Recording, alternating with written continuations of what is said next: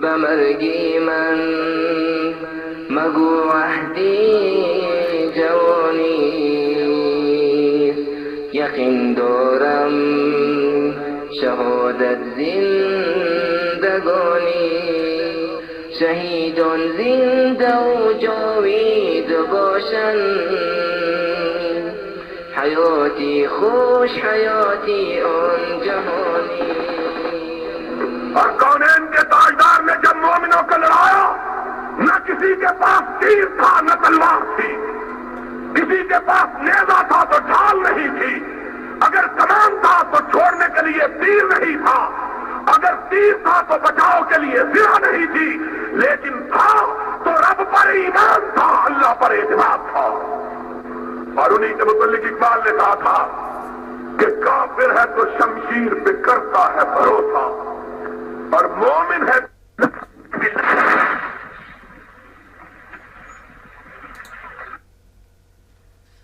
الله. مسلم از سر نبی بیگانه شد، باز و این بیت الحرام بتخانه شد. تا نداری از محمد رنگ و بو، با درود خود میالا نام او. رفت و سوز سینه تاتار و کرد، یا مسلمان مرد و یا قرآن بمرد. در مسلمان شأن محبوبی نماند، خالد و فاروق و ایوبی نماند. در گذر مثل کلیم از رود نیل، سوی آتشگاه زن مثل خلیل. مسلم از سر نبی بیگانه شد، باز و این بیت الحرام بتخانه شد. تا نداری از محمد رنگ و بو، با درود خود میالا نام او. رفت سوز سینه تاتار و کرد، یا مسلمان مرد و یا قرآن بمرد. در مسلمان شأن محبوبی نماند، خالد و فاروق و ایوبی نماند. در قیامت هر نهان پیدا شود، خود به خود هر مجرمی رسوا شود. دست و گوید من چنین دزدیده‌ام، لب بگوید من چنین بوسیده‌ام. پا بگوید رفته‌ام راه حرام، گوش گوید چیده‌ام سوء الکلام. در قیامت هر نهان پیدا شود، خود به خود هر مجرمی رسوا شود. دست و گوید من چنین دزدیده‌ام، لب بگوید من چنین بوسیده‌ام. پا بگوید رفته‌ام راه حرام، گوش گوید چیده‌ام سوء الکلام. مسلم از سر نبی بیگانه شد، باز این بیت الحرام بتخانه شد. تا نداری از محمد رنگ و بو، با درود خود میالا نام او. رفت سوز سینه تاتار و کرد، یا مسلمان مرد و یا قرآن بمرد. در مسلمان شأن محبوبی نماند، خالد و فاروق و ایوبی نماند. در گذر مثل کلیم از رود نیل، سوی آتشگاه زن مثل خلیل. همچو شمع لاله سوزم در خیابان شما، ای جوانان عجم جان من و جان شما، همچو شمع لاله سوزم در خیابان شما. ای جوانان عجم جان من و جان شما.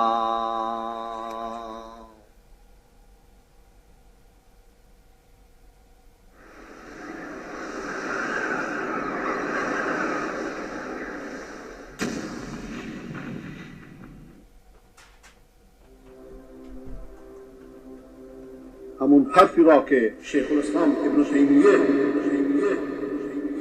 این شیرمرد بزرگ قرن هفتم که دنیای اسلام بعد از او مثلش را به خود ندیده است 7 قرن پیش گفته بود که این رافضة قوم ملعونون، آیت پیشگان رافضی پیشگان لیس لهم دنیا منصورا ولا دین مقبول، اینها قومی هستند که قومی ملعون نفرین شده، اطلب الناس فی المنقولات لیس لهم دنیا منصورا، دنیایی که به دست میارن، قدرتی که به دست میارن موفق نخواهد شد. و اجهل الناس بالمعقول ولا دین مقبول، نه دنیای منصوری دارن، نه دنیای پیروزی دارن، نه دین مقبولی دارن.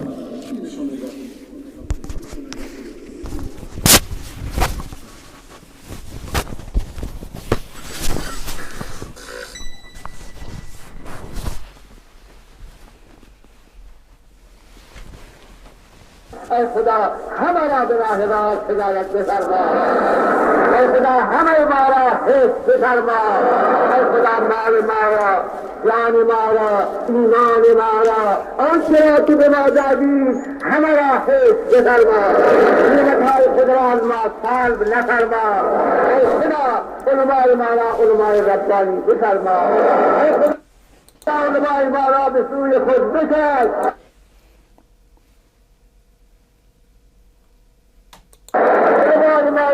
از خدام و از نصرت کنندگان دین بفرما.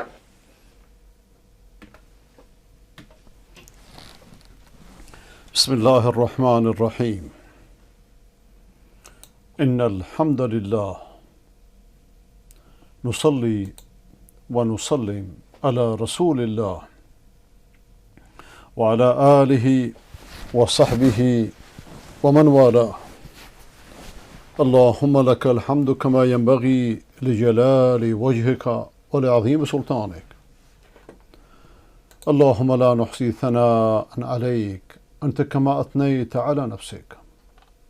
اللهم صل وسلم وأنعم وبارك على سيدنا وحبيبنا ونبينا وشفيعنا وقرة عيننا محمد وعلى آله الطيبين الطاهرين وعلى أصحابه نجوم الهدى الغر الميامين أمناء دعوته وقادة ألويته ووزراء دولته وأوصياؤه في أمته رضي الله عنهم ورضوا عنه وعلى من اتبعهم بإحسان إلى يوم الدين. اللهم نور قلوبنا بالعلم وسهل أخلاقنا بالحلم واجعلنا ممن يستمعون القول فيتبعون أحسنه. اللهم يا من هو أقرب إلينا من حبل الوريد، يا فعال لما يريد، يا من يحول بين المرء وقلبه، حل بيننا وبين من يؤذينا بحولك وقوتك. اللهم من أراد بنا الخير فوفقه لكل خير، ومن أراد بنا غير ذلك فخذه أخذ عزيز مقتدر، وأرنا فيه عجائب قدرتك. اللهم تقبل منا الصيام والقيام. اللهم اشف مرضانا ومرضى المسلمين، وارحم موتانا وموتى المسلمين، واصلح أولادنا وذريتنا. اللهم علمنا ما ينفعنا وانفعنا بما علمتنا وزدنا علما، وادخلنا برحمتك في عبادك الصالحين. به نام آنکه بر ما عقل و دین داد، به ما توفیق خیری این چنین داد. سپاس و حمد دائم آن خدا را که نعمتهای بی حد داد ما را.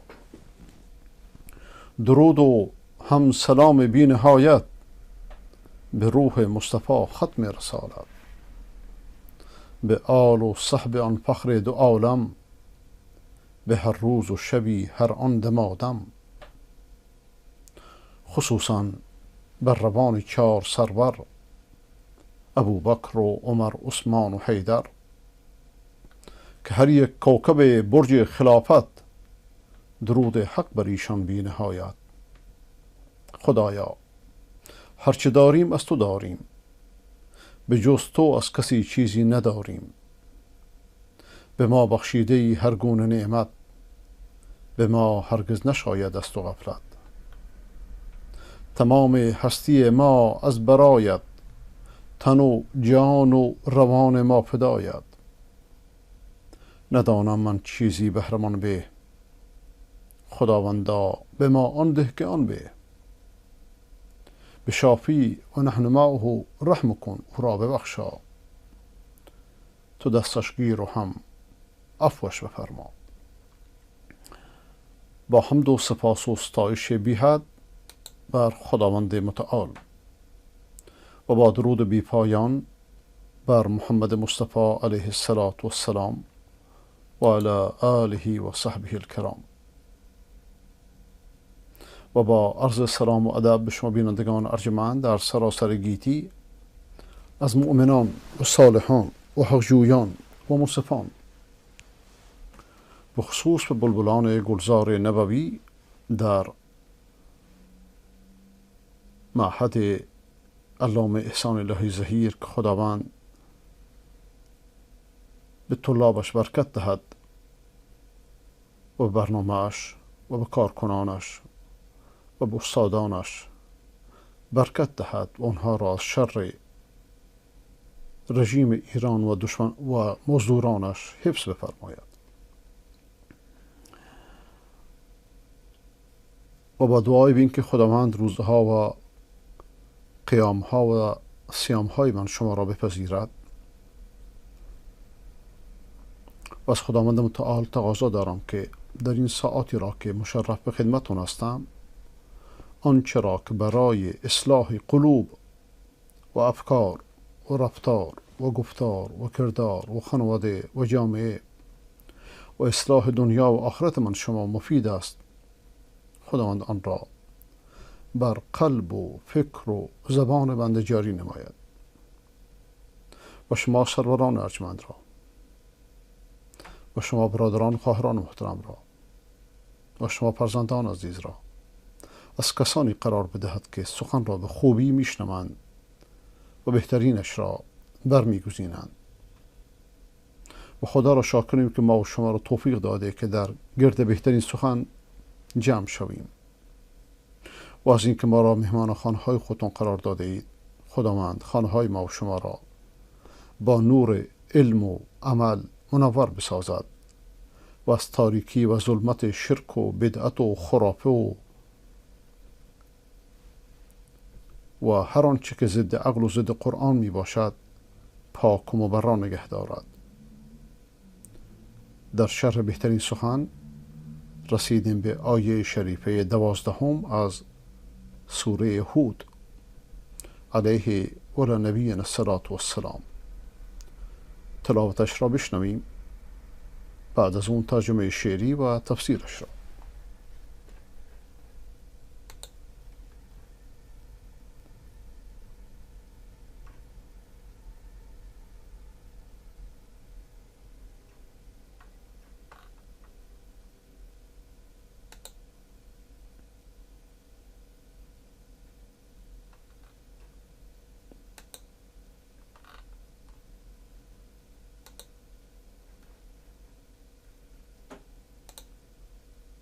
فلعلك تارك بعض ما يوحى إليك وضائق به صدرك أن يقولوا لولا أنزل عليه كنز أو جاء معه ملك إنما أنت نذير والله على كل شيء وكيل أم يقولون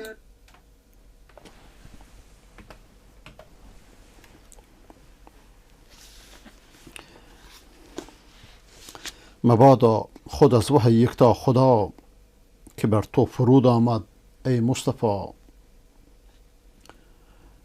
نسازی تو تبلیغ برخی از آن، بداری خود از خلق آن را نهان. نگردی تو دلتنگ و خاطر نژند، ز لغوی که خصمان تو گفته اند. بگویند احمد چو پیغمبر است، چرا هیچ گنجی ندارد به دست. ندارد چرا هیچ مال و گوهر، فرشته نباشد ورا دور و بر.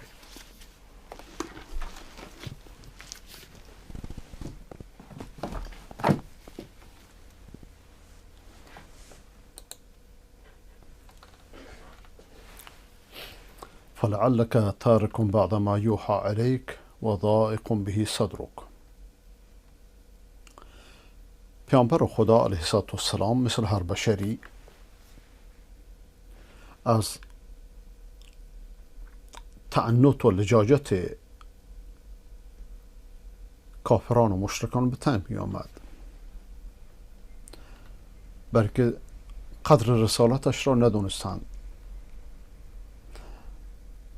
و هدف بزرگی را که بهشون دعوت میکرد نشناختند و لذا به راهنمایی هایش گوش نمیدادند در آغاز کار و سوال های بیهوده رو مطرح میکردند. ادله هایی طلب میکردند که شایسته نبود، که اگر اوجاءهم معه ملک، یه فرشته همراهت می بود، همچنان که سابقا یهودیان گفته بودند که ارین الله جهرتاً، خدا را علنی به ما نشون بده. و اونایی که چنین گفتن سابقا گرفتار عذاب شدند، صاعقه بر سرشون آمد. معاندان کافران غالباً وقتی که انسان اونها را به خدا میخونه، برای که از شهوتهاشون دست بر ندارن،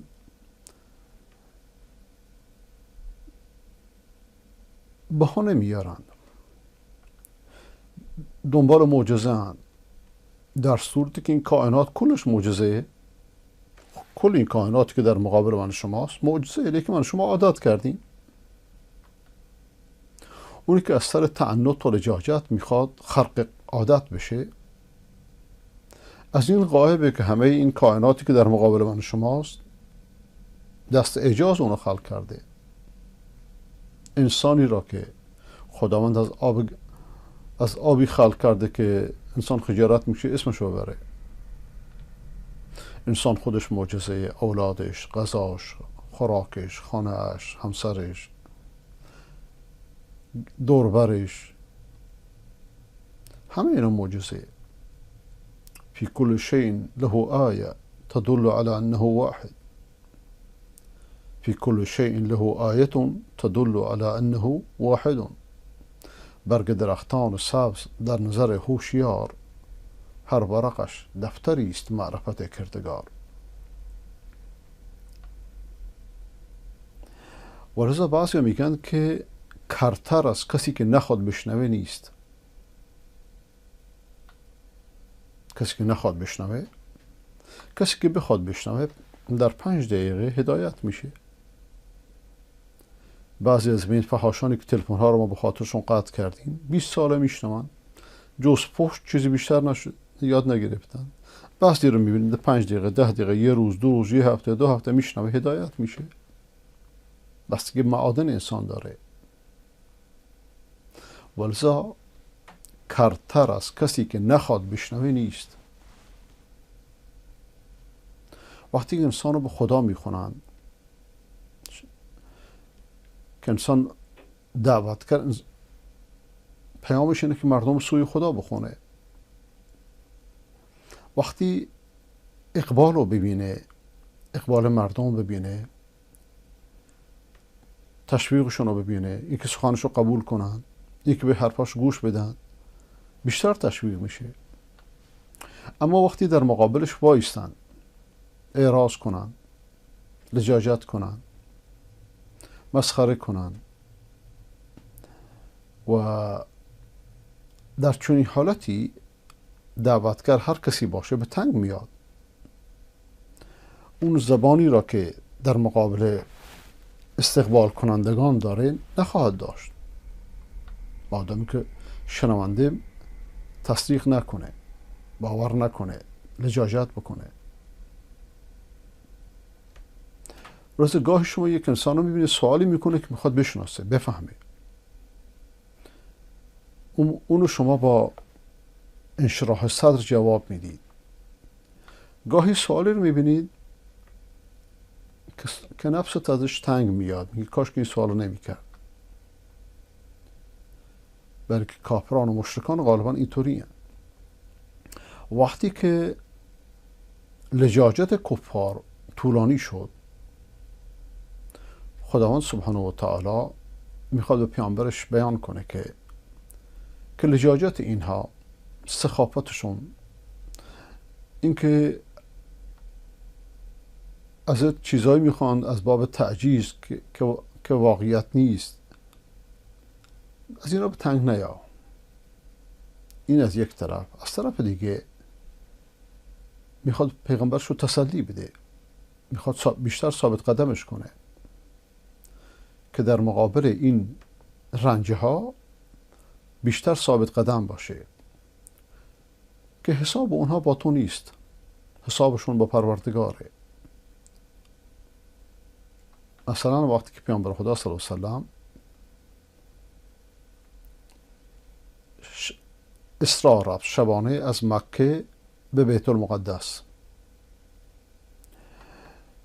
در نفس خودش بیم داشت که اگه به مردم بگه شاید بیشتر تکذیبش کنند. کی باور میکنه که یک شبه رفته و برگشته؟ و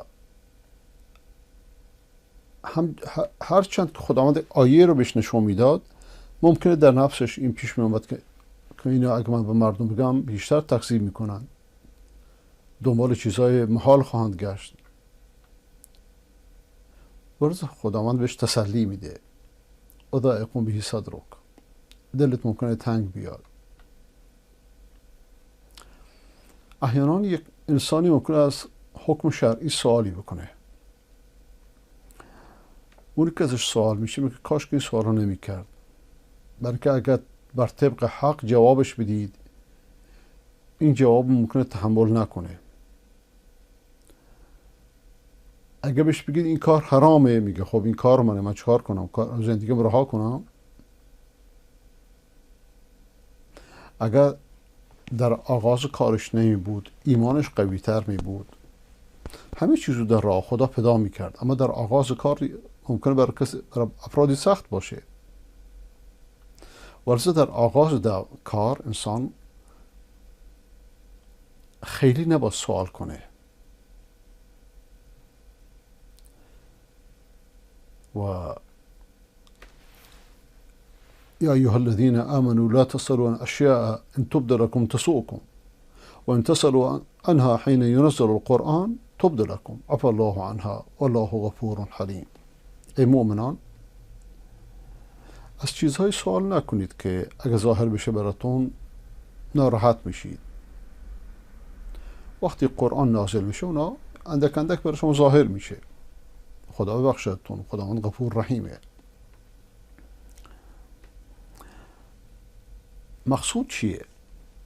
مقصود اینه که انسان وقتی خدا را شناخت، اوامر خدا براش آسان میشه. اما اگه خدا را نشناخته، اوامر براش سنگینه. یه شخص مثلا یک دکان بزرگ داره، یه بازارچه داره، همه کالاش حرامه، سرکارش همه با حرامه. وقتی سوال شرعی ازت میکنه، تو راهی نداری جز این که حقو بهش بگی. میخواد عمل کنه، میخواد عمل نکنه. ولی انسان در آغاز کار، در آغاز راه، اولین گام و مهمترین گامش اینه که خدا رو، رب العالمین رو بشناسه، الله رو بشناسه. این کائنات رو روش تأمل کنه تا عظمت خالق رو ببینه. وقتی که عظمت خالق رو دید، خالقش رو شناخت، اون موقع اطاعتش براش آسان میشه، هر چقدر سخت باشه. به عنوان مثال شما یه دوستی دارید، یه انسانی دارید، میلیون ها ازش بخوای بهت میده، بهت میگه که آقا این دکان رو ول کن، رهاش کن، برو دیگه، این دکان سرقفلیش اینقدره، این برات مهم نیست. وقتی قدرت مالی دوستتو میشناسید، اینکه یقین بهش دارید، انسان صادقیه، وعدهش وعده، بهت گفت این محل بده، تموم شد. برای که شما هم به قدرتش اعتماد دارید، هم به قدرت مالیش، هم به دوستیت، به یقینت. و لذا مشکل همیشه اینه که شما اگر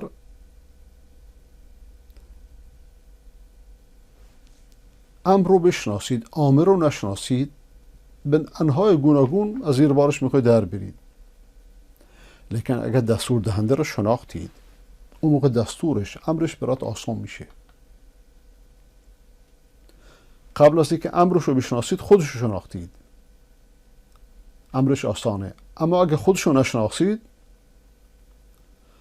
خودش رو نشناخته باشید، اون موقع دستورش برات سخته.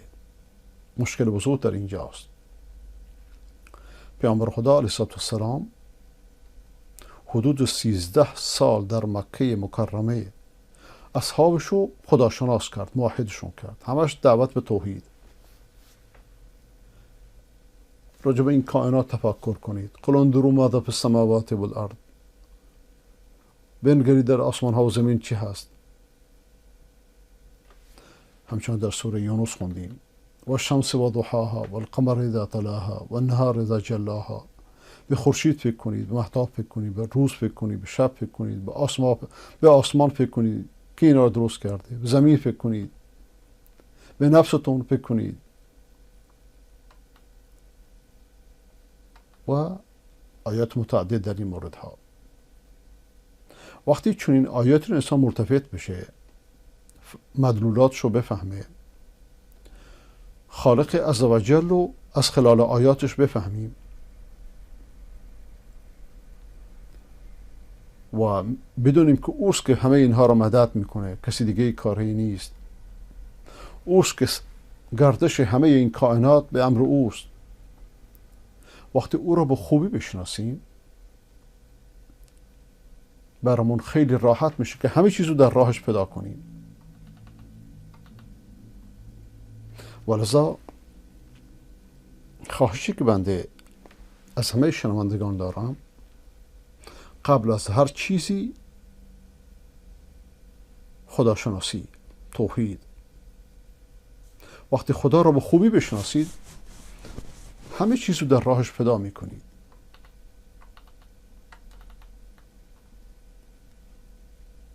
و وقتی که دنبال دوستی خدا هستید، بهاشو باید بدید. الا ان سلعة الله غالیه. کالای خدا، کار خدا بها میجوید، فقط بهانه نمیجوید. الا ان سلعة الله الجنه. همانا پاداش خدا بهشته. ولذا در سوره عنکبوت آیه 2 میخونیم احسب الناس ان یترکوا ان یقولوا آمنا وهم لا یفتنون. آیا مردم چنین گمان میکنند که همین که بگن ما مؤمنیم رها میشن، مورد امتحان قرار نمیگیرن؟ یا در سوره آل عمران آیه 142 ام حسبتم ان تدخلوا الجنه ولما يعلم الله الذين جاهدوا منكم ويعلم الصابرين. آیا شما فکر میکنید که وارد بهشت میشید و خداوند مجاهدان شما رو و صابران شما رو نمیشناسه؟ یعنی هنوز ظاهر نکردین صفات در خودتون. همه کس باید مورد امتحان قرار میگیره. ایمانت مورد امتحان قرار میگیره، توکلت، صبرت مورد امتحان قرار میگیره، محبتت به خداوند همچنین. به عنوان مثال، مادری پیش فرزندش زندگی میکنه. این فرزند همیشه سخنان شیرین میگه از اخلاص و طاعت و دوستی و شبیه اینها. این مادر بگه که خب این اتاق به من بده، من تو این اتاق باشم. بگه نمیتونم. همه این حرفای شیرین هیچ ارزشی نداره در مقابل این عمل. وقتی تقاضای مادر رو رد کرد، یعنی چی؟ یعنی این اتاق براش از مادر مهمتره، اتاق بیشتر از مادر دوست داره. این یه مثاله. گاهی انسان به خاطر یک شهوت نافرمانی خدا میکنه. این یعنی چی؟ یعنی که این شهوت پیش اون، این شهوت مال باشه، جاه باشه، مقام باشه، زن باشه، بچه باشه، یعنی این شهوت پیشش از خداوند ارزش بیشتره. نعوذ بالله. وقتی انسان بگه که آقا من نمیتونم به نامحرم نگاه نکنم، میدونی این کلمه یعنی چی؟ یعنی این که از زنان نامحرم لذت ببره پیشش از رضای خداوند مهم بالاتره.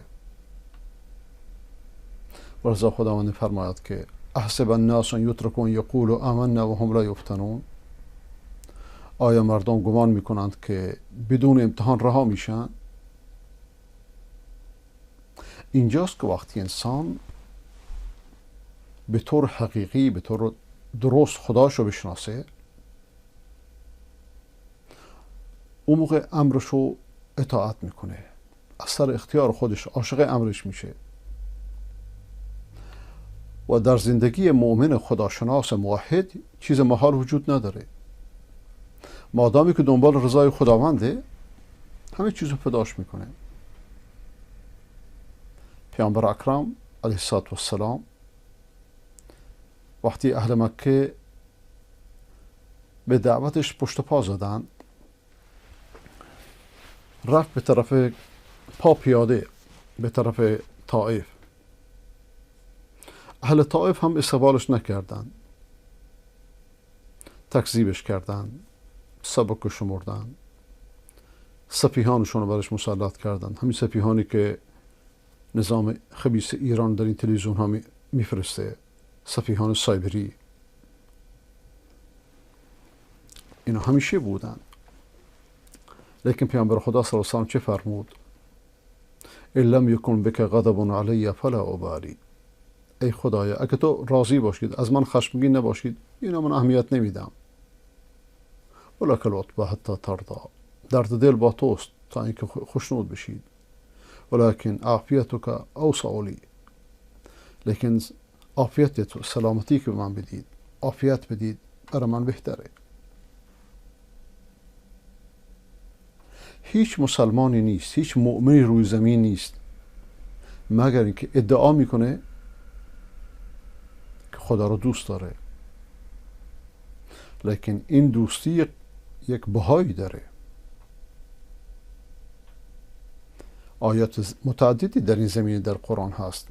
به عنوان مثال در آیه 124 سوره بقره میخونیم و اذ ابتلی ابراهیم ربه بکلمات فأتمهن قال إني جاعلك للناس إماما قال ومن ذريتي قال لا ينال عهد الظالمين.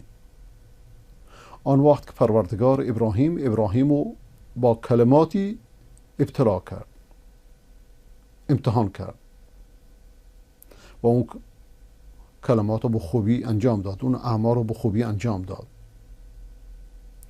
خداوند فرمود که من تو رو الگوی مردم، امام مردم، پیشوای مردم قرار میدم. بعد از که در امتحان پیروز شد. بگذاریم از تحریفای آخوندا که میان اینو به آل بیت نسبت میدن و از این مسخره ها. قالوا من ذریتی، ذریه من. فرمود که عهد من به ظالمان نمیرسه. این همون نبوته. بعد از اینکه خداوند امتحانت میکنه، در امتحان که پیروز شدید میشید رهبر مردم، میشید امام مردم. بعد از اینکه از امتحان نمره 20 آوردید، ولذا در هر زمانی چه بسا در هر فردی یک مرحله مکی هست، یک مرحله مدنی. در مرحله مکی مرحله خداشناسیه، خدا را بشناسیم. در مرحله مدنی اوامر خدا را بشناسیم. توحید مرحله مکیه، فقه مرحله مدنیه. مثلا وقتی شما خداوند را، الله جل جلاله را قبل از اوامرش بشناسید، اوامرش برات خیلی سبک میشه. لیکن اگر خدا را نشناسید، همش اوامر رو بشناسید، فقه بخونید، به انواع متعدد با حیله های شرعی از زیر بارش در میرید. میدونید که بعضی از مردم چطور حیله های شرعی درست میکنن، بخصوص در مذهب تشیع. یه شخصی ممکنه در مقابل دکانش یه صندوق چای بذاره. مثلا یه شخص میاد میخواد ازش قرض بگیره با ربا. میگه که این صندوق چای چقدر به من میفروشید؟ میگه به 1000. میگه من خریدم. بنویس ولی به دین. بعد میگه چقدر تو همین صندوق نقد چقدر میخری؟ میگه به 800. خب این رباه. این صندوق سر جاشه، همین کارتون چای سر جاشه، سالهای سال همینجوری داره خرید فروش میکنه. ربا این میخواد چکار کنه؟ میخواد کلاه شرعی بذاره. ولذا انسان وقتی که خدا رو نشناسه، به انواع گوناگون میخواد از اوامر خداوند سرپیچی کنه. خب انسان چطور میتونه مثلا با همسر برادرش ببیندش، یا اون که نامحرمه، یا یک جا بنشینن یه فتوا پیدا میکنه؟ چطور؟ نعوذ بالله. مثلا دختر همسایه رو میگیره، میده بزن برادرش به شیر بده، بعد بهش عقد میبنده، بعد طلاقش میده. خلاص اون مادر شیریشه براش و این هم همسرشه، همسر دخترشه، برای ابد حرامه. این کلاه شرعیه. سر خدا هم کلاه میذارید. ولذا انسان وقتی خدا را نشناسه به انواع متعدد میخواد شانه خالی کنه. همچون که یهودیان قبل از ما این کار رو کردن. وقتی خداوند از شکار ماهی منعشون کرد در روز شنبه، اومدن گودال هایی در میکندن،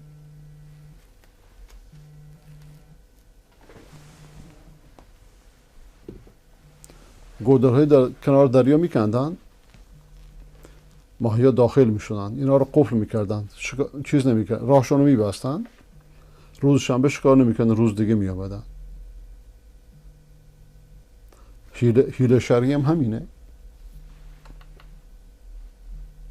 ولذا قبل از هر چیزی باید خدا را بشناسیم و بدونیم که هیچ چیزی ازش مخفی نیست.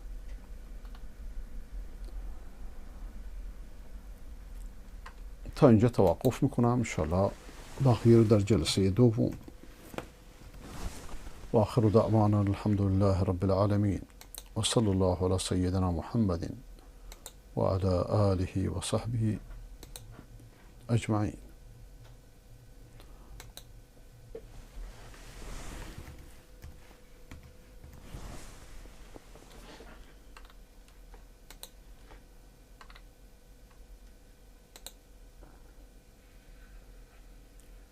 بسم الله الرحمن الرحیم. رسول خدا علیه السلام فرموده است: الدین النصیحه. نیمه شب برخیز با صدق و یقین، نیمه شب برخیز با صدق و یقین، غرق شو اندر عبادت در نماز. توبه کن از هرچه عصیان کرده ای، توبه کن از هرچه عصیان کرده ای، ناله ها سرده تو از روی نیاز. بر تمام کرده ها ناکرده ها، گریه ها سرده تو با سوز و گداز. بنده حق باش و هم آزاده باش، بنده حق باش و هم آزاده باش، تا شوی اندر دو عالم سرفراز. بنده بودن بهر رب العالمین، بنده را از خلق سازد بی نیاز. گر تو اندر بندگی صادق شوی، رب تو بهر تو گردد کار ساز. تکیه بر املاک و دارایی نکن، تکیه بر املاک و دارایی نکن، بر مقام و ملک و مال خود مناز. ملک و مال و عیش دنیا هیچ نیست، گر خدا را بندگی بر آن بناز. در طریق سنت و قرآن برو، در طریق سنت و قرآن برو، آنچه شرک و بدعت است بر آن بتاز. شرک و بدعت ضد قرآن و سنن، شرک و بدعت ضد قرآن و سنن.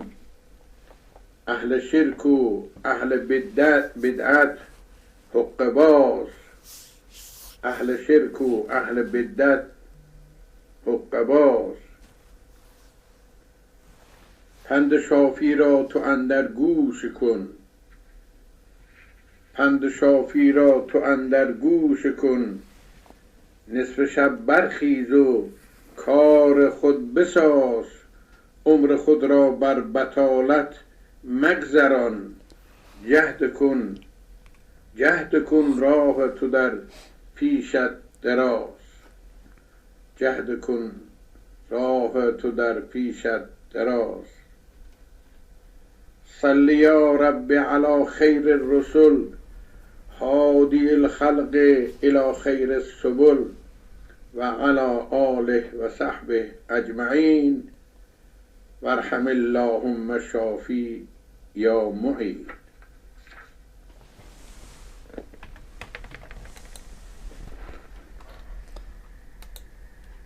خانم آقایان درود بر شما. آیا شما کلاس زبان میرید؟ آیا بچه های خودتون رو میفرستین کلاس زبان علیه پول میدین؟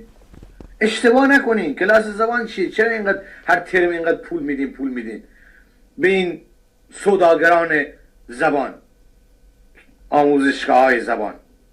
یه دونه سنگ هست، یه سنگ، اونو زیر زبانتون بذارین تمام زبان ها. یه فیلم ببینیم به شما ثابت بشه، برگردیم صحبت بکنیم. نگاه بکنید.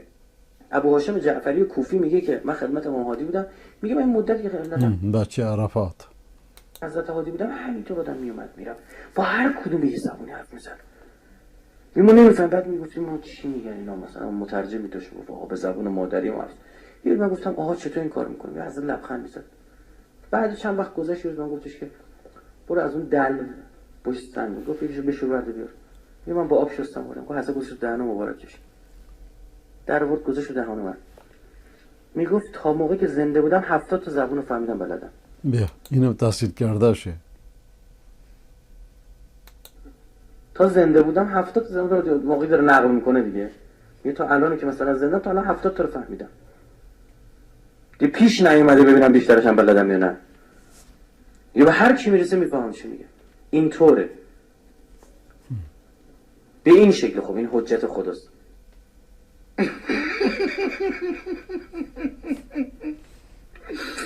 آقا گذاشت تو دهنش، بعد گذاشت تو دهن این سنگ، میگم از سنگو گذاشت تو دهن خودش، بعد گذاشت تو دهن اون یارو. ابو هاشم چی بود؟ 70 تا زبان صحبت کرد. بعد شما برو آموزشگاه زبان قانون زبان، نمیدونم سروش، نمیدونم فلان.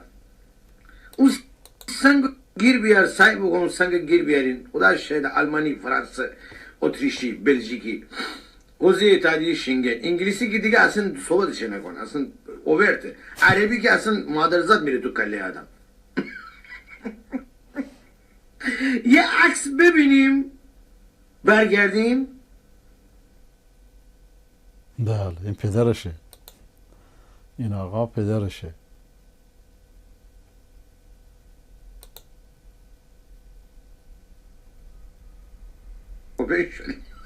ولی پدرش به این چرتولوژی ها معتقد نبود.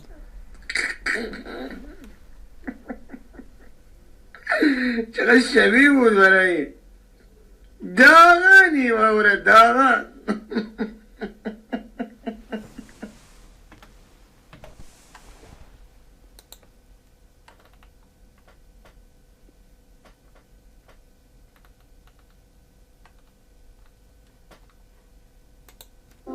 الإمام الصادق يقول من قال يا علي مرة واحدة كأنما ببین چی دروغی برای امام صادق میبنده. چرا من میگم او صادق است و این پیروانش مدعیان پیرویش کاذب؟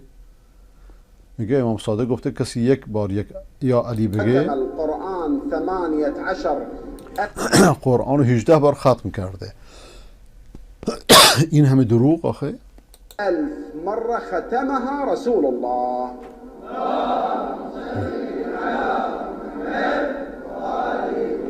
علي بويا هذا علي. علی فدوى العلي. علی علی از شما بیزار، خاک بر سرا.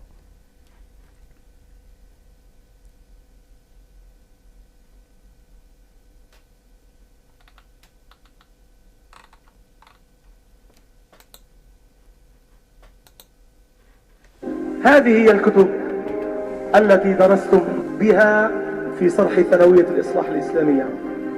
ماتماتيك، sciences de la vie, chimie, littérature, تاريخ،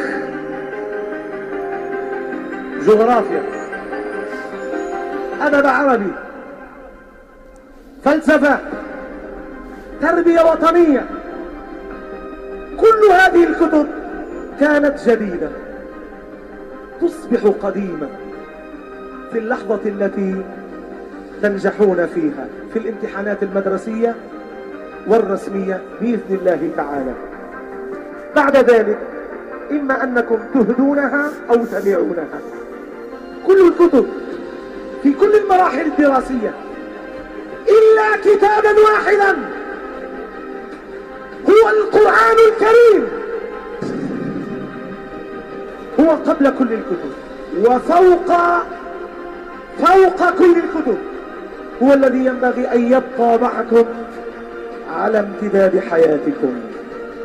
ضموه إلى صدركم، ضموه إلى صدركم، واكبوه في شبابكم ومسيركم. صادقوا ما كتب الله لكم من حياة. هو دستوركم وهو نبراسكم وهو قائدكم وسائقكم إلى الجنة. هو الذكر الحكيم، هو حبل الله المتين، هو الصراط المستقيم. طرفه بيد الله، طرفه الآخر بأيديكم فلا تهجروه. ابنوا علاقة محبة ووئام، لا علاقة إعراض وهجران. كلما قويتم مع القرآن قويتم في حياتكم، كلما هجرتم القرآن ضعفتم في حياتكم.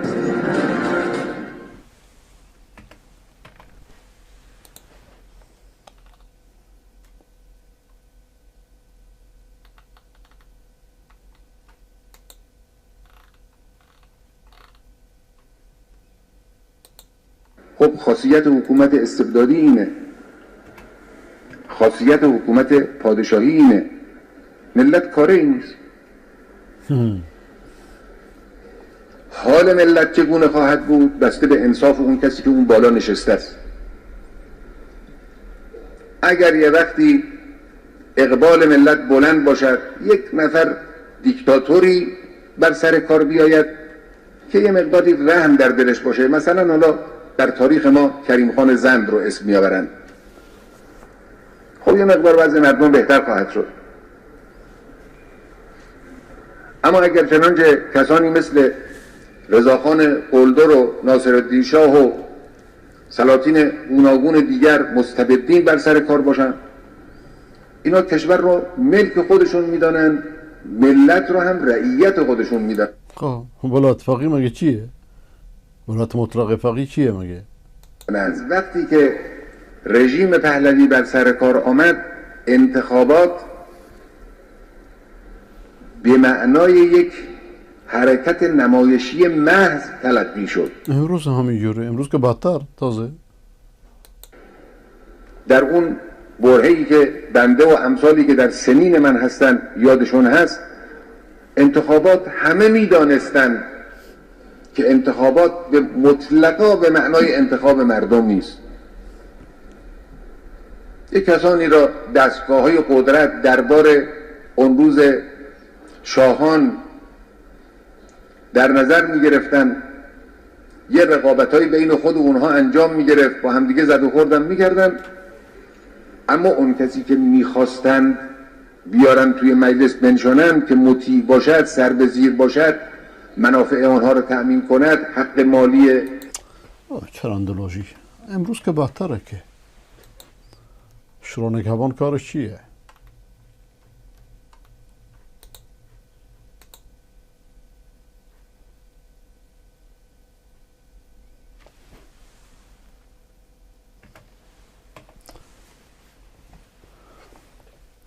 اینو میبینید آقای بایدن در مقابل یک بچه زانو زده. خوب دقت بفرمایید. آیا صدا و سیما اینها رو هم پخش میکنه؟ رئیس جمهور امریکا جو بایدن زانو زده در حال عذرخواهی از پسر جورج فلوید و از او میخواهد که عذر دولت امریکا و اشتباه پلیس در قتل پدرش را با دریافت 27 میلیون دلار معادل 675 میلیارد تومان دیه قبول کند.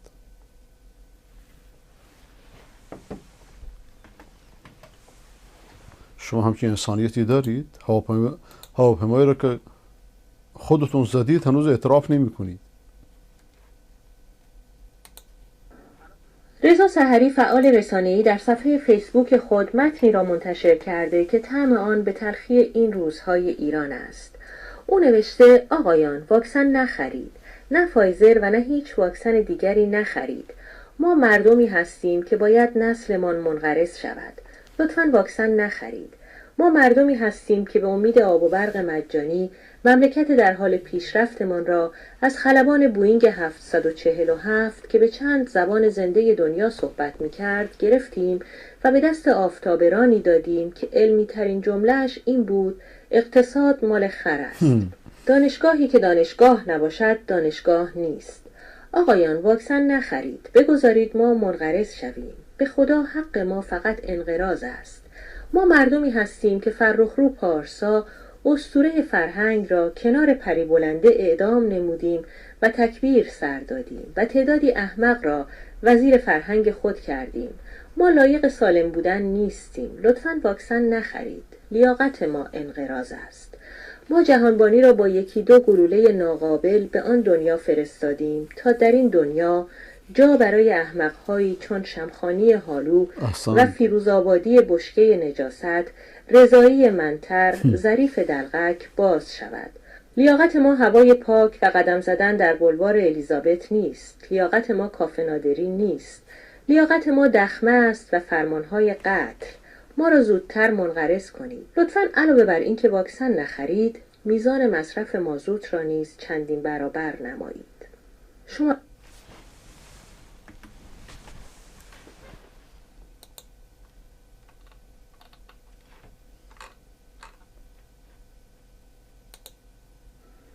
مسلمان شدن یک نماینده سابق مجلس هلند و عضو حزب ضد اسلامی آزادی این کشور باعث تجربه بسیاری از هلندی‌ها شده. یورام فان کلافرن پیشتر اسلام را بزرگترین بیماری هلند خوانده بود. او گفته در میانه نوشتن یک کتاب انتقادی درباره اسلام نظرش درباره این دین تغییر کرده. خرت ویلدرز رهبر حزب آزادی هلند در واکنش به این خبر گفت مثل این است که یک گیاهخوار در کشتارگاه کار کند.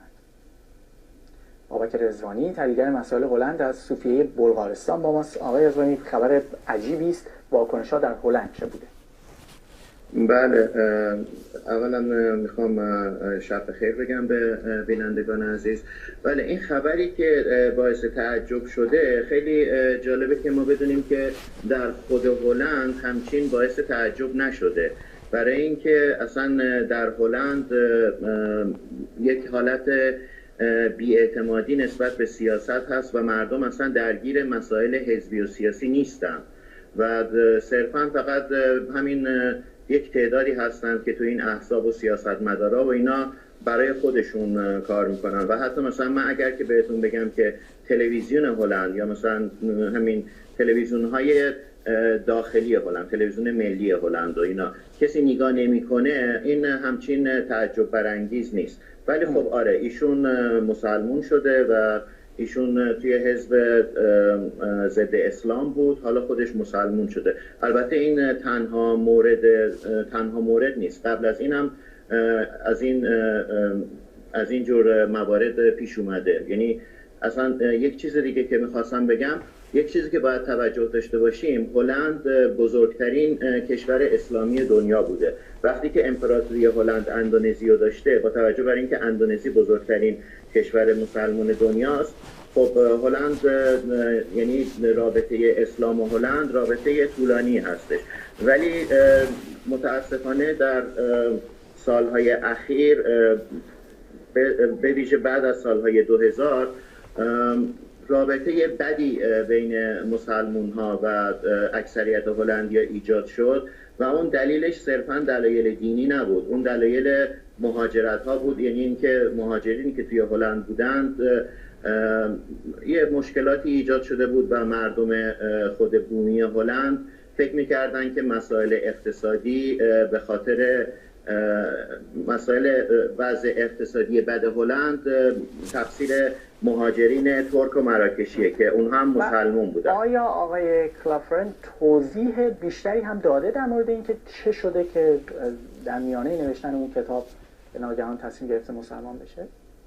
بله، آقای فان کلافرن گفتش که من سعی داشتم که پرسش هایی که در ذهنم ایجاد شده بود که چرا من مخالف اسلام هستم به اثبات برسونم، ولی در میان این تحقیق و پژوهش من پی بردم که من اشتباه میکردم، اسلام درست میگه. ایشون این توضیح داده. ممنونم از شما بابک رضوانی، تحلیلگر مسائل هلند از صوفیه بلغارستان.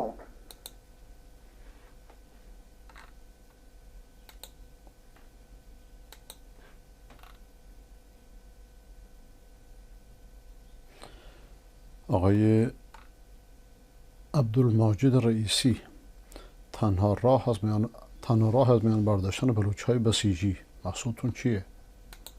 جدیداً سپاه پاسداران قصد دارد بیمه تامین اجتماعی بسیجی‌های بلوچ را باطل کرده و برایشان بیمه کوثر صادر کند. اما چرا؟ دلیلش بیپولی سپاه به خاطر تحریم‌ها و پرداخت هزینه گروه‌های نیابتی چون فاطمیون است. بیمه تامین اجتماعی هر ماه 400,000 و بیمه کوثر هر ماه تنها 150,000 تومان است. اما مشکل بین این دو بیمه کجاست؟ بسیجی‌های بلوچ میگویند با این طرح 10 تا 15 سال سابقه سنوات آنها در تامین اجتماعی از بین می‌رود و بیمه کوثر یک بیمه به مراتب ضعیف‌تر است. سپاه پاسداران این طرح را طبق معمول برای بسیجی‌های بلوچ اجرا کرده و نه شهرستان. آیا بار دیگر سپاه کلاه گشادی سر بسیجی‌های بلوچ گذاشته است؟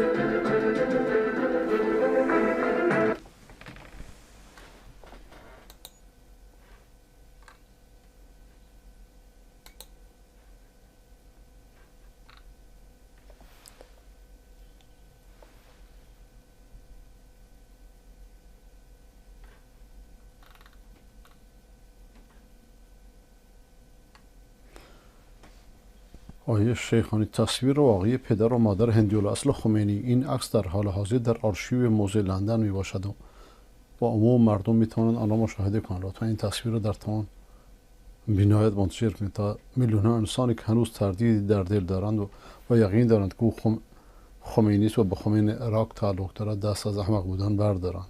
نه حتی برادرش پسندیده میگه که ما هندی هستیم.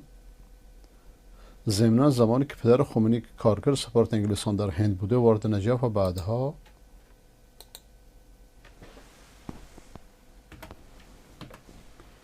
بله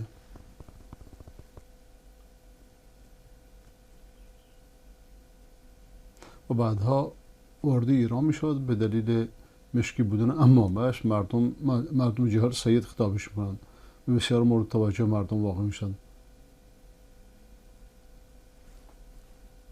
بله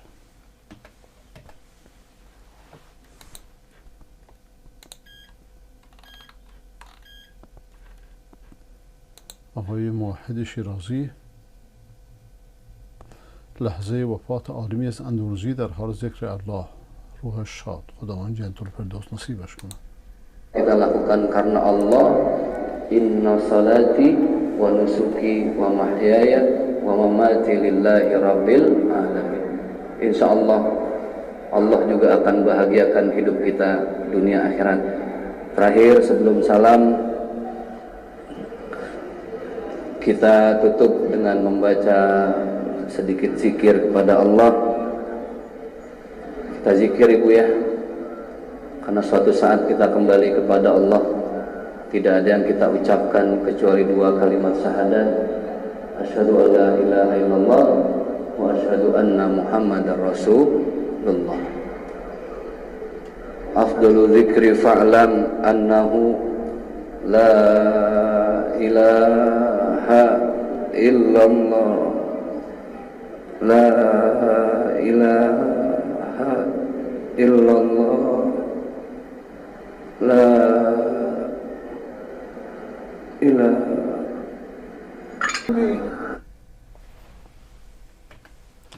Rahmatullah ta'ala alayh, rahimahullah.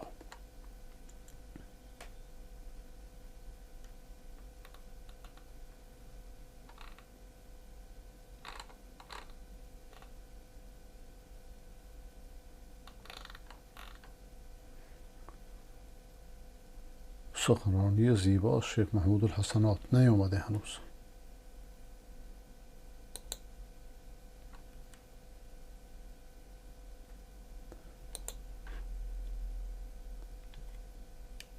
آقای قیام الدین تاجیک،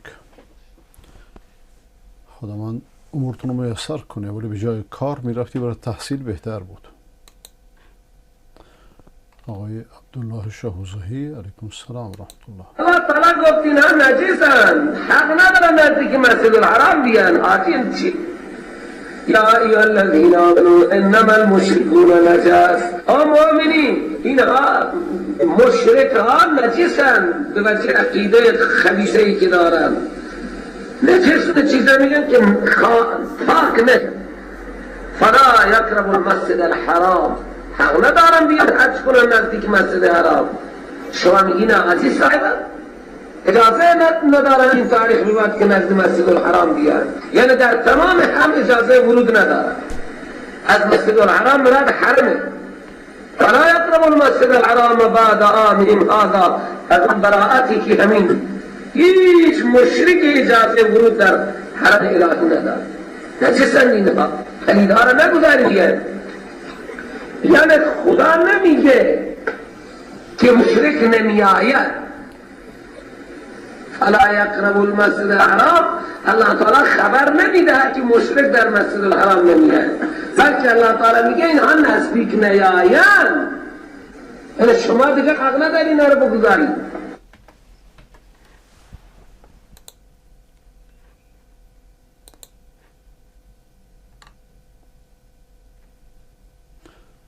هدایت شده هیئتی با سلام و قبولی اطاعت. علیکم السلام الله.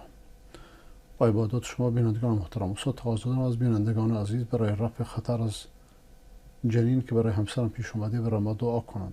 خدای آسانش رو فرماید. و پروردگار رو بر ما حفظ نماید و فردا خوش خبر از نزد پزشک باز کردیم انشاءالله.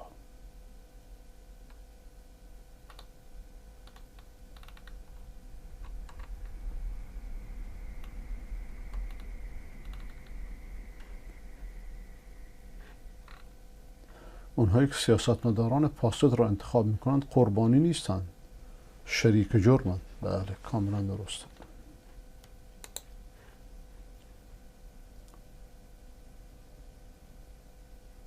آیا کسی که خانم نرگس حسینی کسی که مریضه زجر میکشه کفاره گناهانشو میده؟ بدون هیچ شکی، بدون هیچ شکی. نه مریضی، بلکه پیامبر خدا میفرماید که اگر خاری در پای مؤمن بره این براش کفاره گناهانه یا رفع درجاته.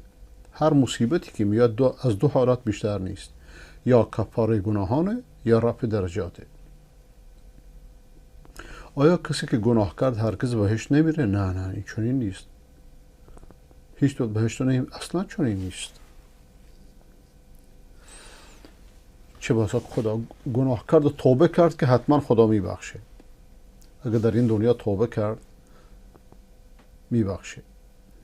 و تائب من الذنب کما لا ذنب له. کسی که گناه توبه کرد از گناه توبه کرد گویا که گناهی نکرده. درست مثل دانش آموزی که چیزی می نویسه رو تخت سیاه بعد پاکش میکنه، تمام شد، پاک شد. و اما در قیامت اگه توبه نکرد در قیامت بستگی به مشیت خداوند داره. خداوند حالاتشو نگاه میکنه، چه بسا که ببخشدش، چه بسا شفاعت پیامبر شاملش بشه.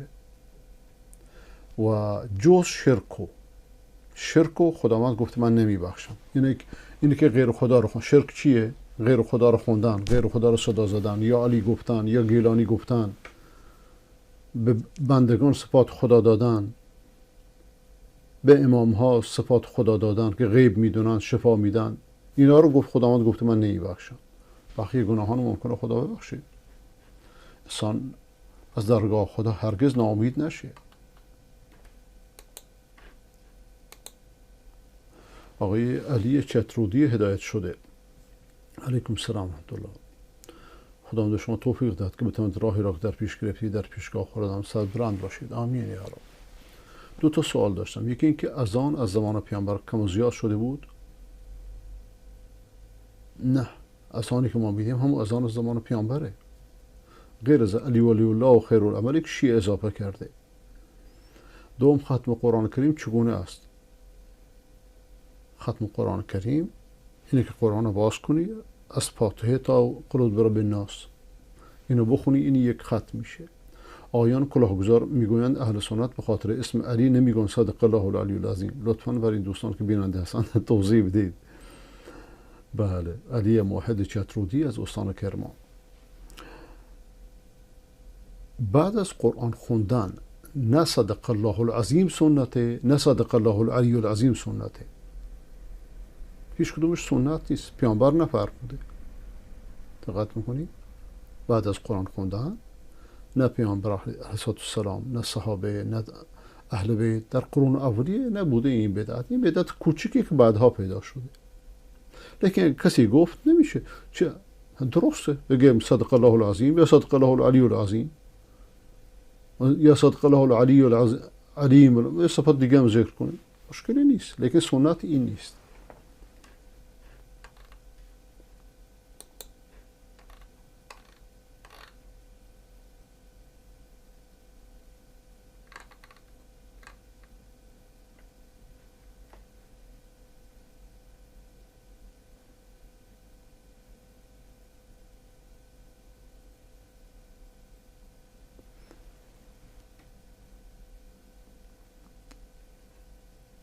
من بچه سخت کردم 20 روز پیش، چند روز روزه داشتم. بعضی اوقات لکه بینی دارم. قبول روزم؟ روزات قبوله انشاءالله. این استحاضه، حیض نیست. حیض غیر از اینه.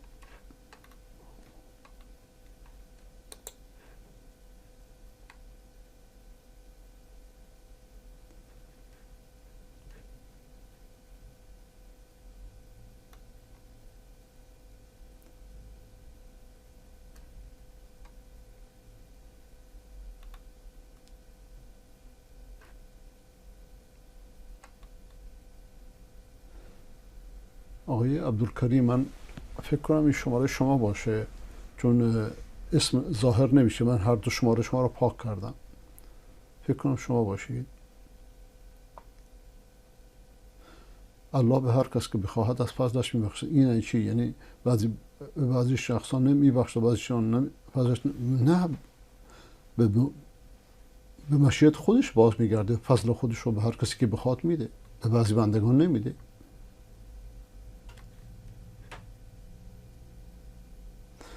اگر برادری فرزند مادر در نزد بنده مقدار پول به امانت گذاشته است، آیا بنده حق دارم در حالات خیلی دشوار، این در حالی که نه حق ندارید که در خیانت امانت بکنید مگر با اجازهش. اگه میخوای مصرف کنی با اجازهش، قرض بگیری با اجازهش.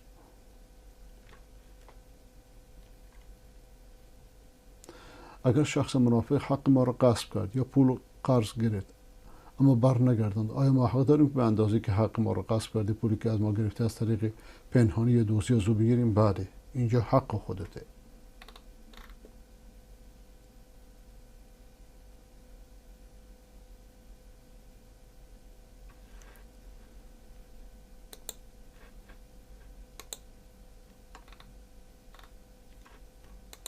آقای متحری میگه مردم شیعه جزء قالتاق‌ترین مردم های دنیا هستند. این تعابیر آقای متحریه. مردم ما، میگه مردم شیعه جزء قالتاق‌ترین آدمایی که ما دیدیم تا به حال. یعنی دروغ میگن، ربا میخورن، گرون میفروشن، کلاه همو خب برای که مذهب خرابه. اصلا مشکل در مذهبه. مذهب رو باید درست کرد. مصلحان شیعه هر چقدر خواستن مذهب رو درست کنن، قالیان شیعه نذاشتن. میدارن اهل نماز و روزه و خمس و زکات و اینا با مسمس و افسردگی و کسالت نفس و اینا در این حال مدعی ترین مردم. حالا جمله را غیر از متحری کسی جرئت نداره، من که واقعا هنوزم جرئت نمیکنم. میگه این که یکی از قالتاق‌ترین مردم، مدعی ترین مردمن که فکر میکنن اینا در کنار انبیا از همین الان تو بهشتن و هی بقیه رو میخوان چیز کنن، راجع بقیه هی اظهار نظر میکنن. میگه این یکی از بیماری های مردم شیعه است و منشأش منبرهای ماست. ما یک دین و تشیع دیگری رو به مردم آموزش دادیم.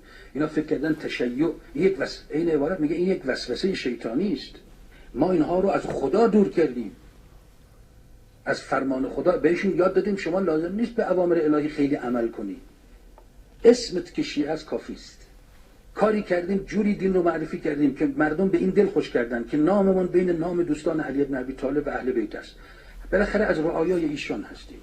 وصیت میکنیم از پولهایی که به ناحق به چنگ آوردیم، از پولهایی که در زندگی باید در راه خیر صرف میکردیم و نکردیم، یک مبلغی هم به متولیان حرم و مشاهد مشرفه و امام رضا و اینا بدن. ما رو نزدیک قبر اولیا دفن میکنن که این فرشتگان جرئت نکنن برای عذاب ما بیاین. بعد میگه که شما خودتون غافلید یا فکر میکنید خدا رو میتونید اغفال کنید. روزی چشم باز خواهید کرد که طبق وعده الهی غرق در عذاب خدا خواهید بود ولو اسمتون شیعه علی بن ابی طالب.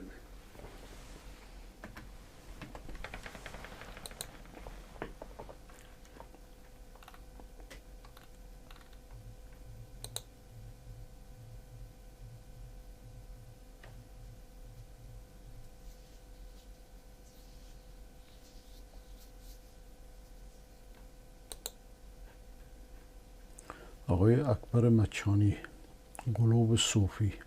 آقا صوفی با صاد نوشته میشه نه با سین.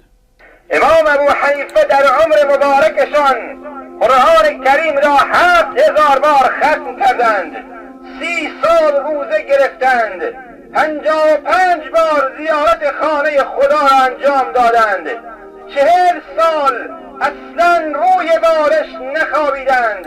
دروغه این حرفا دروغه همش. چه حرفیه؟ اینا قلوبه همش. امام ابو حنیفه نیازی به این قلوب ها نداره. پیامبر رو بالش میخوابیدن، ایشون نمیخوابیدن؟ چه حرفیه؟ اصلاح کره زمین توسط امام زمان. بفرمایید. از اولی که این دروغ. امام زمان علیه السلام خروج میکنه و ظهور بله آغاز میشه از ابتداء حرکت 8 ماه بیشتر طول نمیکشه کل کره زمین از هر پلیدی و ناپاکی و یعنی از پلیدی آخونده هم پاک میشه، از پلیدی امثال شماها تباهی پاک و پاکیزه میشود. بفرمایید. این تو کله مهندس این دولت و طراح این حکومت که حضرت بقیت الله باشه چه بقیت الله؟ چرا بقیت الله آخه؟ های دقیقی است که ظرف 8 ماه کل جهان رو اصلاح میکنه. کاری میکنه در ظرف 8 ماه هر چه نفاق و منافقه از رو زمین کلا ریشه کن خواهد شد. همش دروغ، همه اینا دروغه.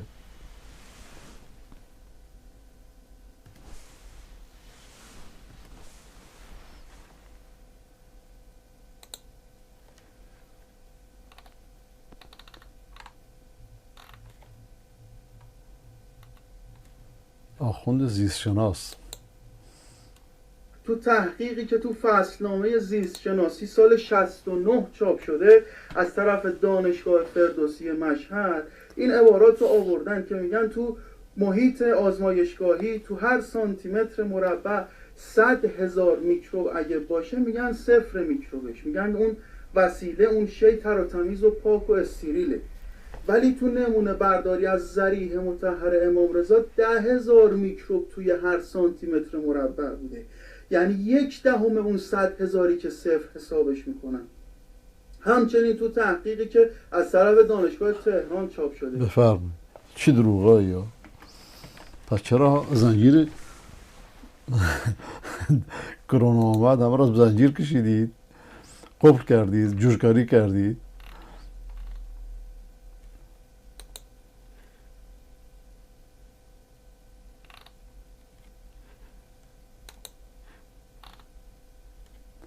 آقای موحد رنگارنگی ماشاءالله فرزندان اهل سنت.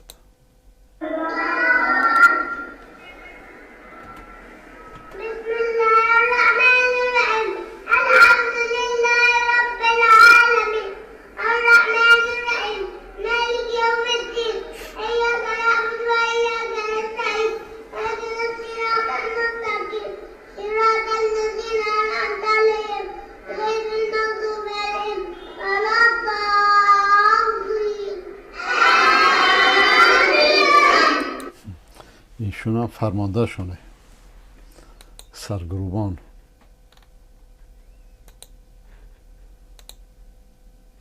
آقای افشار کرد علیکم السلام الله. درباره سرفطریه یا هیچ کس پولی نداشته باشه سرفطریه بده گناهش چیه؟ مادامی که خرج 1 روزشو داره باید بده. گناهش اینه که کوتاهی کرده. آقای ناصر از تهران علیکم السلام. من حدود 10 سال ازدواج کردم، 1 دختر 4 ساله دارم. همسرم تو بچه دار شدن تنبله.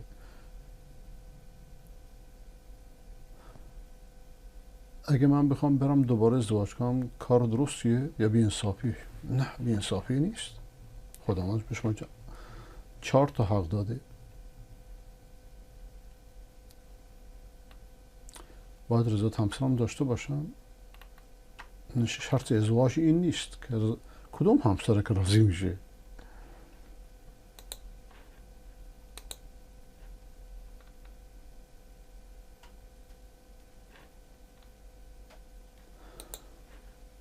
راشد از هرات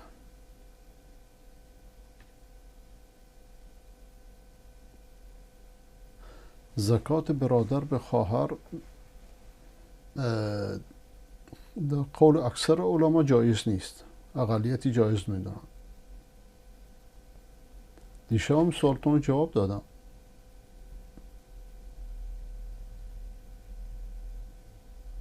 زکات به مادر بزرگ مثل مادر خرجشو باید بده. البته بعضی جایز دونستان، لیکن راجح اینه که خرجشو باید بده، نفقش بر نه اونه.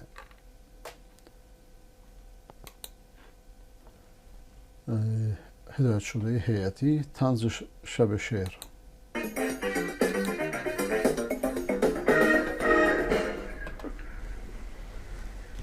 گشنم شده عظما، بگو کی موقع شام است، این معده ما منتظر نان حرام است.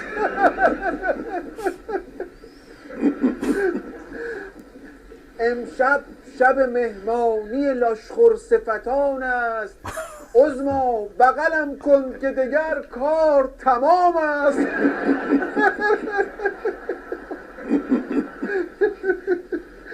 برجام که بمب اتمت را به فنا داد، خود قسمتی از خوردن حلوای نظام است.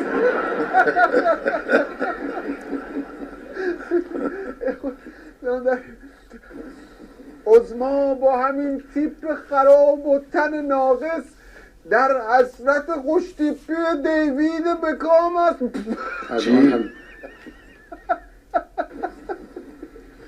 دیوید بکام است، فوتبالیست است دیوید بکام. کوسه به درک رفت، تو هم عزم سفر کن، عمرت به سر آمد، به نظر ختم کلام است. ای والله فاسقم، خیلی خوب بود.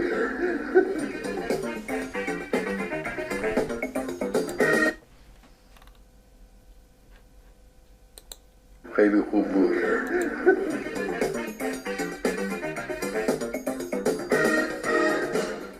یه دو بیتی میخواستم تقدیمتون کنم در وصف انتخابات پیش رو.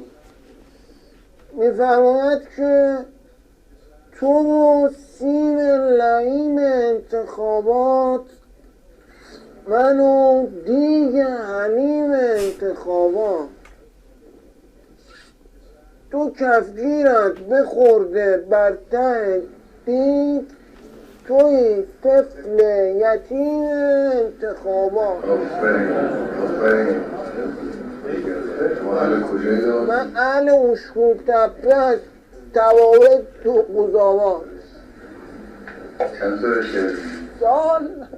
نه بابا، داشتیم رد میشونیم اینجا، دیدیم مثل که قیمه میدن، یه دوم تیار کردیم. البته آدم وضعیت شما رو میدونه همه چی میپره، شعرش میزنه بیرون. انشالله همینجور پیش برید خیلی خوب میشه.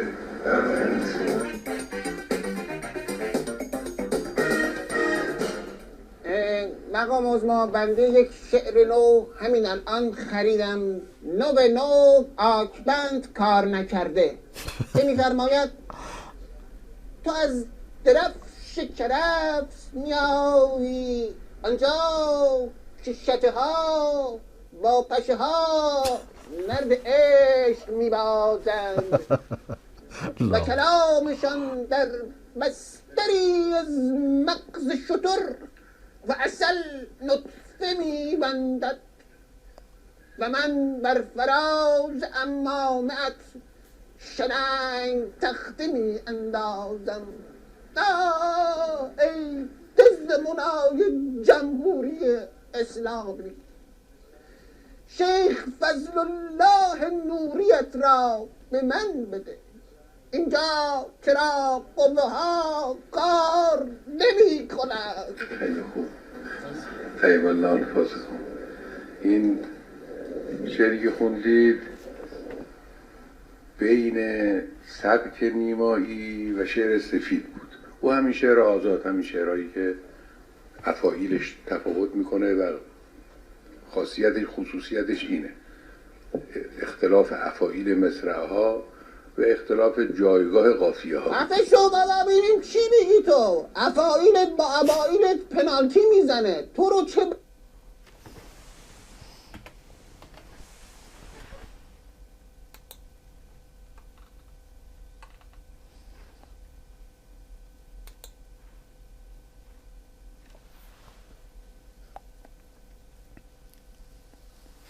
آقای محمد امین، خداوند مشکل شما را حل کنه.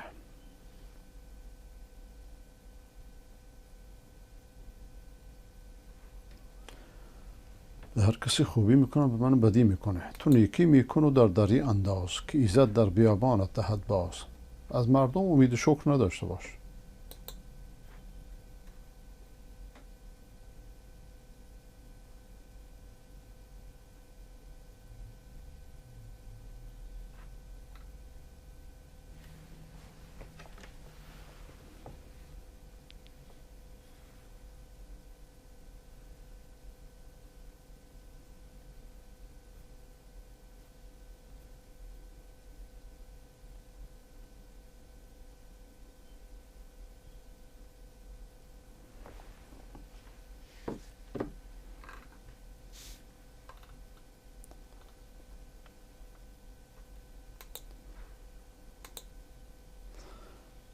آقای قزوینی شکن: وقتی خداوند نخواهد هل لك سر عند الله بينك أنت وبين الله هل لك صدقات تخفى لا يعلمها إلا الله قصص لا تكشف إلا بكتابك حين ترى الله ما حراك بهذا أن يكبر قدرك عند الله.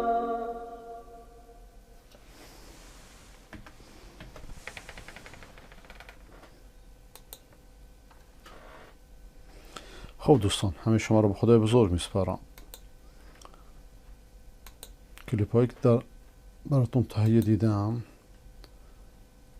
اولیش راجب مراجعات، دومیش تاریخ تشیع، سومیش هم راجب توحیده.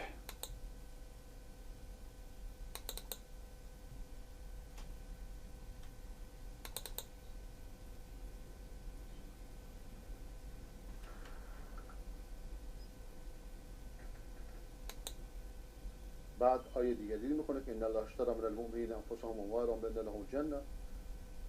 خداوند از مؤمنان مال و جانشون رو خریده که براشون جنت. اینو مثل که قبلا گذاشتیم.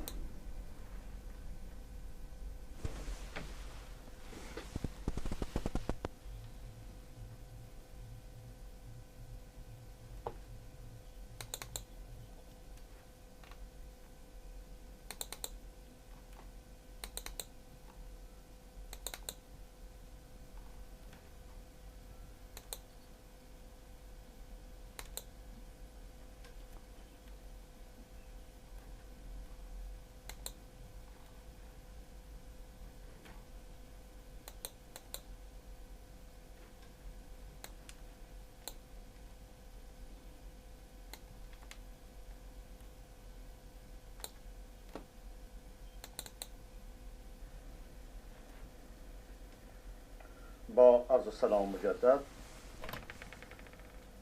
بریم سراغ قسمت دوم برنامه راجع به بررسی اکاذیب و علایق ملایان مدعی تشیع از خلال کتاب مراجعات. در برنامه‌های گذشته مطالب زیادی رو بررسی کردیم. هنوز روی مراجعه 8 هستیم. در این مراجعه که یک مراجعه دروغینه، همچنان که همتون میدونید، و در این مراجعه دروغین سعی میکنیم که بعضی از اکاذیبش رو نشون بدیم. لیکن طبق معمول قبل از مراجعه ما میگیم از به خدمت شما اگه بتونیم این کلیپ رو پیدا کنیم و بذاریم خیلی خوب میشه. پس شب من این کلیپ رو میذاشتم، اگه این که از دوستان برام بفرسته بسیار متشکر میشم. اگه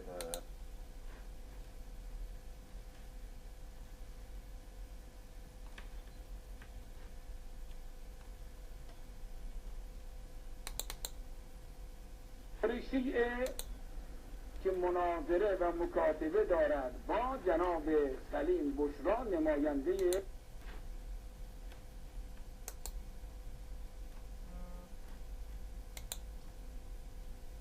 شیعه که مناظره و مکاتبه دارد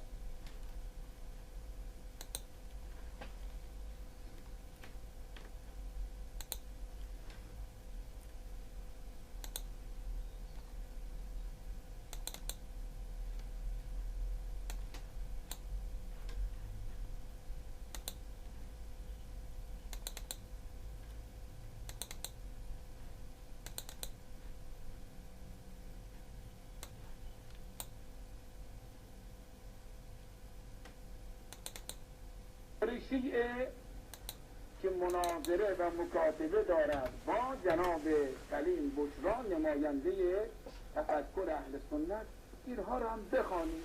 حالا بعد از خواندن هر نتیجه که دیدید ما برای نتیجه گیری شما احترام می‌گذاریم.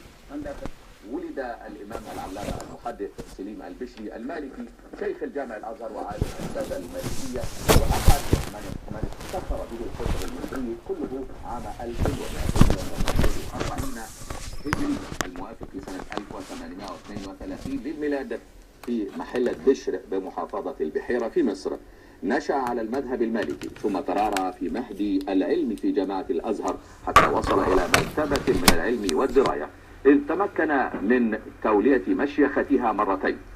وقد عاش الشيخ حتى بلغ 90 من عمره وهو يحفظ الصحيحين والموطأ عن ظهر قلب، وقد توفي وهو يقرئ الحديث الشريف للطلاب، وكانت وفاته سنة 1335 للهجرة. وبلغ سن 80 والذي كان عالما بالمعنى الصحيح والذي قضى حياته في العلم في القرآن وتفسيره والحديث وعلومه والفقه ودروسه، وصل لهذه المرتبة. والآخر الطريد الذي لجأ إلى مصر، شاب طريد لجأ إلى مصر. هل كل شاب طريد يلجأ إلى مصر يلتقي شيخ الأزهر؟ لا طبعا. شيخ الأزهر من يأتي إليه يكون أشخاص على قدر علمه، على قدر مكانته العلمية، لا يستقبل العوام على الإطلاق إلا إذا كانوا من طلاب الأزهر على الأقل، ولا يستقبل هؤلاء، لأن هؤلاء يمكن أن يستقبلهم آخرون. يعني مشاهد الأزهر فيها عدد كبير.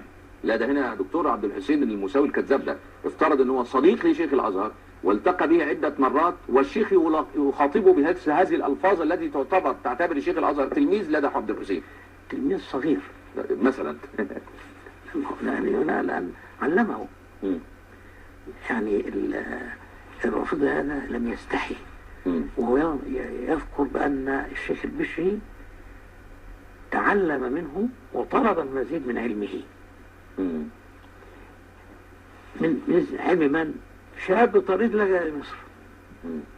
الشاب الطريد الذي لجأ إلى مصر يعني أن يدخل مصر، يسمح له بأن يدخل مصر وأن يبقى في مصر فترة معينة، إنما أن يذهب إلى شيخ الأزهر وأن يتفق معه على مراجعات مكتوبة.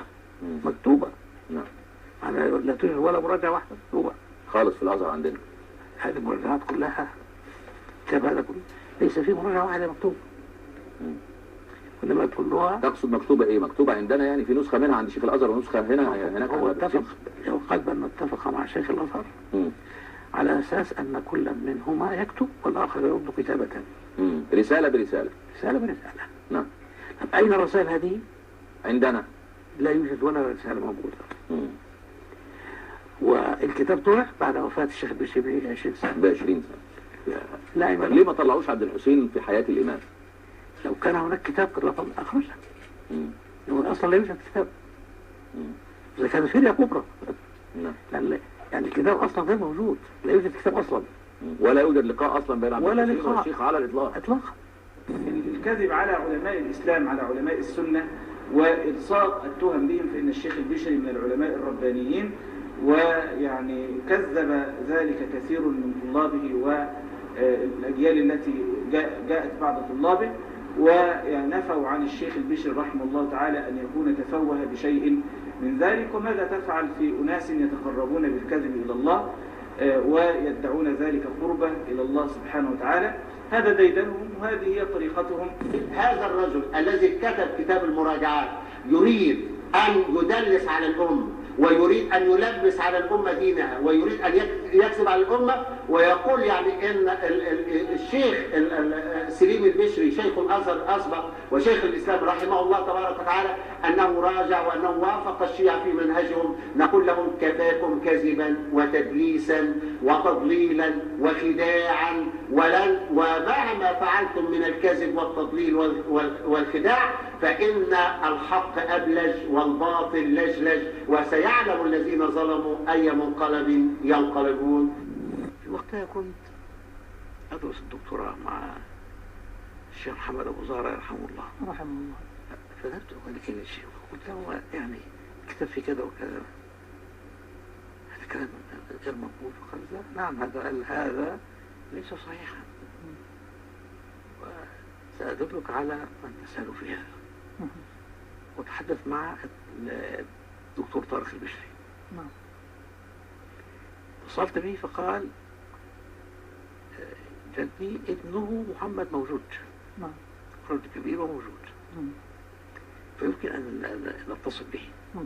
وفعلا اتصل به وتحدثت معه، فقال لي الآتي: قرأت الحديث على أبي 30 سنة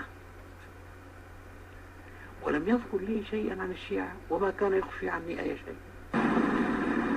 طلع واحد كان جه مصر هنا سنة 1908 اسمه شرف الدين الموسوي، راح بألف كتاب زي حاجة أدبية كده، رواية ولا حاجة. شرف الدين الموسوي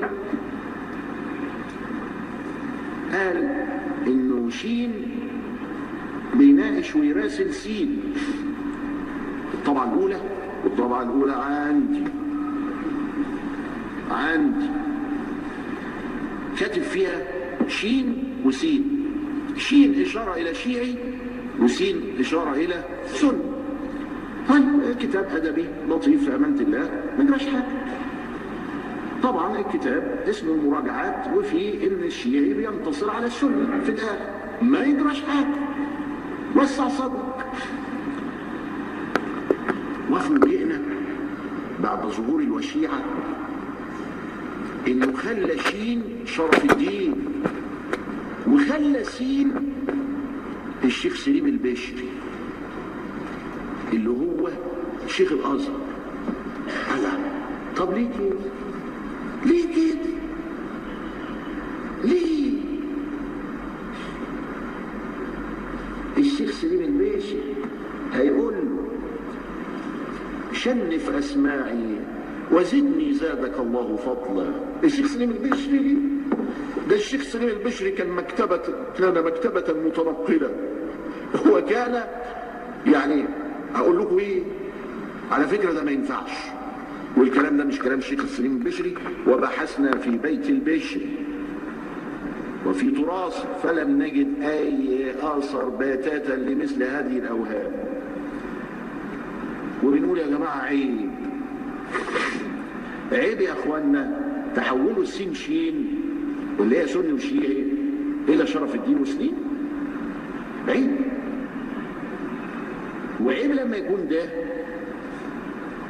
بعد تأثيرات الوشيعة، وعيب لما يكون ده بعد الناس ما ماتت. عيب. المهم الحاصل لما طلعت المراجعات بالشكل ده، الشيخ سليم البشري ده كان حافظ البخاري كده اسانيده كله يعني على بعضه كده، وكان حافظ لسان العرب على بعضه كده، هو مش قاريه، ده كانوا حافظينه. الشيخ سليم البشري ما لقيتش الا سليم البشري. افسانه در افسانه در افسانه از بیخ همه چی دروغ بوده. بدید اینها چیزی درست کردن ته سرش همه چی به هم ریخته است. افسانه در افسانه در افسانه از بیخ همه چی دروغ بوده. بدید اینها چیزی درست کردن ته سرش همه چی به هم ریخته. خودتون بخندید ای فریبکاران.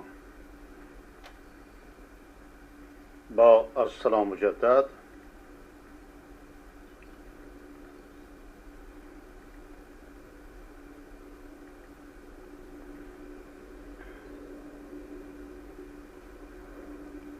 رسیدیم به فرقه هایی که بعد از جعفر ابن محمد ابو عبدالله ادعای امام زمانی کردند، ادعای همین ادعایی که بعدها اثناعشری ما ادامه دادند.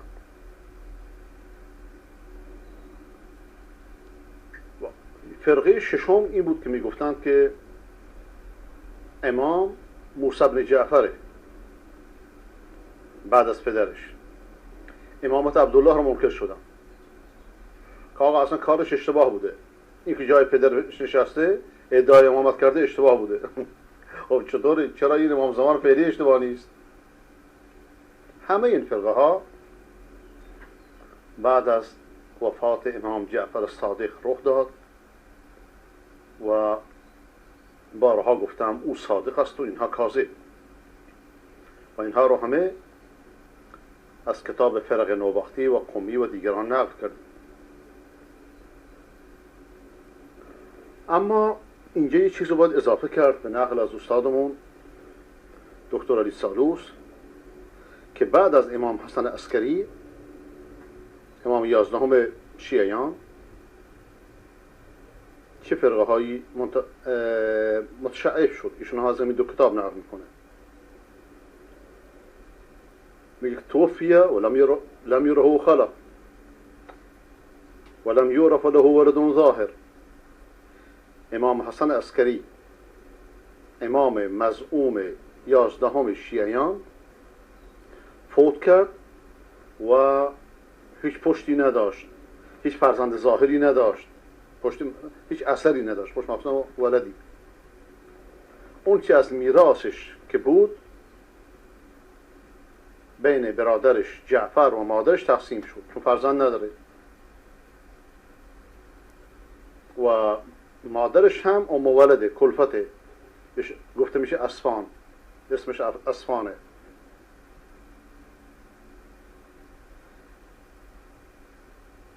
اینا اومدن چند فرقه شدن بعد از امام حسن عسکری. دقیقا همین ادعاهایی را که بعدها فرقه ضاله اثناعشری ادامه داد.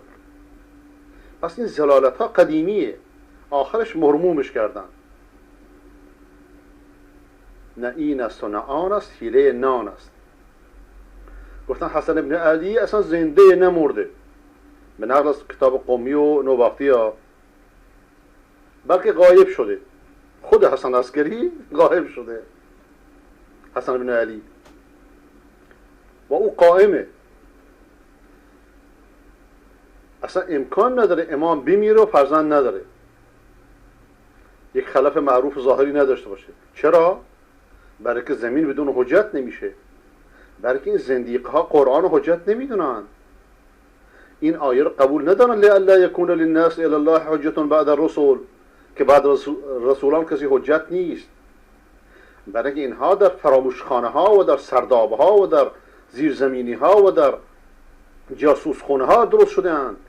علتش اینه، شکل دین گرفتن و عوام کل انعام خودشون را بلا تشبیه فریب دادن. آقا چون زمین خالی از حجت نمیشه پس امام نمیمیره. نمیمیره. چطور والا متولد شد نمیمیره؟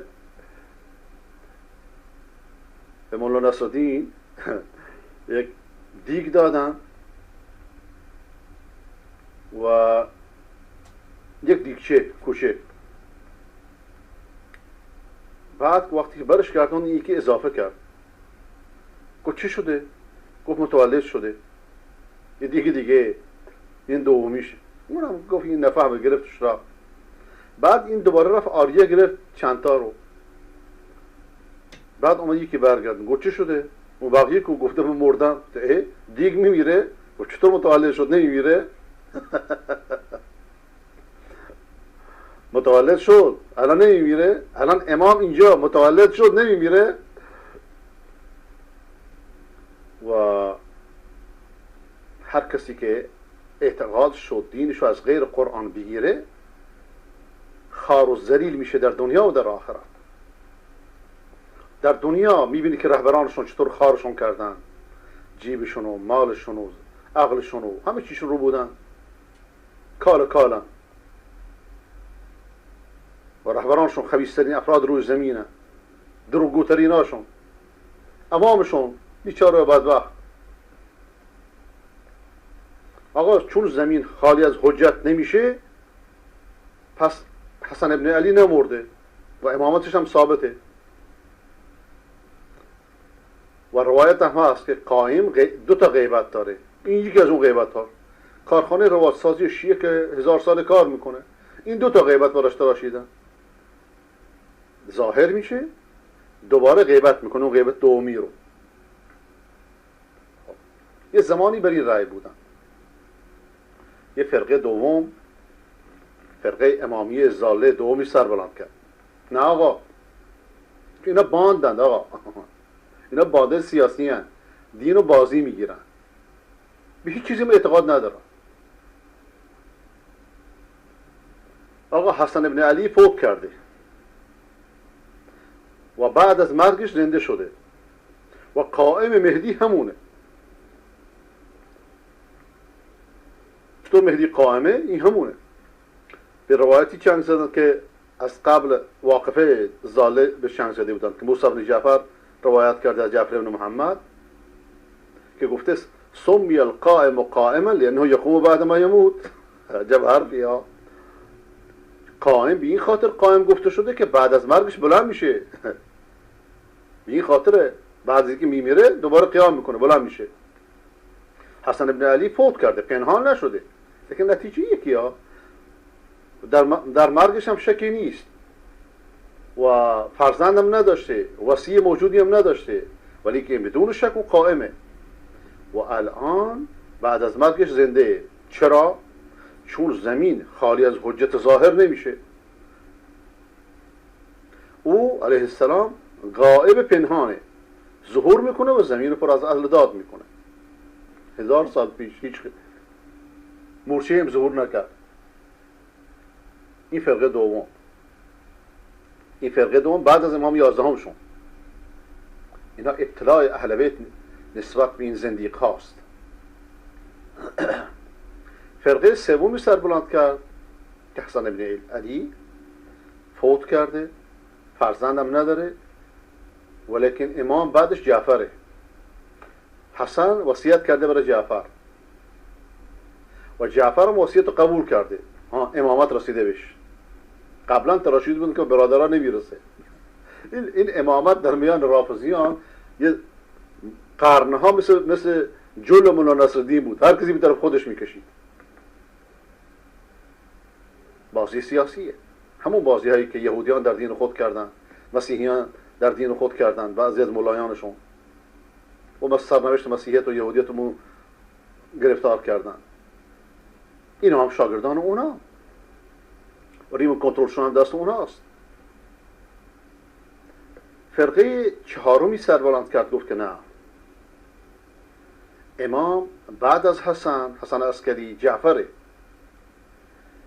لیکن این امامت از طرف پدرش بهش اومده، نه از طرف برادرش و نه از طرف حسن، نه از طرف برادرش محمد، نه از طرف حسن. و محمد امام نبوده، نه حسن هم امام نبوده، بلکه محمد در حیات پدرش فوت کرده، حسن هم فوت کرده، فرزند نداره. اصلا به باطل ادعا کرده. دلیل چیه؟ اینه که امام نمیمیره مگر اینکه اول وصیت کنه و دوم اینکه همه شرط شروطایی که خود تراشیدن. چرا این اهل بدعتن؟ چرا اهل ضلالتن؟ و امام نمیمیره مگر اینکه وصیت کنه و خلفی داشته باشه. خب این دلیل بر اینه که پیشینیان اماما رو نمیدونستن. این امام تراشیده شده، جعل شده. چرا آسمانیش میدونی؟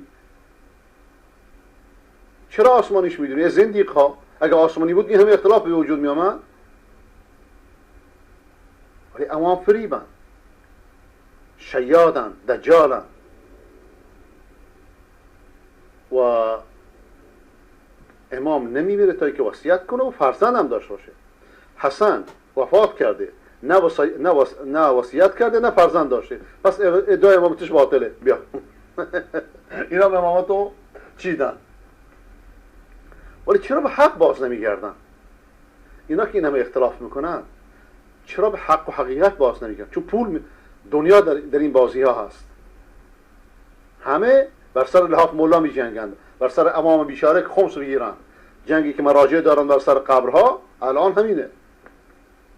وزیر اطلاعات، آقا وزیر اطلاعات ریشهری خبیث وقتی از وزارت خلش وزارتش تموم شد بعد از چند دور آدم کشی، آقای خامنه‌ای چه هدیه بهش داد؟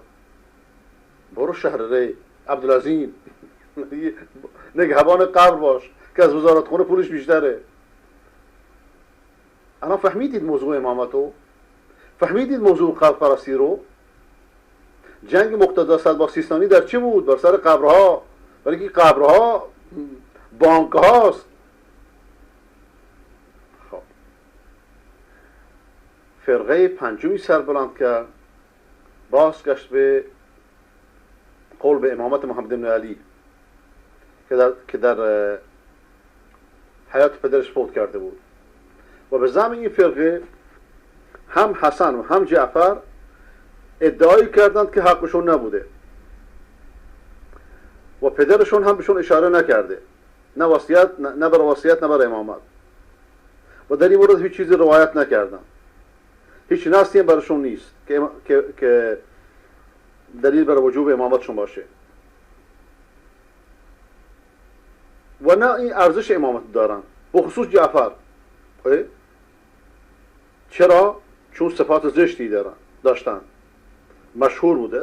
اینا افتراءه و امثالشون نباید امام باشن، امام عدل باشن. اما خود حسن وفات کرده و فرزند نداشته. پس میفهمیم که محمد امام بوده و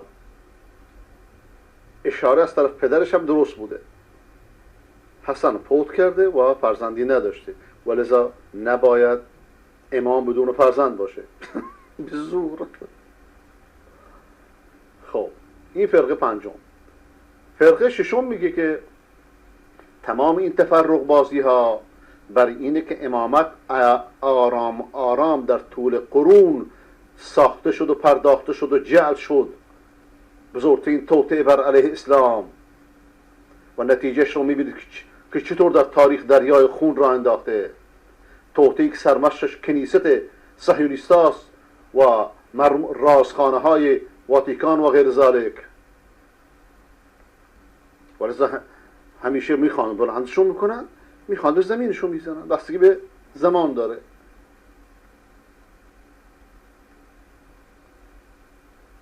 فرقه ششمی گفت که حسن ابن علی فرزندی داشته اسمش محمده و بهش راهنمایی کرده. و حرف اونایی که میگن ادعا میکنن که وفات کرده و فرزند نداشته درست نیست. چطور امام میشه؟ امامتش ثابت بشه و امامتش هم ثابته و وصیتش هم ثابته و اموری هم دلالت بری میکنه.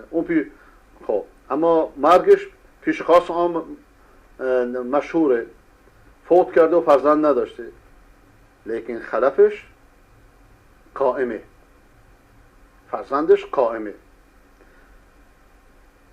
و قبل از وفاتش به سالها این فرزند به وجود اومده محمد. خب و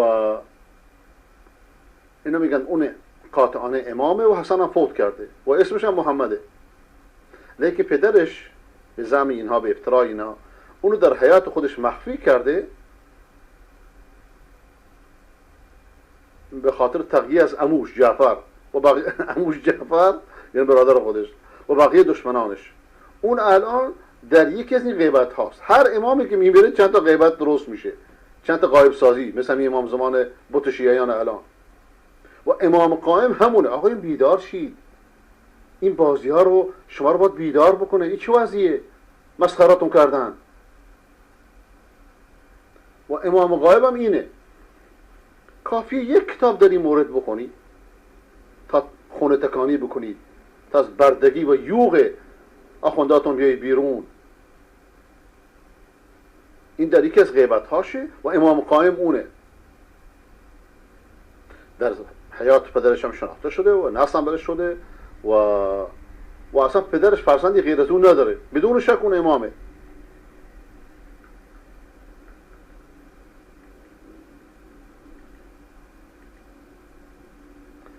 بعد یه فرقه هفتم ظهور کرد. نگاه کنید اینا همش بعد از امام حسن عسکری،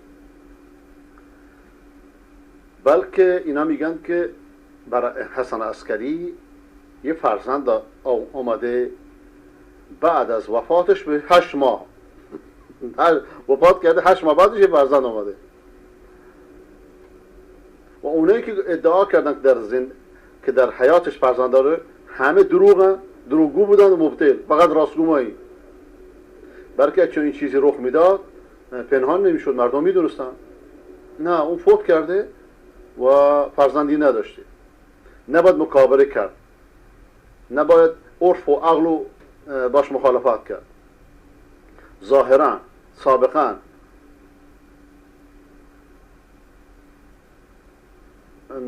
همه چیز ظاهر بوده، پیش سلطان هم ظاهر بوده و پیش مردم هم ظاهر بوده و حتی از تقسیم میراثش هم جلوگیری میکردن ببینن چه خبره. بعد دیدن که فرزندی برش اومده بعد از وفاتش به 8 ماه و اون هم باید محمد مینامیدن و بهش وصیت کرده، لیکن پنهانه. خب در اجازه چون این کاری یه خبری روایت کردن از ابوالحسن امام رضا که ستبتلون بالجنین فی بطن امه و رضیع، شما به یک جنینی در شکم مادرش مبتلا میشید. همون شیرخواره، این همونه. خبر درست کردن مگه کاریه برای اینها؟ خب این فرقه هفتم، فرقه زاله هشتم. اصلا حسن فرزند نداشته. ما امتحان کردیم، همه جا را گشتیم، سر و پنهان را گشتیم، از خبرش در حیات حسن هر جا هم گشتیم، چیزی پیدا نکردیم. اگر چون این چیز راجع به حسن بن علی بگیم که فوت کرده، فرزند ظاهر و معروفی نداشته، فرزندش پنهانه، این دعوا را، این ادعا راجع به هر میتی میشه انجام داد. هر میتی که فرزند نداشته باشه میتونه همین ادعا را بکنی، میتونه همچین ادعایی برای پیغمبر بکنی که فرزندی داشته پنهان شده. اینا فرقه هشتم. یه فرقه نهم. آقا این همه فرقه بازی دلیل بر چیه؟ دلیل بر اینه که امامت از ابطل باطله، از بزرگترین دروغ هاست، از نیرنگ بازترین و پر نیرنگ ترین اصلی که در تشیع ایجاد شده برای جنگ با اسلام. بیدار نمیشید، گناه خودتونه. فرقه نهم میگه که همه اینا رو کتاب شیعه میگرن، کتاب وهابیا نیست. کتاب خودتون اینا رو جواب بدید. فرقه نهم میگه که وفات حسن ابن علی درسته، همچنان که وفات پدرانش درسته، اخبار متواتره، نباید اینو تکذیب کرد. این که زیاد اونو دیدن و متواتره از دوست و دشمن، این نباید شک کرد و بدین وسیله ثابته که فرزندم نداشته. وقتی که برای ما هر دو ثابته، امام بعد از حسن بن علی امامی نیست، امامت منقطعه، تمام شد، در بستن. اینا 7 امامیان یا فرقه نهمه، یخشی اینا 11 امامیان و امامت منقطع شده و این نسبت معقول و قیاس و هم جایزه، همچنان که جایزه نبوت قطع بشه بعد از محمد نبی نیست، همچنان جایزه امامت هم قطع بشه. و اینا میگن که چون رسالت و نبوت بزرگتر از امامت هم، مردمش نیازمندترن و حجت همش ضروری تره، عذر همش قاطع تره، برای که هم برهانهای ظاهر داره و هم دلیلهای روشن. با این حال منقطع. و هاکذا جایزه که امامت هم منقطع بشه. باز یه خبری تراشیدن. صادق فرموده ان الارض لا تخلو بالحجه، زمین از حجت خالی نمیشه مگر اینکه خداوند در اهل زمین به خاطر معاصیشون گناهانشون عصبانی بشه، خشم بکنه، حجت رو برمیداره میبره. تمام شد. ملعونا رو نگاه کن چطوری بازی میکنن. خدا گفته اینو، اونا به اسم جعفر میارنش. اون وقت که حجت زمین بلند شده، خداوند عصبانی شده، همین وقت ماست. اینا میگن که دیگه قیام قائم و خروج مهدی و همه اینا الکیه. بعضی از معانی بدا رو میگیرن، بدایی که تراشیدن. خب این فرقه نهمشونه. فرقه دهمشون میگن که محمد ابن علی در حیات پدرش مرده و به وصیت پدرش امام بوده و اشاره و دلالت و نص بر اسمش و بر خودش. جایز نیست که امامی که امامتش ثابته و بله ولا يجوز أن يشير إمام قد ثبت إمامته والصحت على غير إمام. و جایز نیست که اشاره به امامی بشه که امامتش ثابته و بر غیر امام ثابته. چطور؟ وقتی که محمد وفات کرد براش جایز نبود که وصیت کنه و امام درست کنه و براش جایز نبود که به پدرش وصیت کنه، بلکه امامت پدرش ثابت از جدش. و همچنین جایز نیست که با وجود پدرش امر و نهی بکنه، با شریک بشه، بلکه امامت انما ثبتت الامام له الامام بعد مضی ابی، بعد که پدرش رفته امامتش ثابت شده. فلما لم يجوز الا ان يوصي فقد اوصى الى غلام لابيه الصغير.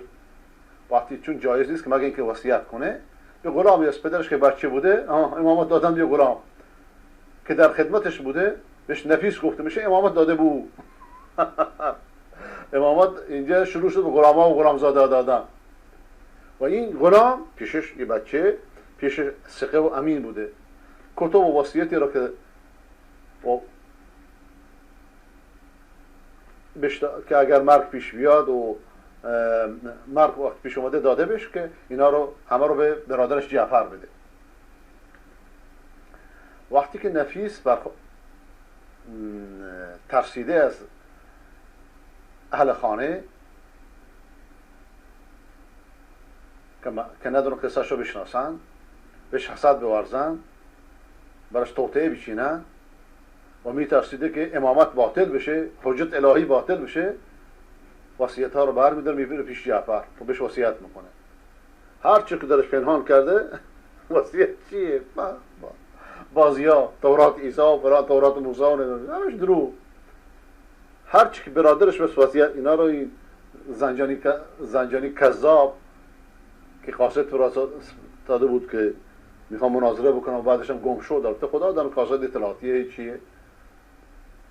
بله این از این حرفا زیاد میزنه، شکلش هم شکل روباهه. و آقا ترسیده که امامت باطل بشه، وصیت‌ها رو برده پیش جعفر و او بهش وصیت کرده، هر چو که امانت داشته بهش داده. و اینه که جعفر ادعای امامت از طرف برادرش محمد کرده، نه از طرف پدرش. این فرقه رو میگن نفیسیه، خاطر هم غلام.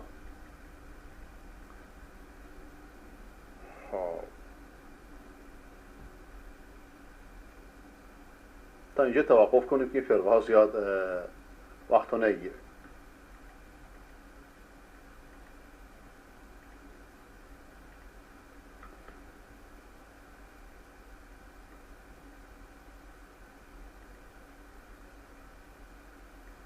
شبکه زلالت و ولایت یک شبکه گوشش کنیم یه مقدار که ببینیم چی میگن، تا نشون بدیم که اینها برای لجن پراکنی به عرض معذرت این کلمه چطوری به وجود اومدن. در طول تاریخ اسلام چطوری شخصیت ها را تاریخ و دین و همچون که الان لجن پراکنی میکنن بر علیه دعوتگران راستین، هاکذا بر علیه اصحاب محمد بیشتر، بر علیه ازواج محمد بیشتر، اینها درست شدن برای تخریب و لجن پراکنی.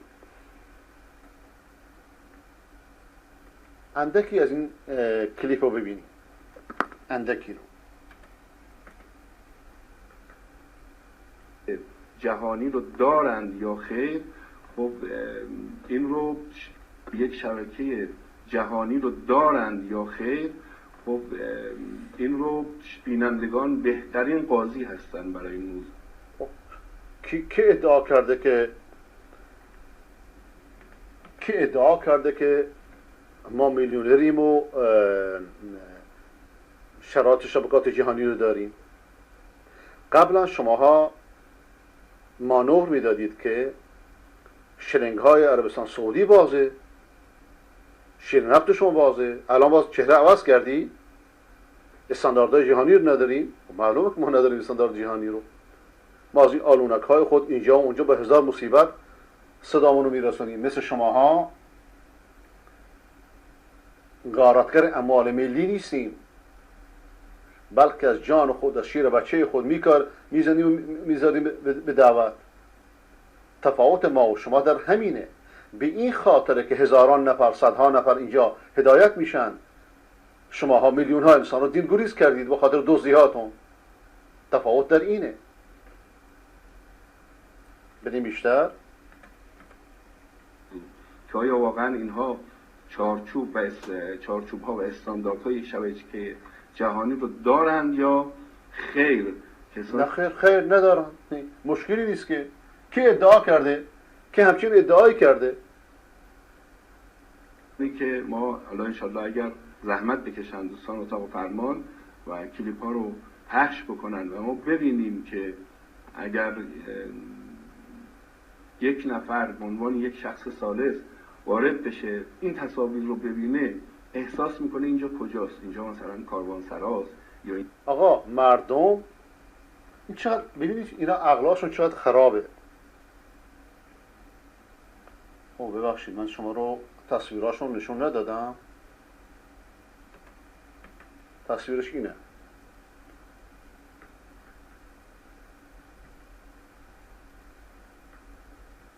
نفر به عنوان یک شخص ثالث وارد بشه این تصاویر رو ببینه، احساس میکنه اینجا کجاست، اینجا مثلا کاروانسراست یا اینجا یک شبکه. این آقای زارعیه، همونی که فکر کنم آقای زارعی باشه، همونی که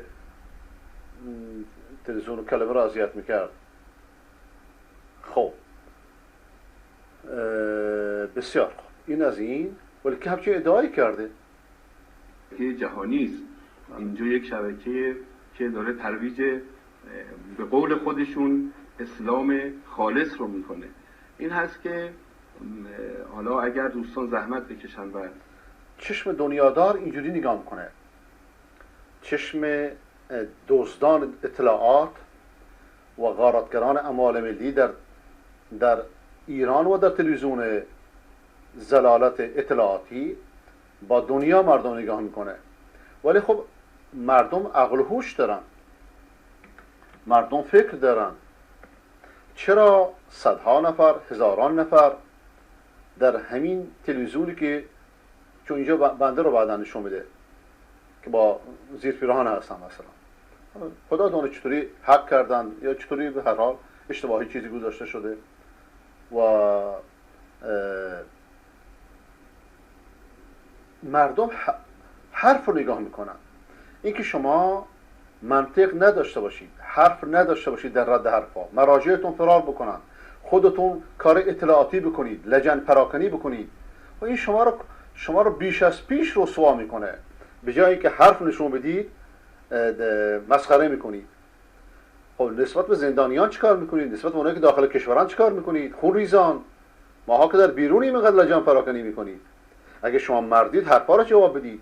بیایید الان چند ماه بنده روی مراجعاتتون کار میکنم، چرا یه نفر مرد از شما پیدا نشد بیاین اینا رو جواب بده؟ ملاحاتون کجا؟ اینه که شما رو کار میگیرن، آخونداتون اطلاعات درنده. دینی که اطلاعات ازش طرفداری کنه اون دین شد؟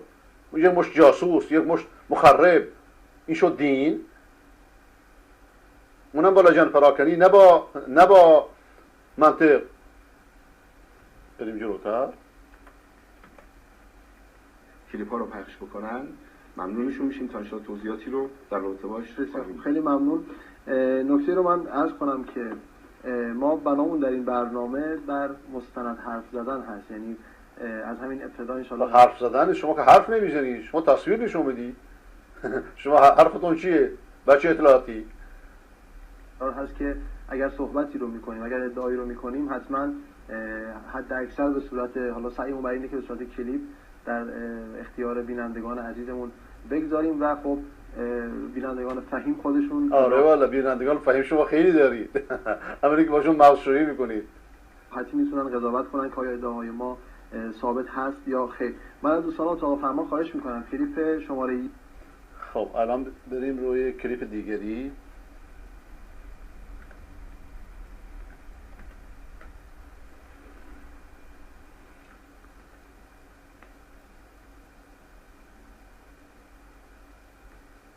نمیدونم عکسای این آقایون کجاست، عکساشون واضح‌تر نشون بدین.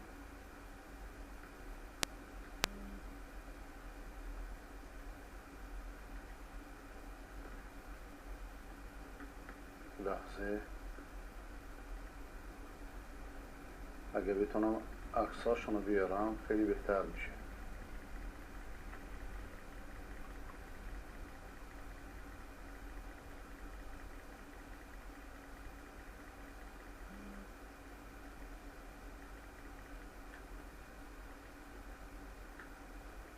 خب این شریفی و این زاری،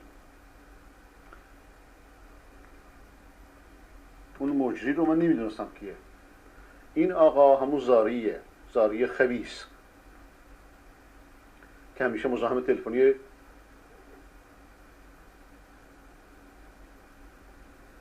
کلمه بود، اطلاعاتی. و این شریفی همین از اون سه نفری که اینجا نشستن. اون چرا که نشون میدن این که چطوری من با زیر پیراهن مثلا چراغ خاموش میکنم. خب این که باعث افتخار ماست. ما که نگفتیم بر سر سرمایه ملی مردم نشستیم، مثل شماها نیستیم، مثل شماها دزدان نیستیم، دزدان و غارتگران اموال ملی نیستیم، بلکه خود زحمت میکشیم، با هزار رنج و غم حرفمون رو به مردم میرسونیم. و اینجاست که مردم میفهمند یعنی چی. شما که استودیو خوب میخواستید، کلمه استودیو خوب داره، چرا وارد گفتگو باشون نشدید؟ چرا جز مزاحمت و فریب و مکر؟ مولایانتون کجا؟ نور استودیو خوب داشت و داره هر دوشون، چرا باشون وارد مناظره نمیشید؟ مولایانتون میگم، خودتون که ارزشی ندارید، یه مش بچه اطلاعاتی باشون مناظره بکنن.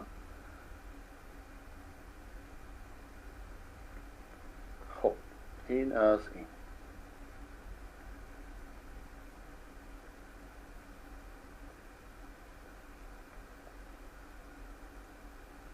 اجازه بدید چند تا ایمیل هم بخونم.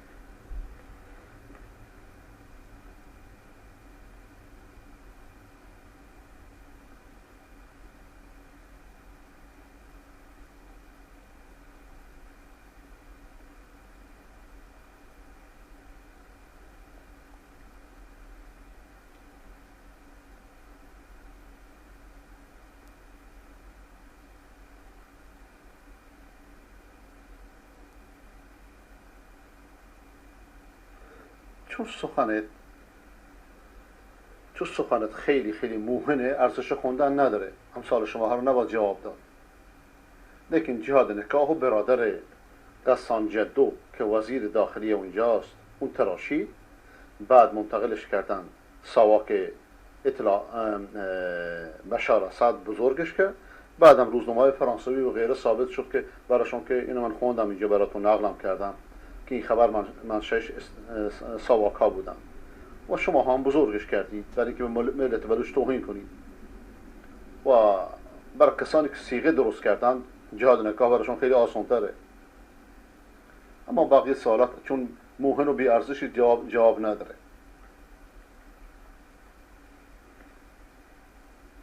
ارزشی جواب نداره. امیدوارم خدا عمر با عزت بهتون بده و در هر جای دنیا که باشید خدا شما رو سرفراز کنه و شما رو همچنین. در مورد بت پرستان زمان جاهلیت توضیحی بدین و اینکه لطف کنید بگین آیا آنها وجود خدا را باور داشتند؟ بله، وجود خدا درست مثل شیعیان الان وجود خدا را باور داشتن، ولی گفتن ما نعبدهم الا لیقربونا الی الله زلفا. گفتن این بت‌ها رو ما نمی‌پرستیم مگه ما رو به خدا نزدیک کنن. قبرها بودن.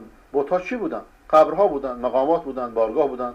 قبر لات بود، عزات بود، منات بود. اینا همه افراد صالحی بودن، همه نیکان رو گذاشته بودن، مثل امام رضا، مثل حضرت علی. مگه اینا نیکان نبودن؟ بت‌هاشون اینجور بت‌ها بود. بعضیا بت‌هاشون چیکار می‌کردن؟ از چوب سنگ هم درست می‌کردن. یعنی دیگه پیشرفت کرده بودن در بت پرستی. خدا رو باور داشتن. این که بی خدایی اصلا در جهان جدیده.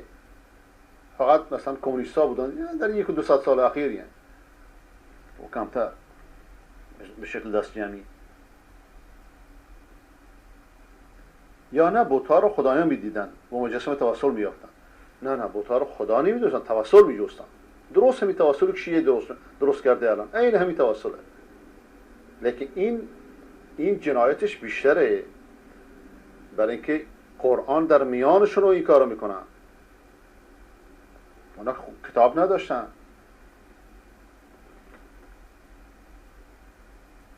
خودمون میگیم درخواست دعا واسطه از یک فرزند زنده، از یک فرد زنده ایرادی نداره.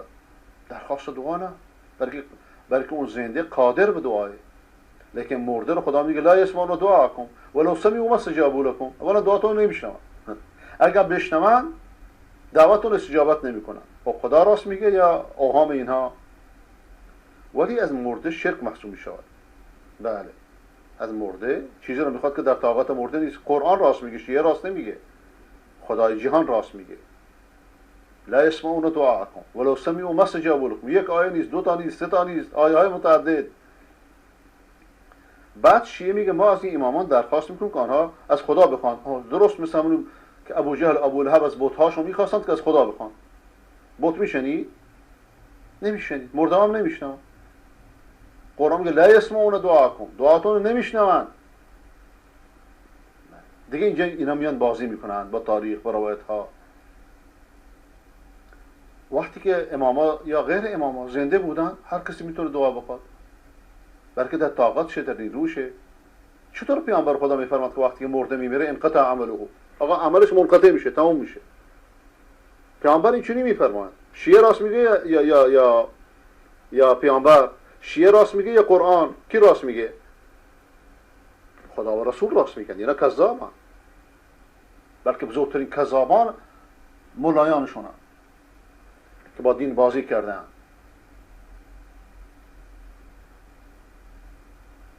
وقتی از اونها دلیل میخوایی که از آیه بل احیام عند ربهم یرزقون، آقا پیش عند ربهم، نه پیش شما.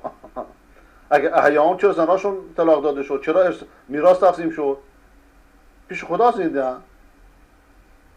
اونم خدا داره چه زندگی برزخیه، پیش مردم نیستن. یعنی اعتقاد دارن چیزی را شریک خدا نساختن. دقیقا همینه. اعتقاد دارن که نساختن ولی ساختن.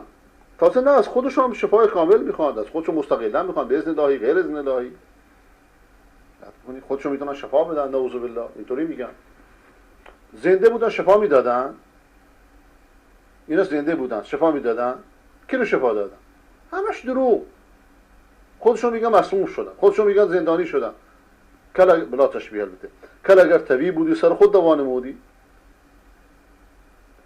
معجزه برای انبیاست، برای اثبات رسالتش. اونم در مورد تحدی، در مورد چالش.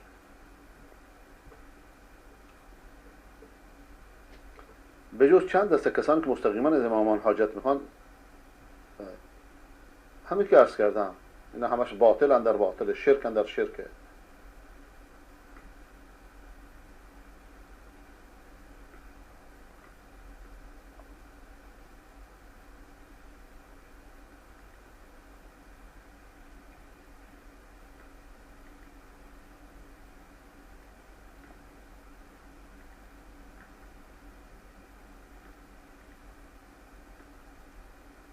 کلیپی تاثیرگذار چه هست؟ این کلیپی بگذارم و بعد انشاءالله تلفن رو باز کنم. هذا يتقن مخارج الحروف. فعلا احسست اننا وابناؤنا مقصرون اتجاه هذا القرآن.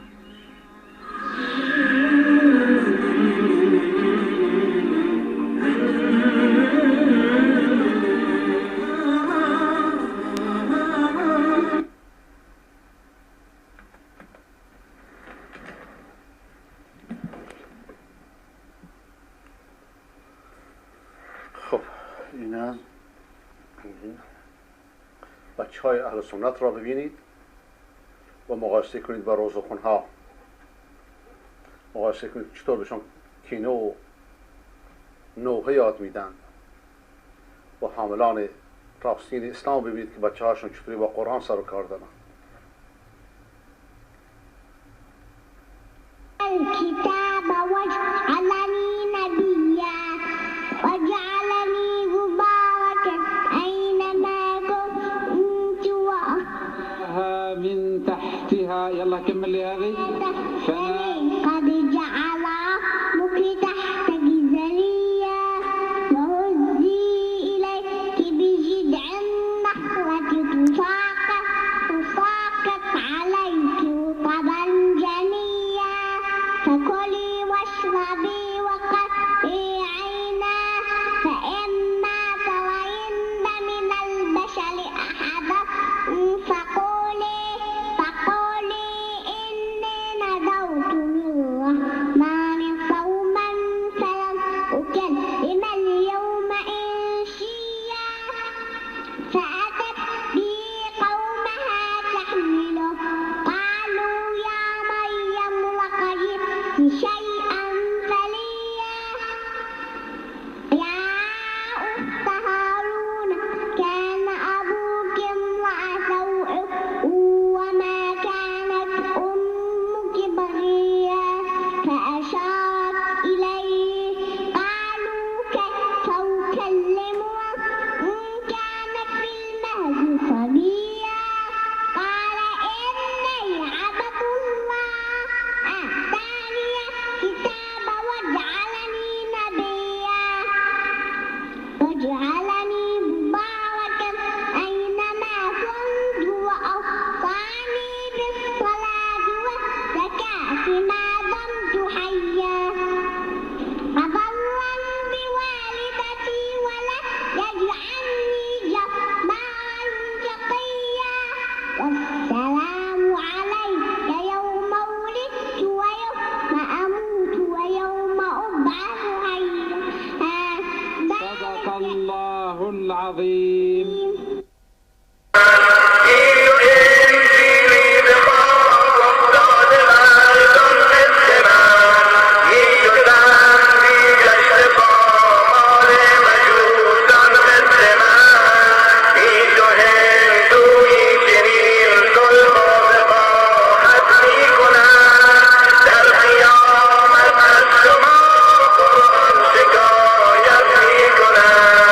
در قیامت از شما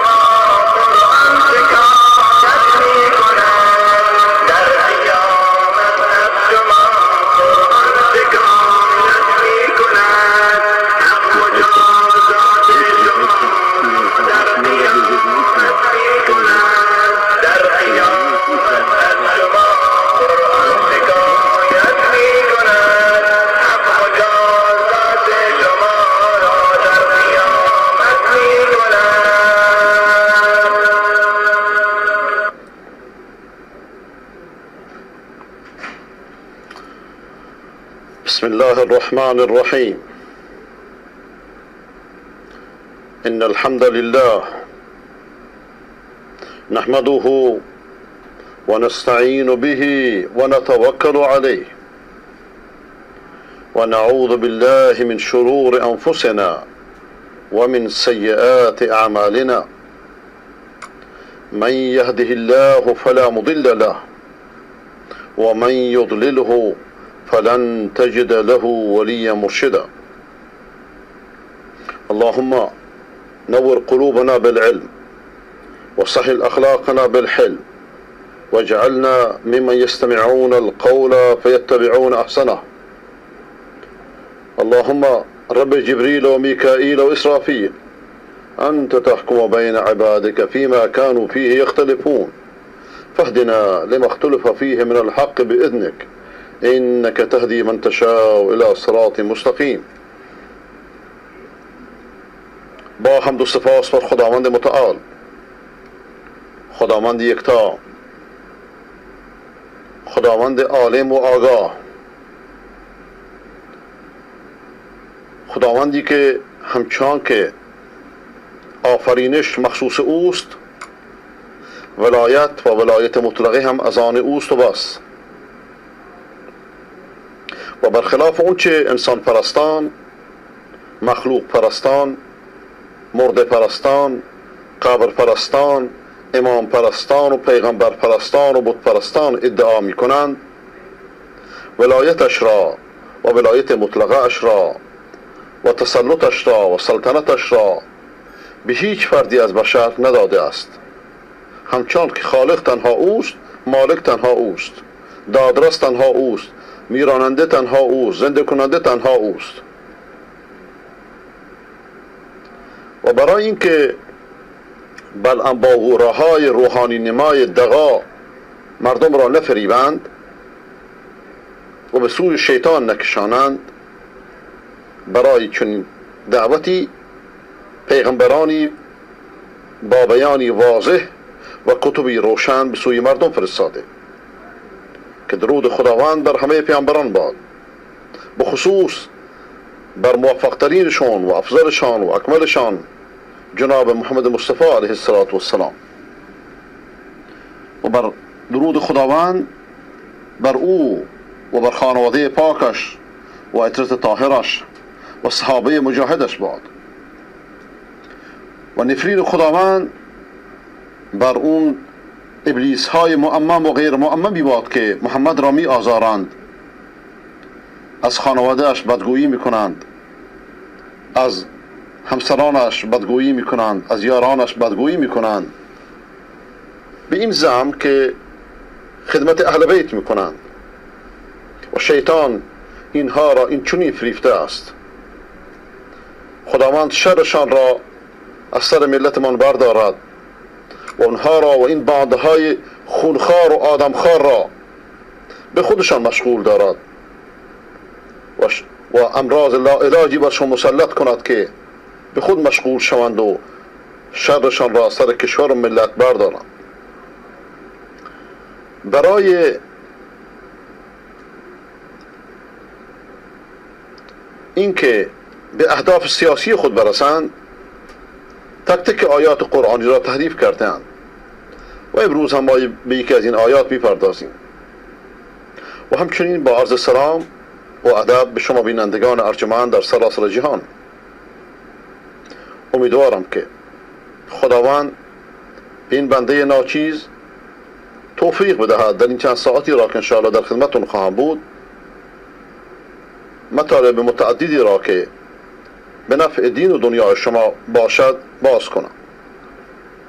یکی از این مطالبی که درندگان امامت و چرندگان ولایت و تحریفگران و مزوران همچنان که ادیان سابق را تحریف کردند، شاگردان خونخوارشون در لفافه ولایت و امامت در اسلام نیز همون تحریف ها را به نام اهل بیت کرده اند و می کنند و به دروغ خود را شیعه می نامند، در صورت شیعه شیطانند، نه شیعه اهل بیت پیامبر.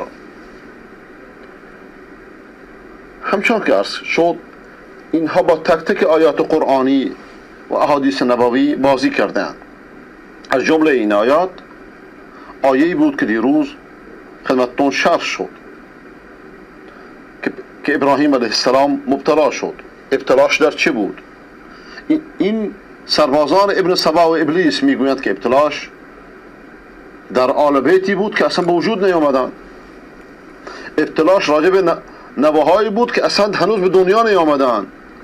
اما قرآن و علمای قرآن شناس و حاملان راستین این دین و سواد اعظم مسلمین که برای این دین هم خون دادند و هم جان دادند و هم مال دادند، دنبال سردابها و چمکرانه ها ننشستند. جهادشون در متعکده ها نبوده، بلکه در میدان جنگ و شهادت و رشادت بوده. اونها همچون که قرآن میفرماید فهمیدند. و اینها رو دیروز خدمتتون عرض کردم که ابتلای ابراهیم در چی بود، معنی کلمات چی بود. این که امام بر شما میذارم یعنی چی؟ انی جاعلک للناس اماما. و انی من خداوند بر تو ابراهیم منت میگذارم و بعد از اینکه این امتحانات رو دادید و پیروز شدید که هیچ ربطی نه از نزدیک نه از دور با افراد نداره، بلکه از جبرئیل که میاد که افضل الملائکه اظهار بی‌نیازی میکنه. کسی که خدا را شناخته و مخلوق خدا اظهار نیاز میکنه، جبرئیل میاد میگه که نیازی داری، میگه به تو نه، به تو نیازی ندارم. حالا ما خدایم بهتر از هر کسی میشناسه. بعد از همه این امتحانات که حدود 40 تا از احکام راستین و اساسی اسلامه که همه پیغمبران بر این احکام مبعوث شدند، بعد از اون خداوند بهش فرمود که انی جاعلک للناس اماما، من تو رو امام قرار میدم. این کلمه جعل را آخوند امام تراش جعلی کرده به قول فارسی. یعنی چی؟ یعنی تقلب کرده درش، یعنی درش پریب و مکر و نیرنگ به کار برده. جاعلک اسم فاعله، من تو رو این چونی قرار میدم، یعنی مقدر نمودم که تو رو امام قرار بدم. این که امامت از نبوت بالاتر، امام یعنی پیشوای مردم باشی. چون از این ابتلاعات آمدی بیرون، پیشوای مردم باشید، موفق آمدید بیرون. و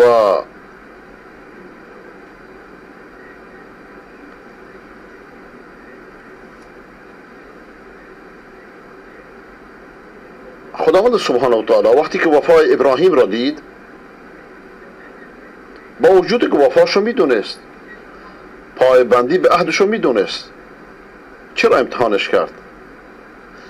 برای یک نقطه، برای که ما انسان ها بدونیم که خداوند چطوری مقربان خودش انتخاب میکنه. آیا ابراهیم که با ابتلاعات و امتحانات به نبوت و امامت و پیشوایی رسید،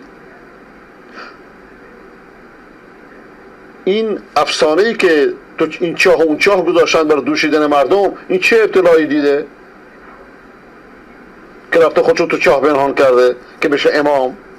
یا بقیه ائمه که به زور علمای بزرگ اهل سنت بودند، اینها رو به زور امام خود قرار دادند، مشرکان ولایت. هیچ کدوم ائمه اهل بیت شیعه نبودند. به شهادت تاریخ، به شهادت همه مسلمین، یک نفر از ائمه آل بیت محمد صلی الله علیه و سلم رافضی نبوده، به امامت معتقد نبوده، به ولایت معتقد نبوده. هر شب این مطالب خدمتتون نقل کردم و امشب هم مقدارشو نقل میکنم ان شاء الله. و خداوند میخواد به ما انسان ها بفهمونه که وقتی که بندگان مقربشو برای رسیدن به یک مقامی مورد ابتلا و امتحان قرار میده، بقیه انسانان باب اولاست. ابراهیم وقتی که این مژده را شنید، قال و من ذریتی، و ذریه من چطور، خاندان من چطور. ذریه و خاندان کسی است که و از نسل انسان میاد، چون هر پدری دوست داره که خیر را که بهش میرسه به خاندانش هم برسه، برای که او ادامه راهشان، ثمره زندگیشان. ولذا ابراهیم میخواد که این پیشوایی، این امامت، این نبوت در میان فرزندانش و نوادهاش هم ادامه داشته باشه، تا اینکه از ارزش‌های ایمانی که حافظ زندگی اونهاست محروم نگردن. لیکن خداوند جل جلاله و عم نواله با یک موضوع ایمانی دیگه، با یک ارزش دیگه، با یک اصل ایمانی دیگه به ابراهیم جواب میده که در ضمن جوابش سرزنشی است برای تحریف کنندگان ادیان پیشین و توبیخی است برای امام تراشان امروز که وارثان همون اهل کتابی هستند که دین پیغمبرانشون را تحریف کردند. اونهایی که دین خدا را ترک کردند، ماده پرستی کردند، رباخاری کردند، افراط و تفرید کردند، خداوند اینطوری بهش جواب میده که خود این جواب سرزنشی است برای اون ماده پرستان و بر ماده پرستان دین ما، خمس پرستان دین ما هم جوابی است اگر بفهمند. یعنی که ما پیامبران بر اساس ارزش‌های ایمانی است که ارث می‌ذاریم. ارث ما عمل صالح، ایمان صالح، نه اصل و نسب. خداوند بهش جواب میدهد که لا ینال عهد الظالمین،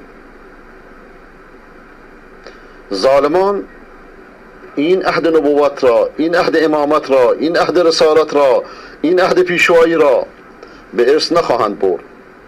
هیچ کسی نگفته که فرزندان ابراهیم امام بودند یا امامت غیر از نبوته یا پیشوایی غیر از پیامبری است. این بازی، این گرد و خاک ها را ابلیس های امام تراش درست کردند برای فریب دادن پیروان خود. خب یعنی چی؟ میخواد بگه که ابراهیم علیه السلام به امامت و پیشوایی و پیامبری و بزرگواری رسیده به عمل خودش، نه به نسب خودش، نه به خاطر اسم رو مقدس، نه به خاطر که اهل بیته، بلکه به این اعمالی که امتحان شد، از این اعمال اومد بیرون، شد پیشوای مردم. و این چیز خیلی طبیعیه. تمام بزرگان بشر، از مسلمان و غیر مسلمان، اونهایی که در میان بشریت نام نیکی به جا گذاشته‌اند، به خاطر اعمالشون بوده، نه به خاطر نسبشون. خیلی طبیعیه. کی میدونه که مثال عرض میکنم نلسون ماندلا پدرش کیه، گاندی پدرش کیه، نمیدونم انیشتن پدرش کیه، ابن سینا پدرش کیه؟ کی میدونه اینا رو؟ کمتر کسی میدونه و ضروری هم نداره، بلکه این افراد و هزاران نمونهشون به اعمال خودشونند که بزرگ شدن و این یه سنت طبیعی است برای همه بشر. ولذا خداوند بهش جواب میده که لا ینال عهد الظالمین. همچنان که تو ای ابراهیم به نسب خودت به امامت نرسیدید، و هاکذا این امامت جزء صالحان فرزندان تو، جزء عابدان، جزء مسبحان، جزء صائمان، جزء روزه‌داران، جزء نمازگزاران، همون ابتلاعاتی که 40 نقطه رو دیروز خدمتتون عرض کردم جزء به اونها نمیرسه.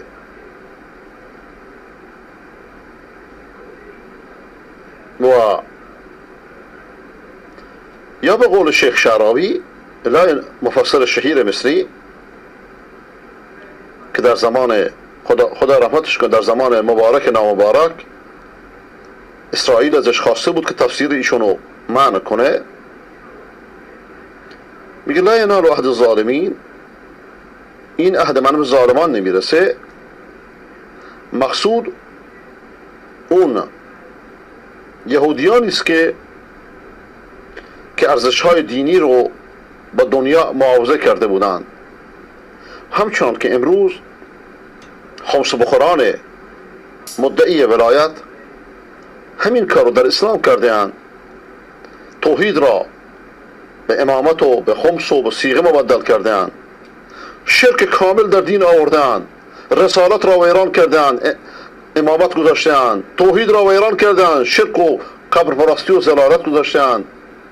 و این دو چیز رو از این مذهب بگیرید چیزی نمیمونه، از این مذهب فراماسوری باطنی، خمس و متعه، پول و شهوت را ازش بگیرید هیچ چیزی نمیمونه، اختلاف شیعه و سنی حل میشه. نه این است و نه آن است، حیله نان است.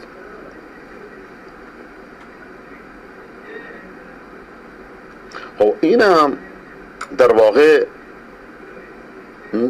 نگرش به آینده وقتی آیه شریفه این حرف رو میزنه، یعنی اینکه ای ابراهیم از نسل تو کسانی میاد که ظالم خواهند بود، فاسق خواهند بود. این داره به اهل کتاب میگه.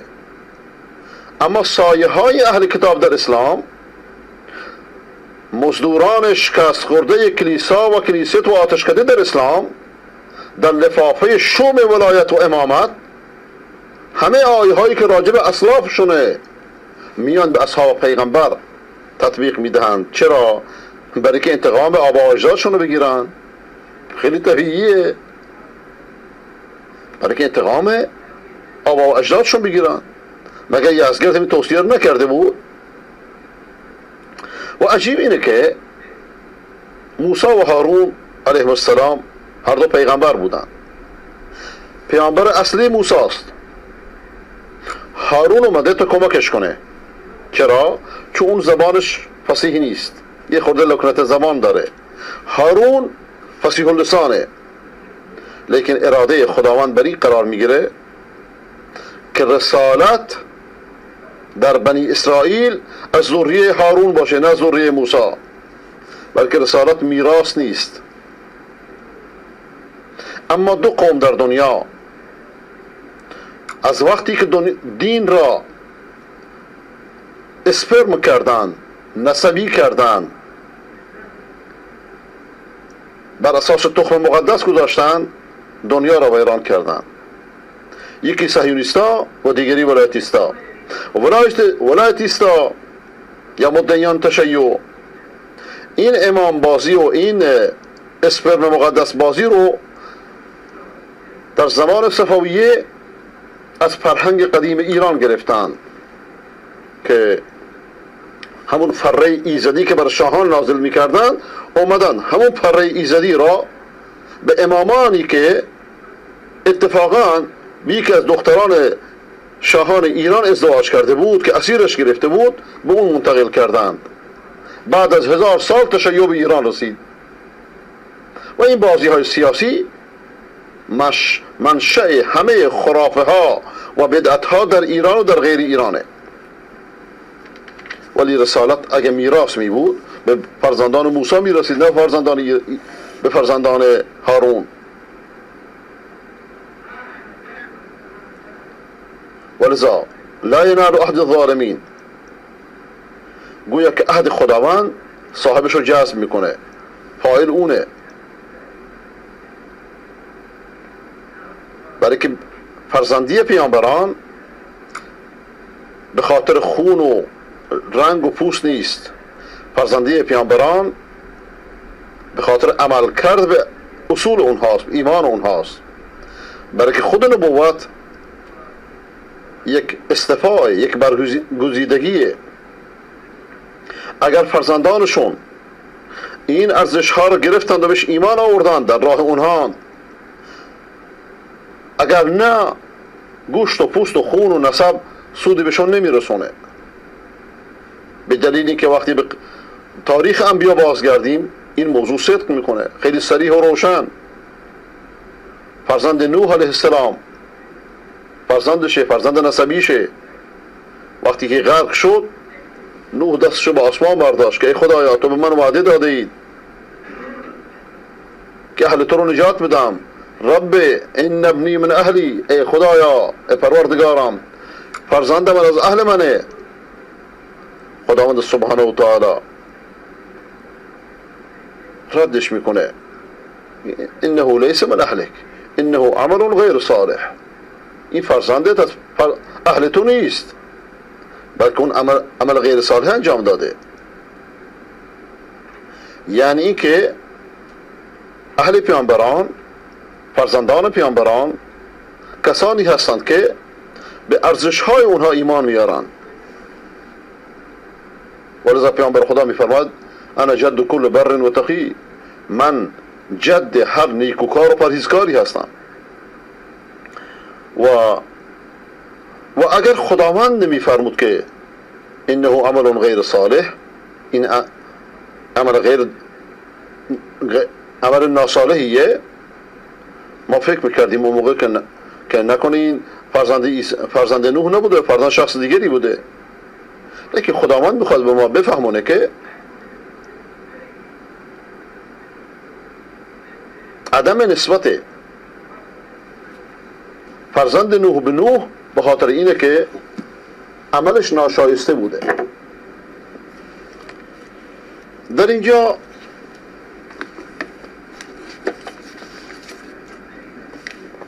لا ینال عهد الظالمین،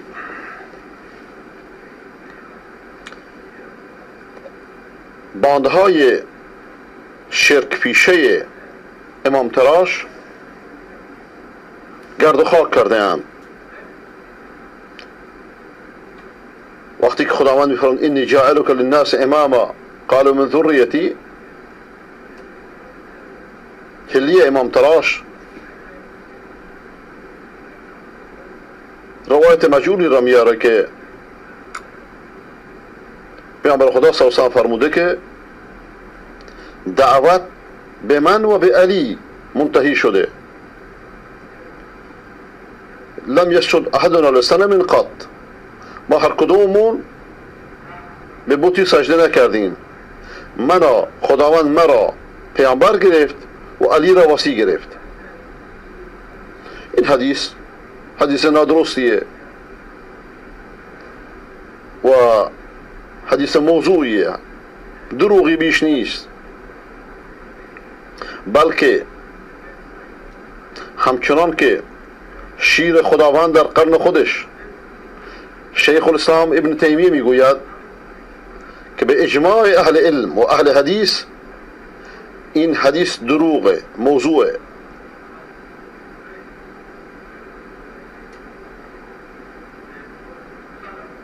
و همچنین این سخن که انتهت دعوت الینا، دعوت به ما تمام شده،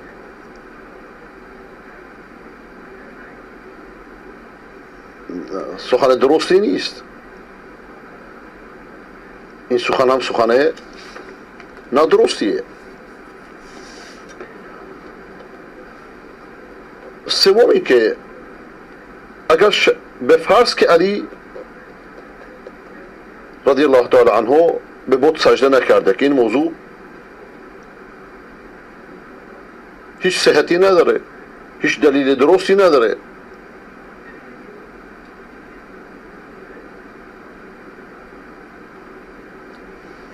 قبل از که به این موضوع برسم، موضوع اولی، چطوری پیامبر میفرماید که انتهت دعوت الینا،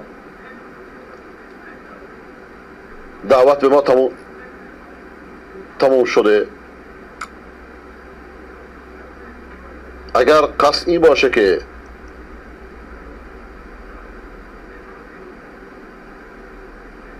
به پیشینیان نرسیده، این خیلی طبیعیه که نادرسته. این مورد اتفاقه که دعوت قبل از اون هم بوده و نصوص زیادی در قرآن دلالت بر اون میکنه. اگر مقصود اینه که امام بعد از ما نیست، دعوت به محمد و به علی تموم شده. خب این لازمش اینه که حسن و حسین امام نباشن و امامت بقیه ائمه باطله. و اینکه به بت سجده نکردن، این هم در همه مسلمانان صدق میکنه.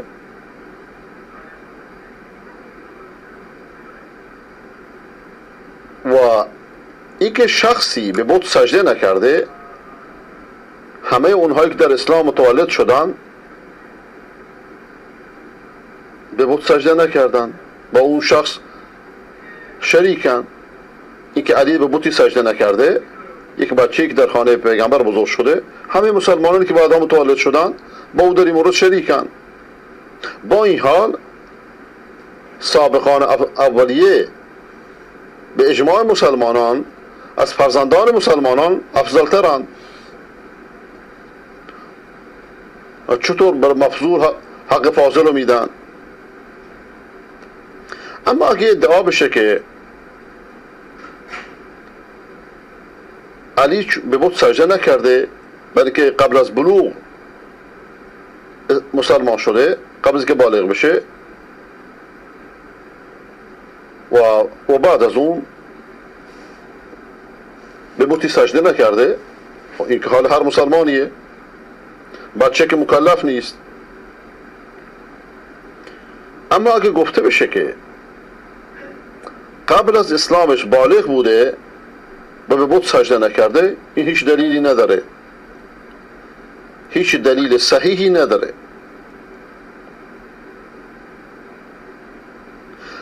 اینجا مسئله دیگری هم هستش که نه اینکه هر کسی کفر نکرده یا گناه کبیره انجام نداده اون برتر از، افضلتر و بهتر از کسی است که از گناه کبیره توبه کرده باشه.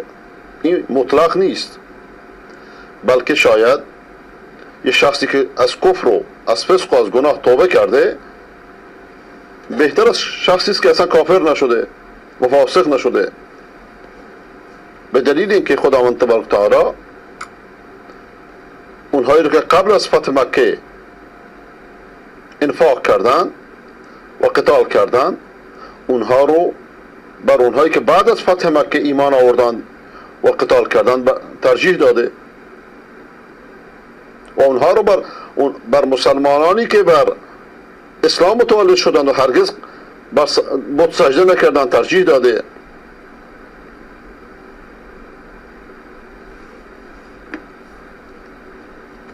و صحابه پیغمبر که کوردلان زندیق ولایت تراش اونها رو منافق میدونن، به اجماع امت اسلامی غیر از زندیقهای ولایت تراش برتر از تابعین هستند. تابعین بر اسلام متولد شدن.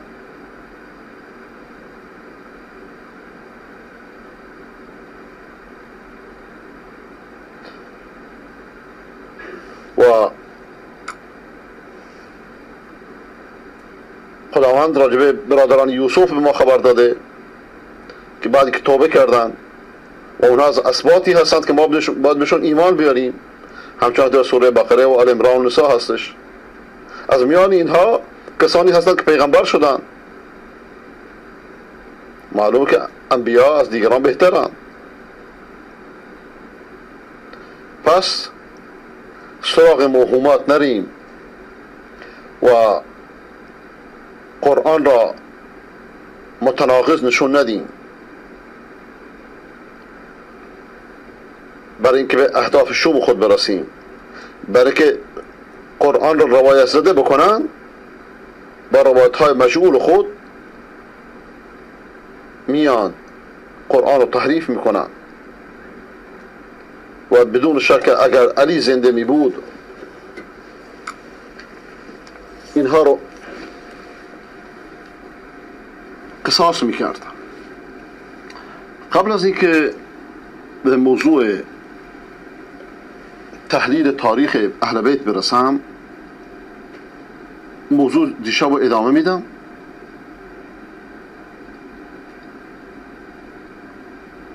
بررسی مسیحیت، نقد و بررسی مسیحیت، و بعد دوباره میام انشاءالله به تحلیل تاریخ اهل بیت.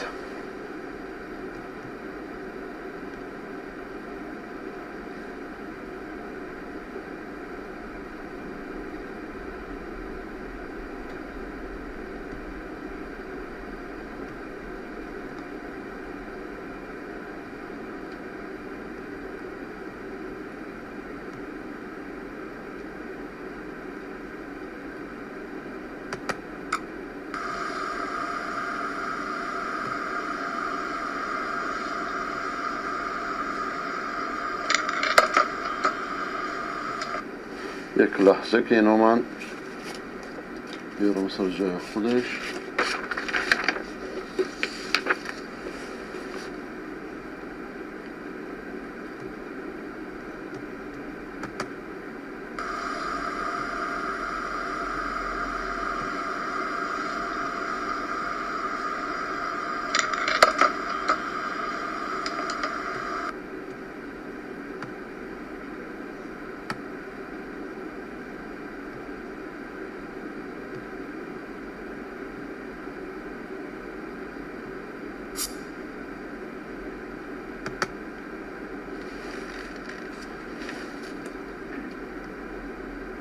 دوره مسیح ناگهان یک بارگی ادعا نمود که در راه دمشق عیسی بر وی آشکار شده و معجزه آسای مسیح ایمان آورد.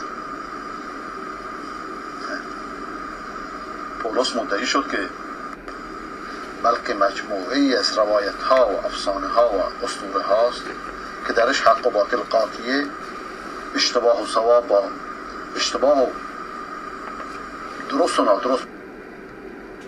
این که من اینو سر جاش بیارم.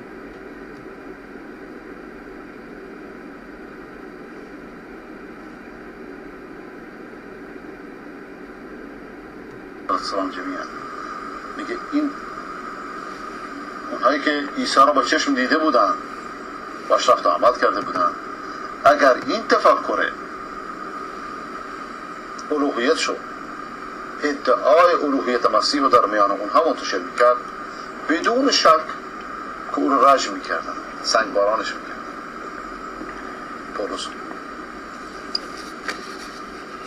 همچنان که علی کسانی رو که قائل به الوهیت او بودن سوزان، از بس که موضوع خطرناک، لیکن چکار کرد؟ نامه هایی نوشت، دور اطراف فرستاد در میان ملت های وثنی و بت پرست که از مسیح جز که اخبار متناقضی رو شنیده بودن چیزی نمیدونستن. و خاخام ابن سبا میخواست همین افکار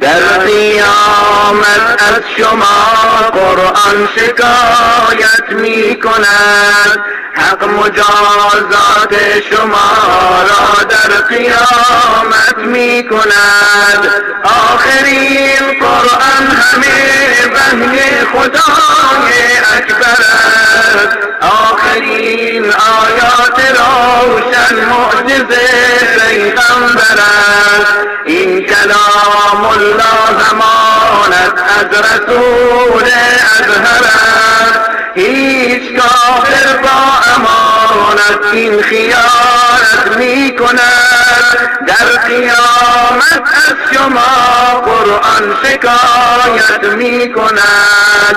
در قیامت از شما قرآن شکایت می کند. حق مجازات شما را در قیامت می کند.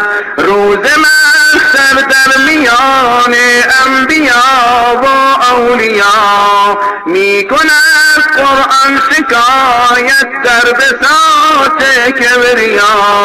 در حضور انبیا و اولیا و اصفیا پس خدا تشکیل دیوان عدالت می کند. در قیامت از شما قرآن شکایت می کند. در قیامت از شما قرآن شکایت می کند. حق مجازات شما را در قیامت می کند. من چه کردم با شما که خارزارم کرده اید؟ پیش هر نامذهبی بی اعتبارم کرده اید. در میان کوچه پر گرد و غبارم کرده اید. هیچ کس با دین و آیین این شناعت می کند. در قیامت از شما قرآن شکایت می کند. در قیامت از شما قرآن شکایت می کند. حق مجازات شما را در قیامت می کند. من کلام روح بخش کبریایی بودم، معجزه پیغمبر الهام خدایی بودم. من کجا ای قوم اسباب گدایی بودم؟ هر کسی احکام دینش را رعایت می کند. در قیامت از شما قرآن شکایت می کند. در قیامت از شما قرآن شکایت می کند. حق مجازات شما را در قیامت می کند. ای که خود را تو مسلمان گفته ای اندر زمین، هیچ ملت با کتابش کرده رفتار این چنین. شاهدی بر حال قرآن یا اله العالمین. سوره هایم یک یک اقرار شهادت می کند. در قیامت از شما قرآن شکایت می کند. در قیامت از شما قرآن شکایت می کند. حق مجازات شما را در قیامت می کند. هیچ توراتی شده پیش یهودان مثل من، هیچ انجیلی می کند. حق مجازات. بسم الله الرحمن الرحیم. إن الحمد لله نحمده ونستعينه ونستهديه ونعوذ بالله من شرور أنفسنا ومن سيئات أعمالنا. من يهده الله فلا مضل له ومن يضلله فلن تجد له وليا مرشدا. با سلام به شنوندگان محترم و با سلام به برادران و خواهران فارسی زبان در هر جای دنیا که هستند و با سلام به ملت ایران و با شکر و سپاس از خداوند متعال که به تلویزیون رنگارنگ این سعی صدر و این فرصت رو داده که آرا و اندیشه های متعددی رو در معرض نمایش بگذاره تا کسانی که خداوند برایشون هدایت خواسته به قول قرآن کریم که می‌فرماید فبشر عباد الذين يستمعون القول فيتبعون احسنه. مژده باد بر اون بندگان که گفته ها رو میشنوند و بهترینشون رو انتخاب میکنن و امیدوارم که شب و روز خوبی داشته باشید در هر جای دنیا که هستید و امیدوارم که خداوند متعال به این بنده ناچیز توفیق گفتن سخنان حق و به ما و شما همه توفیق عمل به حق و حقیقت و عطا کنه. اللهم انا نسألك علما نافعا ورزقا واسعا وقلبا خاشعا وشفاء من كل داء. ای بار خدایا، ما از تو، از حضرتت، از محضرت تقاضای علمی میکنیم که مفید باشه، علم و دانشی که به عمل در نیاد اون علم سفسطه ای بیش نیست. و این فرق بین دین و بین فلسفه. فلاسفه عموما در برج‌های عاجی خودشون نشستند و غرق در اوهام خودشون هستن غالبا. اما اهل دین درست، رو کلمه درست تکیه میکنن، نه دین همه شیکی نیست. اهل دین درست اونهایی هستند که به آنچه میگویند عمل میکنند. پس شناخت حقیقت از یک طرف و عمل به اون حقیقت از طرف دیگه، این وظیفه یک دیندار درسته. اونجاست که انسان همیشه به قول قرآن این دعا را بخونه که اللهم اهدنا اختلف من اللهم اهدنا من الحق، اللهم اهدنا من اختلف فیه من الحق باذنک. ای بار خدایا، اون چرا از حق و حقیقت که دربارش اختلاف شده، چون افهام بشری، آراء بشری همیشه اختلاف میاره، مش چیز طبیعیه، خیلی چیز طبیعیه. و اتفاقا دین درست اسلام اینو قبول هم میکنه، حالا خودشو به عنوان یک عضوی از جامعه بشری میدونه. بعدم در یک انجمن بزرگ که همه نشستن خودشو یک از این اعضا میدونه و بعد اساسو هم بر تعارف قرار بده. تعارف فارسی نه، تعارف بر شناختن، شناسایی.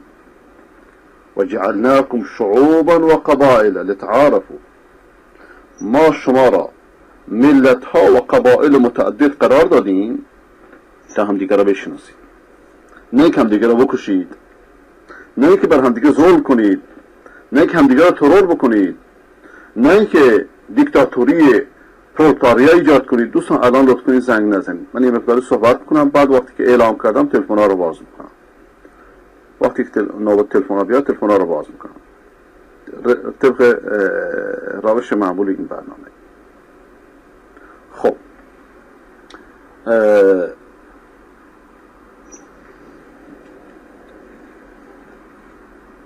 پس اساس برنامه طولانیه با امید خدا و تا چند ساعتی ادامه داره.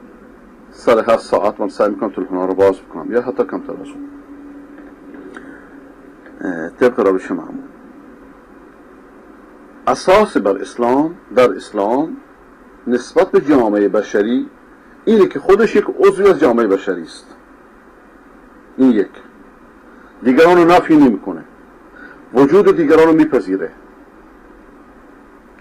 ولی خودشو برتر میدونه، خودشو بهتر میدونه و هستم و هست بهترینه، برترینه. چرا بهترینه برترینه؟ بلکه مالک تنها کتابی است که از آسمان و دست تحریفش نخورده و خلاصه سخن همه انبیاست و با این حال خودشو مکمل اونها میدونه. نمیگه من چیزی تافته جدا بافتنیه، میگه من مثل یک ساختمانی میمونم. پیامبر اسلام صلی الله علیه و سلم تشبیه میکنه، مردم میان دور این ساختمان میگردن، جای یک خشتش خالیه، میگه جای این خشت کجاست؟ چرا اینجا خالیه؟ من اون خشتم. مکمل دعوت‌های سابقه، بلکه همه دعوت‌های سابق اومدن بر یک کلمه و چون این کلمه در میان مردم به خاطر دوری از وحی به خاطر دوری از منبع وحی مردم فراموش کردن اون کلمه رو، معنی اون کلمه رو. خداوند یک پیامبر دیگه فرستاده. مرحله طفولیت بشری، مرحله جوانی بشری، دوباره مرحله بلوغ و رشد بشری. و این دین به این خاطره که برای همیشه هستش، نیازی به پیامبر جدید نیست. و هر که اومده چیز جدیدی هم آورده جز جفنگر چیزی نگفته. نه هر که گفته که من پیامبر جدید هستم جز بر همین دین قیام نکرده، ولی همین رو تحریف کرده، همین دین رو تحریف کرده. خب و اینجاست که فبشر وجعلناكم شعوبا وقبائل لتعارفوا ان اکرمکم عند الله اتقاکم. ما شما را ملت های متعدد قرار دادیم، شما را قبائل متعدد قرار دادیم. واقعیت بشری است دیگه. اما اساس بر چیه؟ اساس بر نجات پرستیه، این اساس بر رنگ و پوسته، این سفید اون سیاهه، طوری که مونتسکیو میگه. اساس بر چیه؟ اساس بر شناخته، بر معرفته. آیا این سخن بهترین نیست؟ اساس بر چاپیدن هم دیگه. خب من قبل از که موضوع خودم امروز شروع بکنم چند مطلب رو خدمتون شرح میدم که شاید ضروری باشه. یکی راجع به خود بنده، چون این تلویزیون شکر خدا که تازگی به ایران رسیده و از خداوند متعال میخوام که به مردم توفیق بده که هنوز در صدد حس مسئولیت خود باشن و برنامه هایی رو که میتونن مفیده، مخصوصا این برنامه رو کمک کنن تا تلویزیون بتونه رو هاتبرد بره. میدونه که همه مردم تلستار ندارن، چه در خاورمیانه، چه در کشورهای عربی، چه در ایران. و اما هاتبرد نه، هاتبرد خب خیلی عمومی تره. بنده قبل از اینکه بیام روی رنگارنگ که خدا خیرشون بده که این فرصت رو بر ما ایجاد کردن و خدا خیر بده به دوستانی که تا حالا کمک کردن و خدا به جان و مال کسانی که تا حالا کمک کردن و کسانی که نیت کمک دارن و احساس مسئولیت دینی و اجتماعی و سیاسی میکنند که چنین برنامه‌های مفیده و تا حالا به نظر بنده مسکین با کمال تواضع چنین برنامه‌هایی که بتونه هم با اسلام پناهان خرافی که دین رو آغشته به خرافات خود کردن به جنگ مبارزه کنه، مشتشون رو باز کنه، و هم با اسلام ستیزان غالبا وابسته به اینجا و اونجا که میخوان به طور کلی دین و صحنه جامعه بردارن مبارزه میکنه. اگرچه اولویت فعلی من و اعوذ بالله از کلمه من اینه که چون سرنوشت جامعه ما در دست خرافیان اسلام پناهی است که اسلام و آلت دست خود قرار دادن و نردبان سیاستش قرار دادن تا اینکه به مطامع خود برسن، به آرزوهای دیرینی خود برسن، به مال و منال دنیای خود برسن، به شهوتهای خود برسن و بدین خاطر دمار از روزگار کشور ما، دمار از ملت ما در آوردن. اولویت اساسی بنده روینه که با از منابع اسلامی، از راه قرآن، از راه آموزش‌های پیامبر، از راه آموزش‌های یاران پیامبر، از راه آموزش‌های اهل بیت پیامبر نشون بدم که این آرا و اندیشه هایی رو که دشمنان اسلام چون نتوانستن علنا با اسلام مبارزه کنن اومدن در قالب اسلام آرا و اندیشه هایی تراشیدن، یک هردنگ بازی هایی در آوردن، یک شعبده بازی هایی در آوردن که چی؟ که اسلام رو از داخل نابود کنن. و این بزرگترین حربه است که تونستن با اسلام بجنگن. و اگر نیروی ذاتی اسلام نمی بود و اگر اینکه این دین از جانب خداوند نمی بود، قرنها قبل این دین از بین رفته بود.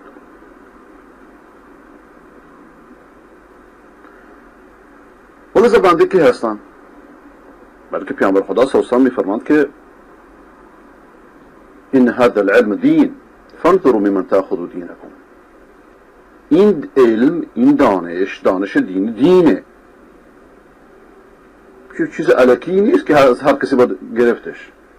پس از کسانی که شما چیز می آموزید، دین می آموزید، مطالب دینی رو می آموزید، بشناسید اونا که هستند. درسته که انسان زیر زبانشه، پیش عاقل انسان زود شناخته میشه، اما عموما اینطوری نیست. عموما از شخصی که مخصوصا در موضوعات دینی حرف میزنه، از همه البته در تمام امور انسان از کسانی که چیز یاد میگیره باید بشناسه اینا کی هستن تا از چاله به چاه نیفته، فریب ظاهر رو نخوره، فریب کلمات شیرین رو نخوره، فریب مکار بازی ها رو نخوره، فریب امام پرت کردن ها رو نخوره، فریب ماه رفتن رو نخوره، فریب چاه رفتن رو نخوره. ولذا همه اهل بدعت روششون برعکسی، به مقلدان خود اجازه سوال که نمیدن هیچی، اونها خودشون در یک حاله قرار میدن که انظر فکر و اندیشه اونها اصلا نتونن سوال مطرح کنن. آقا تموم شد، آقا که هندی سندی که معلوم نیستش. یک هندی سرنوشت کشور ایرانو به این بدبختی کشون که تصورشو میکرد، اون از ما آوردنش. یک هندی، آقای خمینی. دوباره یک مشهدی که سیستانی هم نیستش، اسمش من آیت الله ساسانی میذارم، که هنوز تابعیت عراق هم نداره و خودشم افتخار میکنه که به گرمر میگه که شما امریکایی هستید و من ایرانی، سرنوشت عراق رقم میزنه. اینا یعنی چی؟ اینها همون بازی های سیاسی است که در قدیم بوده و الان هم متاسفانه ادامه داره. ولذا من بارها قبل از که تو برنامه بیام تلفن ها تماس میگرفتم، هم مزدوران رژیم که غالبا مخالفان بنده مزدوران فکری و سیاسی رژیم هم می اومدن، اصلا میخوام از این کلمه، لجن فراکری میکردن، بدنام میکردن و به روایت مجلسی عمل میکردن، کاریکاتورها میکشیدن. در این وقتی که در تلویزیون عربی چیز میداشتم، مناظره میداشتم، به شکل مستهجن تو تلفن ها تماس میگرفتن که شما با این اون رابطه دارید، کلماتی که شایسته خودشونه. ولی وقتی که رو ایر اومدم تمام اینها گم شد، از کماندو خانم ها گرفته تا کماندو آقایون همه اینا گم شد. این یک. این مرحله اول بود، بلکه سخنان رو لوس کنم، این مامورای چند وظیفه‌ای کارشون انجام. بعد وقتی که برنامه شروع شد، اگه یادتون باشه، در همون ابتدا خانم هایی اومدن نازک کرشمه میکردن. من میدونستم اینا کیان. آقا ما دوستت داریم، قربونت دارم، برنامهات خوبه. اینا هم گم شدن، دیدن نقیه همچی حرفی نیستش. که چی؟ که چی کار بکنن؟ شخصه. بعدم دیروز بنده راجع به توطئه مارکسیسم حرف زدم که خود مارکس یک خاخام درجه بزرگ بوده، یک خاخام زاده بوده، درجه فرانسویش هم این بوده، از منابع متعددم نقل کردم. باز یک چپول بلوچ اومده، من نمیدونم این از چپول بودنشه یا مأمور اینو من نمیدونم، اما در میان بلوچ ها همچین افرادی خیلی خیلی کمه که با این وقاحت بیاد فحاشی بکنه تو تلویزیون، چون در میان بلوچ ها فحاشی خیلی کم، مخصوصا برای خود بلوچ ها خیلی کمه، نه اینکه معصومن، نه اینکه مثل هر قومی، ولی این عادت ها رایج نیست. بعد راجع به برادر بنده که ایشون با رژیم بوده و تا آخرین لحظه هم با رژیم بوده و من در تلویزیون در برنامه آقای رنگارنگ رفتم جوابشون رو دادم و الانم دوباره اعلام میکنم اینو که اولا برادر بنده مولانا عبدالعزیز خدا رحمتش کنه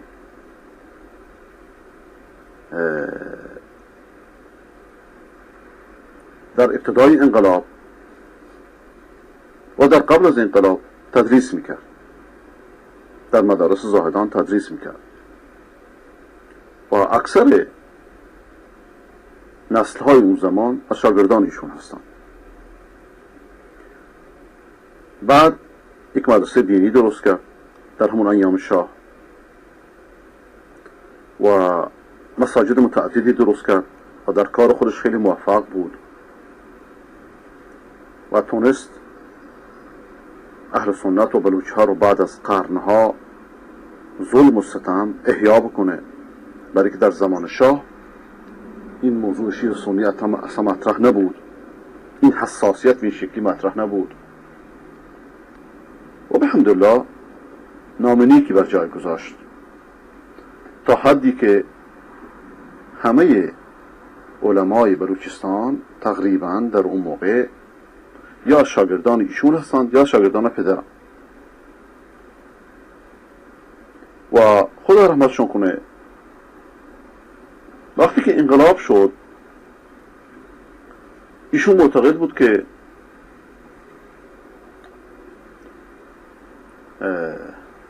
اصطلاح روحانیون، شما این کلمه روحانی رو به کار نمیبریم، علمای دینی به کار سیاسی دخالت نکنن. ایشون شوخی میکرد، گفت ما مولاها با وجود که ایشون کلمه نافذی داشت در میان مردم، خیلی هم نافذ بود و از سر یک مسجد 10 تا مولا دعوا میکنه، بر سر یک کشور چطور؟ و نتیجه هم دیدیم، نتیجه هم اینطوری شد، حقیقتا هم اینطوری شد و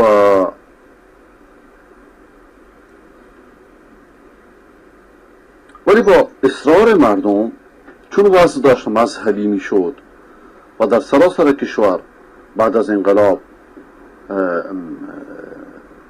جو مذهبی داشت رشد میکرد، به این معنا که جو سیاسی کشور هم مذهبی بشه، آخونده همه کاندید شدن برای مجلس شورای مجلس خبرگان قبل از مجلس شورای اسلامی که نه مجلسی و نه شورا. ایشون رو وادار کردند که برای نوشتن قانون اساسی خودش بره، کس دیگر نفرسته و ایشون احساس وظیفه کرد و انتخاب شد انتخابات و رفت داخل مجلس برای نوشتن قانون اساسی که اسمش مجلس خبرگان بود برای 2 ماه. بعد در همون مجلس سخنرانی تندی کرد و اینکه ای مردم شما چرا مجذوب یک نفر شده اید؟ ای نمایندگان، 72 نماینده بودن فکر کنم، خداوند قادره که 72 تا خمینی درست کنه، چرا شما مجذوب یک فردید؟ و به هر حال فرداش که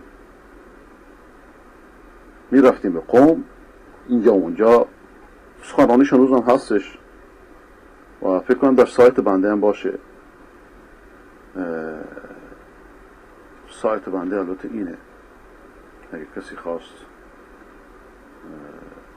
نگاهش بکنه، که جناب مولانا لطفاً فتوای جهاد ندید، چون سخنرانی تندی داشتشون. تند به این معنا عرض میخوام که خواستار همان حقوقی برای اهل سنت و بلوچستان بود که برای بقیه اقوام و مخصوصا برای خود شیعیان باشه.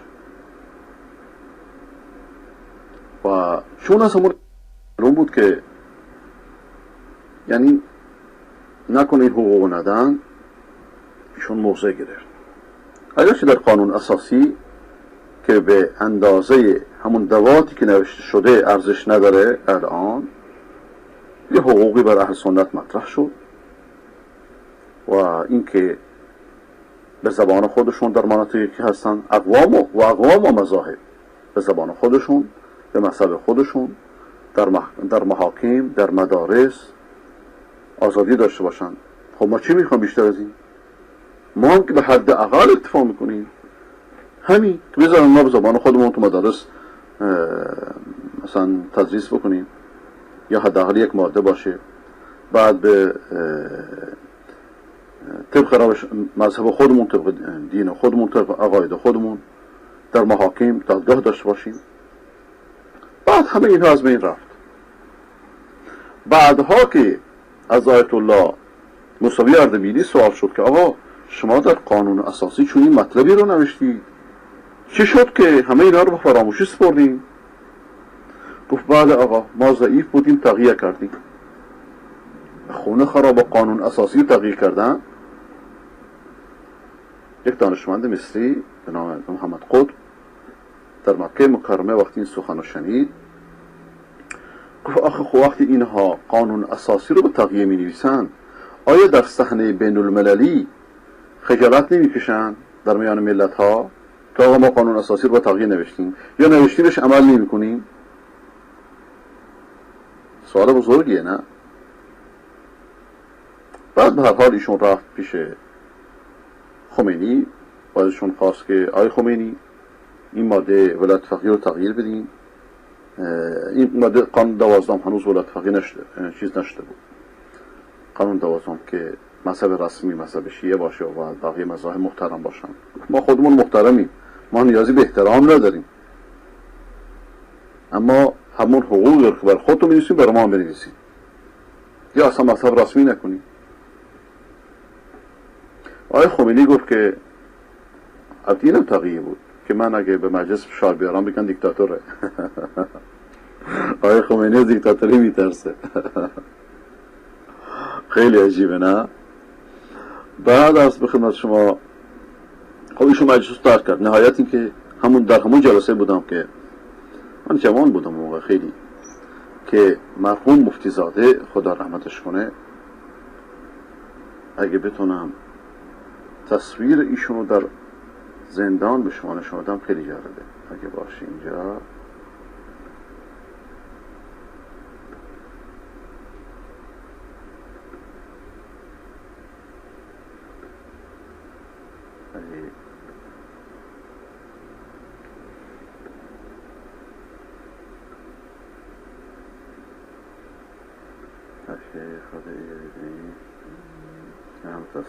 من ترجمه با وجودی که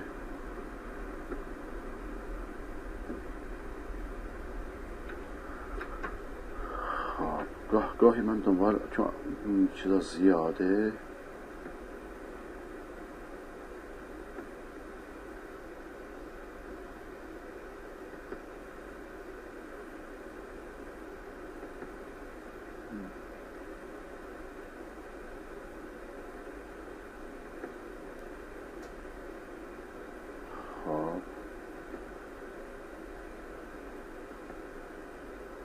برای که شما چیز نمانید من اجازه بدین یک عکسی رو به شما نشون بدم که بیکار نمونیم. اون عکس امام پرتکنی آقا رو که بعد خب شما این توجه فرمایید.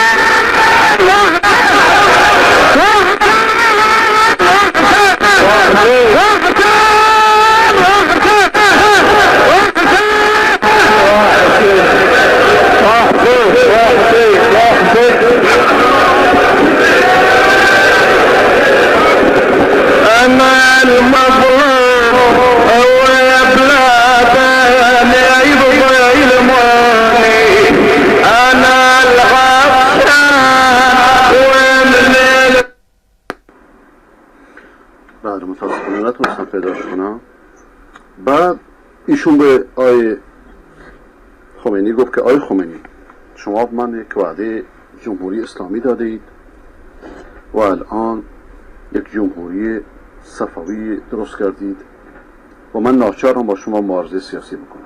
و بعد هم مبارزه کرد و 9 سال در زندان موند. آقای مفتیزاده از علمای مشهور کردستان، علامه احمد مفتیزاده، و بعد از زندان به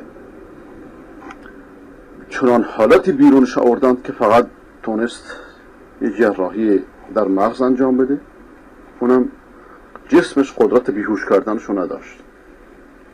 و بعد هم در قبرستان و حتی تشییع جنازه‌اش هم ممنوع کردن. و ایشون کسی بود که اگر کوشش های ایشون نمی بود، کردستان از همون ابتدا یا جدا شده بود و یا در آتشی که حزب توده و حتی آیه طالقانی هم گفته بود، آیه طالقانی بیشون خبر داده بود که حزب توده بر علیه شما داره توطئه میکنه در نزد رژیم و در آتشی سوخته بود که امکان نداشت دولت برش مسلط بشه و شاید تجزیه طلبی از اونجا شروع میشد. و اینجا بود که بعضی از احزاب چپ کرد بازم حکم اعدام ایشون رو صادر کرده بودن. خیلی مشکله، نه؟ یعنی همین مشکلی که بنده الان احساس میکنم در بین جنایت های چپ و در بین جنایت های رژیم ایشون گیر کرده بود ولی بالاخره وایستاد و چنان حرفاشو مردانه زد، چه در رژیم، چه در زندان، چه در خارج از زندان. قصهش خیلی طولانیه و خدا رحمتش کنه. و بعد برادرم هم مجلس رو ترک کرد و بعد از اونم یک بار اجازهش دادن که، ولی میخواست داخل کشور مسائل حل بشه. اصلا ایشون سیاستش کلیش این بود، چه در رژیم شاه چه در رژیم خمینی. ما به عنوان یک اقلیت بلوچ و به عنوان اهل سنت که جمعیت دوم کشوریم باید مسائلمون رو در داخل کشور و بقیه برادران هموطنمون حل کنیم و هیچ گونه اعتقادی به اینکه به اینجا و اونجا وابسته باشیم نداریم.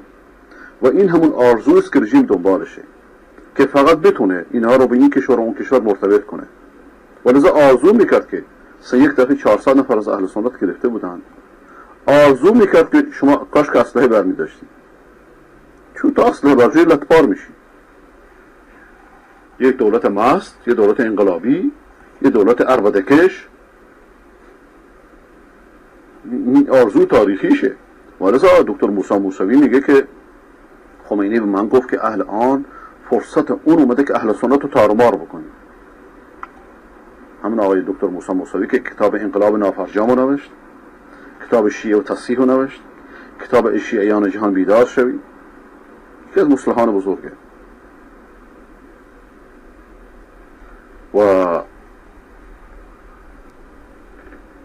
الان خب خیلی طبیعیه که وقتی من بیام به چپوله ها حمله بکنم فحاشی بشنوم، به رژیم حمله بکنم فحاشی بشنوم و به آقایونی که ادعای دموکراسی میکنن امثال آقای مشیری میرفتم سر خطشون خیلی جالبه ها، از دموکرات گرفته تا چپی تا راستی تا مذهبی در منطق همه یکی هنا. این چه خیلی عجیبه. پس آقا اسم ها رو کار نداشته باشین. به نظر من این به افراد بستگی داره. به نظر من این به افراد بستگی داره. ایناش های داور یه راستگراست، خودش بارها گفته من یه راستگرام.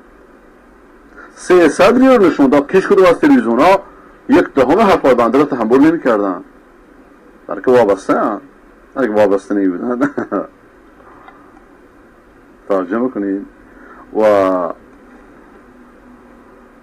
آیا دموکرات، مهندس دموکرات که همه هم و غمش آزادی برای کشوره، وقتی بنده در رو خطایشون می رفتم که آقا این حرفا که شما میزنین درست نیست، نادرسته، بعضیش هم دروغه، بگه خطای من نیایی یا خطا نیایی ولی دادگاه میفرستیم دادگاه. بابا این چه حرفی آخه جواب که نمیتونی بدید؟ چرا تهدید به دادگاه میکنید؟ حداقل اون برنامه‌های مسیحی که من میرفتم، شیعیان مسیحی شده، میگفتن که پشت روی خط خیلی خوش برخورد میکنن، پشت خط میگفتن آقا شما تشریف نیارید. من هر بار میرفتم اسم خودم رو نمیگرفتم. توجه میکنید؟ بعد رو خط که میامدم من فلانیم، دیگه راهی نیستش. خب الان دیروز من راجع به توطئه مارکسیسم که بزرگترین توطئه قرن 20 بود مقداری حرف زدم و اجازه بدین امروز من رو موضوع دیگه ای برم. دو تا خبر دارم.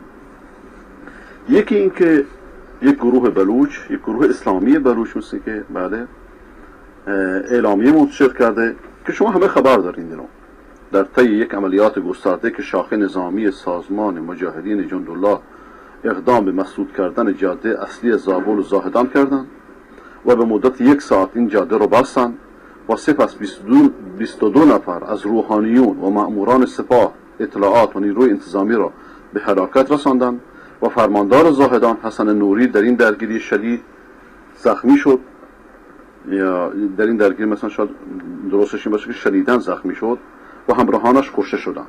و استاندار زاهدان در این معرکه جان سالم به در برد و همچنین 7 دستگاه خودرو دولتی به آتش کشیده شد و 7 نفر از جمله 2 مأمور بلندپایه سپاه و 1 مأمور نیروی انتظامی و معاون کل حراست نیز زنده دستگیر شدند. و این عملیات در حقیقت برای انتقام خون 3 نفر از جوانان اهل سنت که اینها رو عکساشون من قبلا هم داشتم اینجا. اگه یک لحظه من اجازه بدید.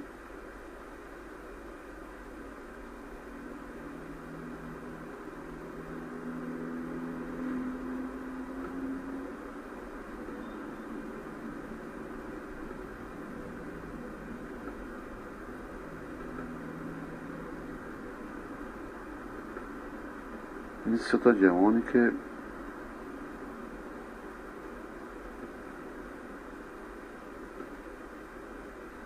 نه متاسفم ولی در مقدمه هست. اون عکسایی که در مقدمه بود 2 تا جوانی که در آخر مقدمه که من میذارم اونها هستن. نوتیزهی و این عملیات در حقیقت برای انتقام خون 3 جوان اهل سنت از طایفه نوتیزهی و 3 برادر از قوم شهبخش که در ماه گذشته مظلومانه و بدون هیچ گناهی توسط ماموران شهید شدند، این عملیات برای انتقام خون همین شهدا صورت گرفته است. و اما در مورد این اسرا باید بگویم 5 نفر از دوستانمان که در زندان به سر میبرند و اگر تا چند روز دیگر آزاد نشند قطعا این چند نفر کشته خواهند شد. امیر سازمان جندالله عبدالمالک ریگی این خبر رو 2 سایت منتشر کرده، 2 سایت بلوچ منتشر کرده، فیک نت هم منتشر کرده و تلویزیون الجزیره هم منتشر کرده. چیز خاصی نیست و همه هم میدونن. لذا من میخواستم که دوستان بشنون. این از این موضوع. و اینها خب شکلی دولت میگه اینا وهابی هستند دیگه. یک مسئله هست که اینجا در رابطه با بلوچستان برای بقیه هموطنان توضیح بدم. این کلمه اشرار از رژیم سابق هم به کار برده میشد، الان هم ادامه داره. هر کسی که در بلوچستان با رژیم مخالفت کنه چیکار میکنه؟ مخالفت میکنه میره کوه. اینا اسمشون گذاشتن اشرار. این از زمان قاجار مونده. اسمشون هر گونه مخالف سیاسی اسمش اشراره. دیکتاتوری نگاه کنید، فاشیستی رو نگاه کنید. هر مخالفت سیاسی با رژیم اسمش اشراره. خب و اگر این مخالفت مذهبی باشه اسمش وهابیته. مثلا اگر از وهابی ها به اصطلاح از مذهبیون بلوچستان که مثلا این آقا خودش در زاهدان درس خونده، خارج هم مثلا نرفته و از مدارس دینی زاهدان درس خونده. مدارس دینی زاهدان و بلوچستان همه حنفی مذهبن و برادرم پدرم که در هند درس خوند و برگشت، چون علمای ما غالبا هند و پاکستان میرن. ما که در ایران متاسفانه جایی بر درس خوندن نداریم. این حقیقت رو باید گفت. ما در ایران جایی برای ادامه تحصیل نداریم. بنده اگه الان مثلا در کشورهای خارج نمی رفتم هنوز باید کشاورزی میکردم، باید تو ده خودم می بودم. در زمان شاه یه مقداری اونم آخر زمان شاه، در زمان جمشید آموزگار اینا یه مقداری به بلوچستان توجه شد و مدارسی که اینا درست شد که مدارس دولتی درست کنن، اما مدارس دینی رو باز خود آقایونی که در برادرم پدرم خدا رحمتشون کنه از هند و پاکستان برگشته بودن مدارس ایجاد کردن، بعد این مدارس طلبه هایی تربیت کرد و هکذا جلو رفت و تا اینکه این رژیم اومد. این رژیم که اومد نمایندگی رهبری یک اسرائیلی شد برای مدارس و این مدارس ها محتوا سعی کرده که خالی بکنه حد اکثر امکان، ولذا با روش های متعدد، با ترفندهای متعدد، با حیله های متعدد سعی میکنند که این مدارس رو به هر نحوی که شده اولا از تحصیل کرده های جدید که در بیرون درس خوندن اینا رو محروم بکنند که بگن اینا وهابی. این یک. دومی که خب وقتی تفرقه بنداز حکومت کن حاکم باشه، این سیاست حاکم باشه، خود به خود جامعه پسرفت میکنه و همین موضوع به شکل بدترش باز در حوزه شیعه حاکمه که اونجا باز فرق بکنه.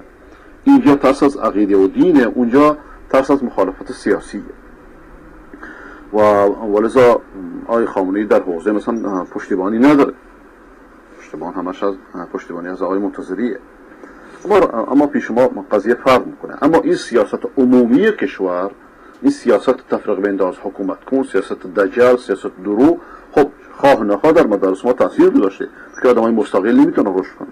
ولذا این چپور میگفت که بله داماد ایشون امام جمعه، بله که امام جمعه، ولی امام جمعه قبل از این رژیم امامت جمعه پیش ما 1400 سال نه از الان.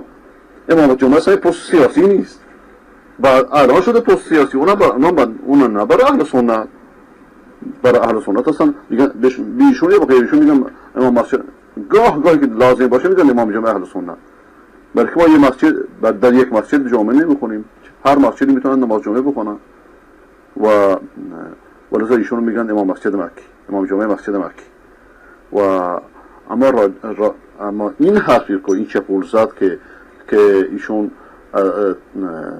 چیا رو خراب کردن گنبدها رو محکوم کرده بود، این درسته، من که اینجا نشستم رو محکوم کردم، اما اون فرقش من با ایشون اینه، با امثال ایشون، که اون این خراب کردن رو در خدمت رژیم قرار داد، بنده هم رد براش نوشتم، جایی که شماها بر دیگران داری کف میزنید، بنده بر داماد خودم ردیه نوشتم و کارشو محکوم کردم که این بیشتر از یک بار هم در تلویزیون ها هم در مقالات هم در رد بر فتوای شیطانی در سایت خودم هم هستش و که نه این کار خود رژیم بوده. ولی اگه ایشون و امثالشون یک دهم حرفای بنده رو بزنه خب ترور میشه، شکی نیست. البته ایشون هم چه زمینه‌ای نداره اصلا. ولذا یکی از اختلافات بنده با بسیاری از این آقایون همین بود که آقا شما الکی داری بر رژیم کف میزنید، هورا میکشید، مفت مجانی دارید پوهان میدید. نگاه کنید در چابهار چه وضعی به وجود آوردن، نگاه کنید در زاهدان اعلام کردم در همین تلویزیون چه وضعی به وجود آوردن. توجه میکنید؟ برای که هدف اینها اینه که از علمای اهل سنت بر علیه علمای اهل سنت استفاده بکنن، اینها رو به جان هم بندازن، بعد همه رو تصفیه بکنن و همین کار رو کردن. و ولذا یک چپول فحاش بیاد با این همه بی‌نزاکتی یک کلمه منطقی حرف نزنه و فحاشی کنه، خب این نمونش چیه؟ دلیلی چیه؟ دلیل اینه که منطق نداره. خب از این موضوع بگذاریم. من دیروز جزئی از برنامه آقای مشیری رو دیدم که طبق معمول مغلطه هاشون کولاک میکنه.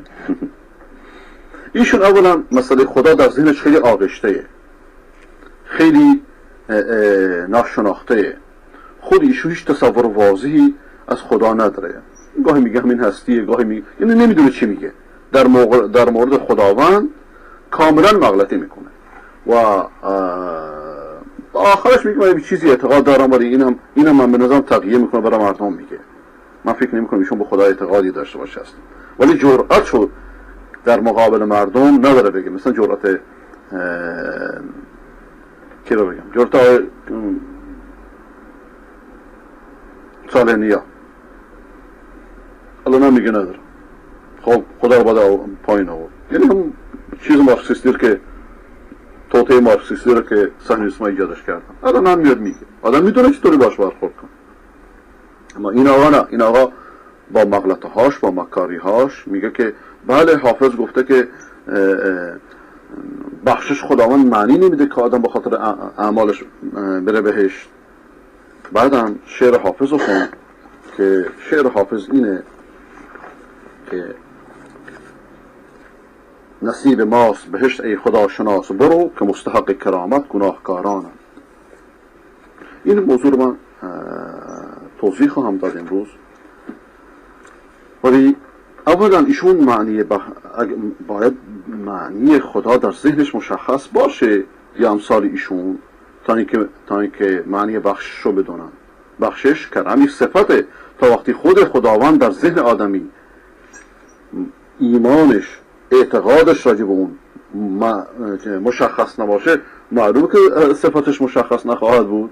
آقا آدم ندونه تلویزیون چیه و چطوری درباره اون حرف بزنه، ندونه میکروفون چیه چطوری دربارش حرف بزنه، ماهیتشو نمیگه، ما صفاتشو میگم. خب بعدم که این موضوع رو حرف زد مقدمه شروع کرد به نواختن نه خودش، بدگویی از اعراب و بدگویی از اسلام و هر حال شرط پرتایی که میشه میگه. این حرفی رو که ایشون میگه من نمیدونم خودش میدونه چی میگه یا نه، اما پیامبر اسلامی همین حرف رو میزنن اما با معنی دیگری. میفرمون که سجدوا و قاربوا و بشروا و ابشروا و اعلموا انه لن يدخل احدكم جنة بعمل انه لن يدخل الجنة احدكم عمله. قالوا ولا انت يا رسول الله؟ قال ولا انا الا ان يتغمدني الله برحمته.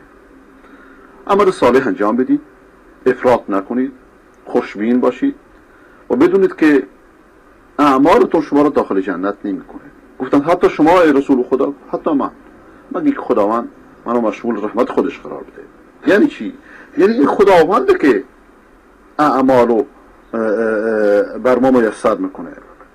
برای که در آیه دیگه هست که در آیه صریح ادخلوا الجنة بما کنتم تعملون، به خاطر اون اعمالی که شما انجام دادید داخل جنت بشید. خب ولی این اعمال رو کی میسر میکنه؟ خود این اعمال رو خداوند میسر میکنه. اینجاست فرق بین مشرک و مؤمن و موحد. مشرک میگه که مشرک یا منکر یا جاهد یا کسی که به خدا اعتقادی نداره میگه پس خب اگر اینطوری من چرا عمل بکنم؟ پس به من چه مربوط؟ نه، بلکه خداوند نیت تو میدونه. وقتی نیت خیر میکنه خیر رو برات آسان میکنه، وقتی نیت شر میکنه شر رو برات آسان میکنه. مسئولیت در اونه، مسئولیت در تصمیم خودته، مسئولیت در نیت خودته، مسئولیت در اعمال خودته. ولی آسان کردنش بعد از اینکه گام برداشتید، بعد از اینکه تصمیم گرفتید، خداوند برات آسان میکنه. و این موضوع مفصلی من الان زیاد شرحش نمیدم، فقط میگم سراغ شعر برای که موضوع منی سراغ شعر حافظ. حافظ میگه که ایشون از حافظ سوء استفاده میکنه. اولا حافظ یک انسان مؤمنی بوده، به خدا اعتقاد داشته، به قیامت اعتقاد داشته، آدمی بوده که به کلیات دین اعتقاد داشته، ولی یه مقدار هردنگ مزاج بوده. یه مقدار از خرافات تصوف و اون چه از خرافات از تصوف عرفان هست در ذهن ایشون هم تاثیر گذاشته و یه مقدار لامبالی بوده. خب میگه که غلام نرگس تو تاجدارانم، خراب باده و لعل تو هوشیارانم. بیا به میکده و چهره ارغوانی کن، مرو به صومعه کانجا سیاهکارانم.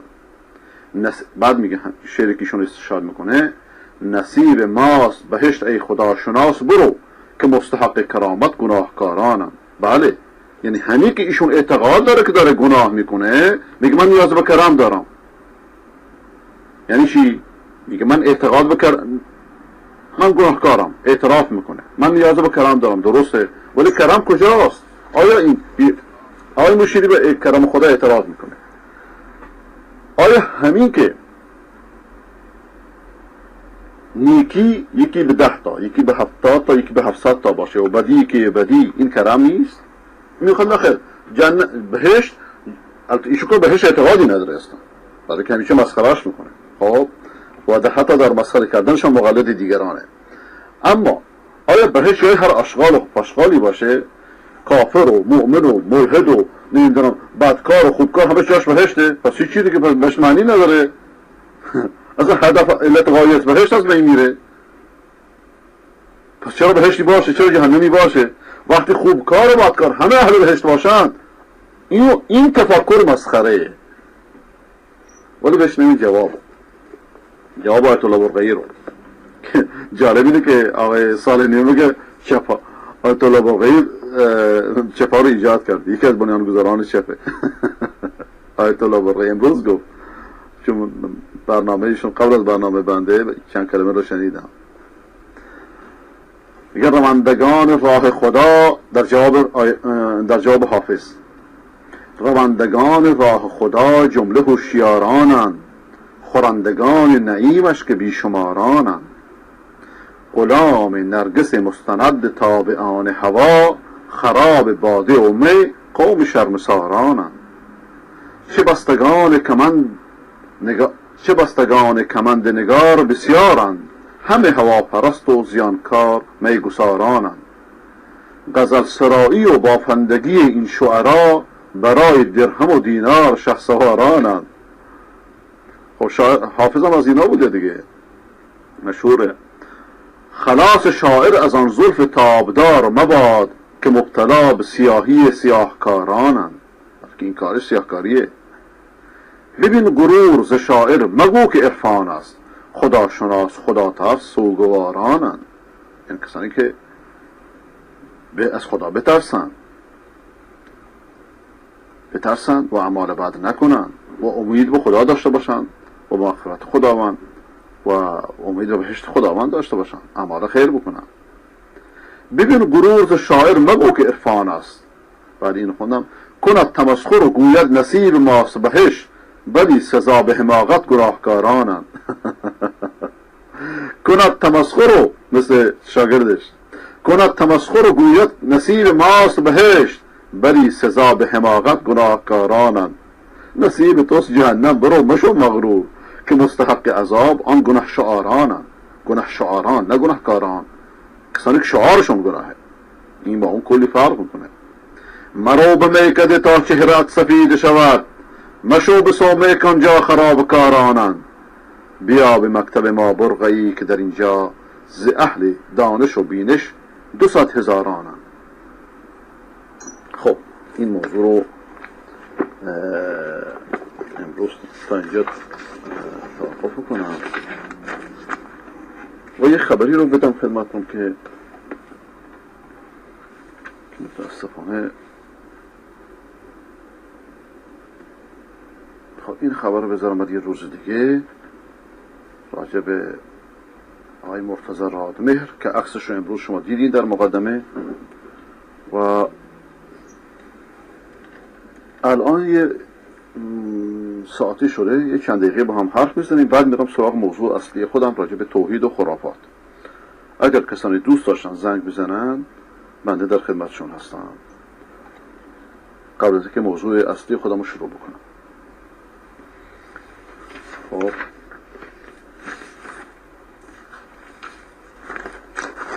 تلفن ها بازه. تلفن از ایران کسی اگه بخواد زنگ بزنه یا از کشورهای عربی 2044 228 992 9520 همون تلفنی که در تلویزیون اعلام شده.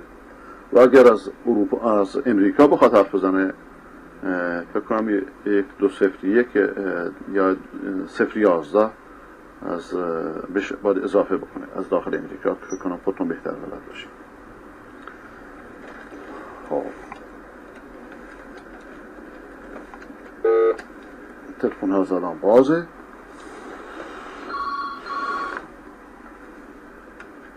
جناب بفرمایید. الو سلام علیکم. سلام بر شما. حال شما خوبه؟ قربان شما، زنده باشید. خواستم یه سوالی از شما بکنم. خواهش میکنم. شما وهابی هستی قربان؟ شما رافضی هستی قربان؟ نه. نه. من مذهب چنانی ندارم ولی براسم. شما مذهب نداری؟ جناب؟ شما مذهب نداری؟ نه اعتقادی آنچنان ندارم. فقط خواستم ببینم وهابی چی؟ شما از وهابی چی میشناسید؟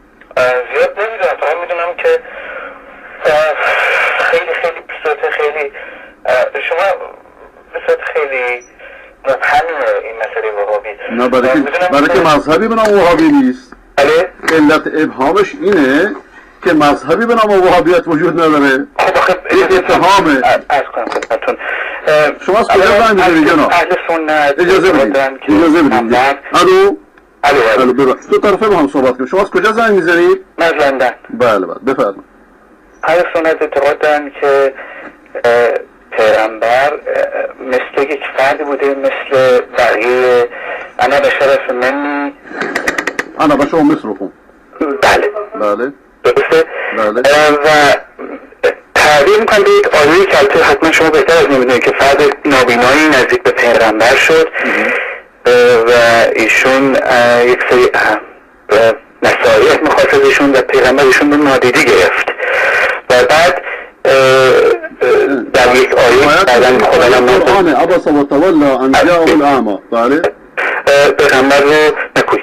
خب این یکی از اختلافات خیلی خیلی چیز بین شیعه و سنی هستش. این که بله، ولی چه وقتی به وهابیت داره؟ شما از وهابیت سوال کردید. خب وهابی معتقد وهابی که فرقه پیوریتن هستن، فرقه خیلی خیلی خیلی اصلگرایی هستن و اعتقاد دارن به اونجا که من شنیدم اعتقاد دارن به لغت تعبیر کردن آیات و همچنین بسیار به کارهایی که شیعیان میکنن، میگن که اینها کارهای رد و مردودی است، کارهای شرک و بتپرستی است، بوسیدن قبر و اون دو چیزها کارهای شیعیان میگن اسم شفاعته، حالا کار نداریم اون. و بعد خب برای دشمنی این مسئله خیلی چیزه، ولی اون چیزی دیگه که من شنیدم این حرفا انگلیسی الو یعنی این حرفا دشمنی ایجاد میکنه؟ جناب یعنی این حرفا شما فرمودید دشمنی ایجاد میکنه؟ نه میگم این یک مقدار از دشمنیشون این هستش، یک مقدار از دشمنی و کدورت بین شیعه و سنی این هستش که اونها این کارهای عزاداری و این کارهای بی خود و بی جهت و باطل میدونن، شرک و بتپرستی میدونن، بوسیدن قبر رو. خب و خب بعضی از اهل سنت به اون دلیلی و به اون شدت افراد وهابی منتقد به این کارا نیستن، یعنی فکر نکنم شیعه مشرکه. پس شما میدونی که وهابی چیه؟ تا یه حدی خیلی خوب نمیدونم، ولی ببینید نها کنید خیلی بحث من بود، من خواستم از شما میپرسم شما وهابی نیست ولی فقط ببینید مولخین جمهور میگم من شنیدم. آی محترم یه اسمی به من بدین، یه اسمی که من شما رو باش خطاب بکنم. اسم شما؟ بگه حسن. بفرمایید حسن. برای که من بخوام شما از چه دیدگاهی صحبت میکنید. من وقتی بدونم که شما میخوای بدونید دوست دارم که بشکافم مسئله رو و من اگه تنها چیزی که میتونید روی من بذارید من آدم هستم که مخالف چی بگم خیلی یک طرف رفتن، مخالف خیلی رادیکال بودن هستم. حالا فارسیش نمیدونم چیه، یعنی اگه کسی بیاد مثلا بگه که آقا حالا مثلا همه وهابی‌ها اینن، من مخالفم، کسی بگه آقا همه شیعه‌ها اینن، من مخالفم. ولی دوست دارم بدونم اگه اجازه بدید داشتم این از خدمتتون اعتقاد خیلی زیادی هست که مذهب وهابی و چیز وهابی به وسیله یک افسر انگلیسی، من اسمش رو یادم رفت، شما شاید حتما بهتر از من بدونید که این مقداری توی لبنان بوده، توی کجا بوده و یه مقدار زیادی اطلاعات دینی پیدا میکنه. مسمر اگر اشتباه نکنم بله خاطرات هانفر و ایشون این مسئله وهابی رو میگه به نحوی از آنها داری مورد؟ بله شما چیزی در این مورد خوندید؟ نه فقط شنیدم. خب الان من مفصل براتون توضیح میدم. بفرمایید. الان چون میخوای بدونید یه چیزی دیگه هم میخواستم میگم. خیلی وقت میگیره، اینا خیلی وقت میگیره. نه خب خیلی کوچیک مختصر بفرمایید. نه بابا آخه یه سوالیه به اندازه یک بمب، مگه بمب میشه تو شیشه گذاشت؟ نه نمیشه. خب حالا اگه فکر کنید این موضوعتون چیه بمبه؟ الان توضیح میدم. خیلی خدا نه بفرمایید. الو بله بفرمایید، سوال دیگه تون بفرمایید. بعدش هم این ببینید این مسئله دولت عربستان. دولت عربستان یک دولتی که در واقع به وسیله یک مشارکت دو جانبه بین خانواده سلطنتی و خانواده مذهبی چه شده، یعنی یک حالت دو جانبه است بین اینها، یعنی یعنی که تشریک مساری دو جانبه است بین اینها. و میخواستم جایزه اونها رو تو با مذهب وهابی بفرمایید. شما اصرار دارید که مذهب به وهابیت هستش؟ بله. خیلی عجیبه، من متاسفم. چرا متاسفم؟ الان توضیح خواهم داد. اجازه کن، شما هی قطع میکنید، هی احساساتی میشه، حرف من قطع میکنید و نمیذاری من. ای بابا، با این همه حرف شما داری میزنید، به جای 2 دقیقه الان 4 دقیقه داری حرف میزنید، 5 دقیقه داری بازم میگی من احساساتی هم قطع میکنم. نه حرف من رو اجازه بدید، من تمام بشه و مزاحمت میکنم از حضورتون، از تلویزیون گوش میکنم. این هستش که آیا شما معتقد به این هستید که مسئله وهابی رو آیا عوامل غرب، البته من واقعا نمیخوام توضیح کنم. شما سوال کردی، الان نوبت منه که جواب بدم.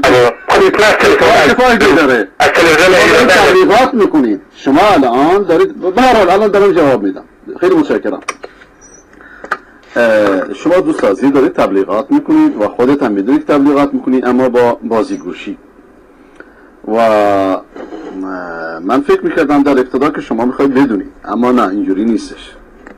ولی با این حال چون مؤدبانه سوال کردید جوابت میدم، چون مؤدبانه وارد معرکه شدید جوابت میدم. وهابی یک مذهبیه، یک دروغ بیش نیست، یک تهمت بیش نیست، این یک افترا بیش نیست، این یک دروغ مشهور بیش نیست. دوستان صبر کنید، الان من باید این سوال جواب بدم. بعد از اون این سوال جواب بدم، سوال طولانی میشه. اولا اینا که شما اسمشون رو وهابی میذارید، اینا حنبلی مذهبن. وهابیت اون چرا که به اسم وهابیت مشهور شده یک جنبش بود که باید محمدی بهش میگفتن، برای اینکه اسم شخصی که این جنبش رو ایجاد کرد محمد ابن عبدالوهاب بود. وهابیت رو به عنوان یک مذهب شمردن اونقدر دروغه که خمینیت رو به عنوان یک مذهب. خمینیت یک مذهب نیست، خمینیت یک جنبشه. خمینی جنبش ایجاد کرد. الان در داخل شیعه بگن آقا خمینی یک مذهب جدید آورده، یه دروغه، یک افتراه. توجه بکنید، بگید آرایی رو مثلا ولایت فقیه ایجاد کرد، مثلا از حد اکثرش. خب از این که بگذاریم، وهابیت و یا سلفیت و که اینها همه اهل سنتن، حنبلی مذهبن. بنده در عربستان سعودی 2 سالی بودم و شما اونجا به کسی بگه وهابی بهت میخندن، به ریشت میخندن، مثل که به شیعه بگه رافضی. باشه اینجا تهمت سیاسی فرق میکنه. شما در ایران در قم برو از مردم سوال کن آقا شما رافضی مذهب هستید؟ چه بهت میگن؟ خب از این موضوع. اما اعتقاداتشون همون اعتقادات اهل سنته، هیچ فرقی با بقیه اهل سنت نداره نظر اعتقادات. وقتی من میگم اهل سنت یعنی صحابه و تابعین، یعنی ابو حنیفه، شافعی، مالک، احمد ابن حنبل، سفیان ثوری، طبری و بقیه ائمه مسلمین، جعفر صادق. هیچ کدوم جعفر صادق این اعتقاداتی رو که شیعیان داشتن نداره. الان اعتقاداتی رو که الان شیعه مدعیان تشیع دارن امام جعفر صادق نداره. به عنوان مثال این کتاب رو نگاه کنید، مناظره بین امام جعفر صادق و بین یک رافضی. اون موقع رافضی به کسی میگفتن در زمانی که مناظره ایجاد کرده، به کسی میگفتن که بدگویی صحابه بکنه.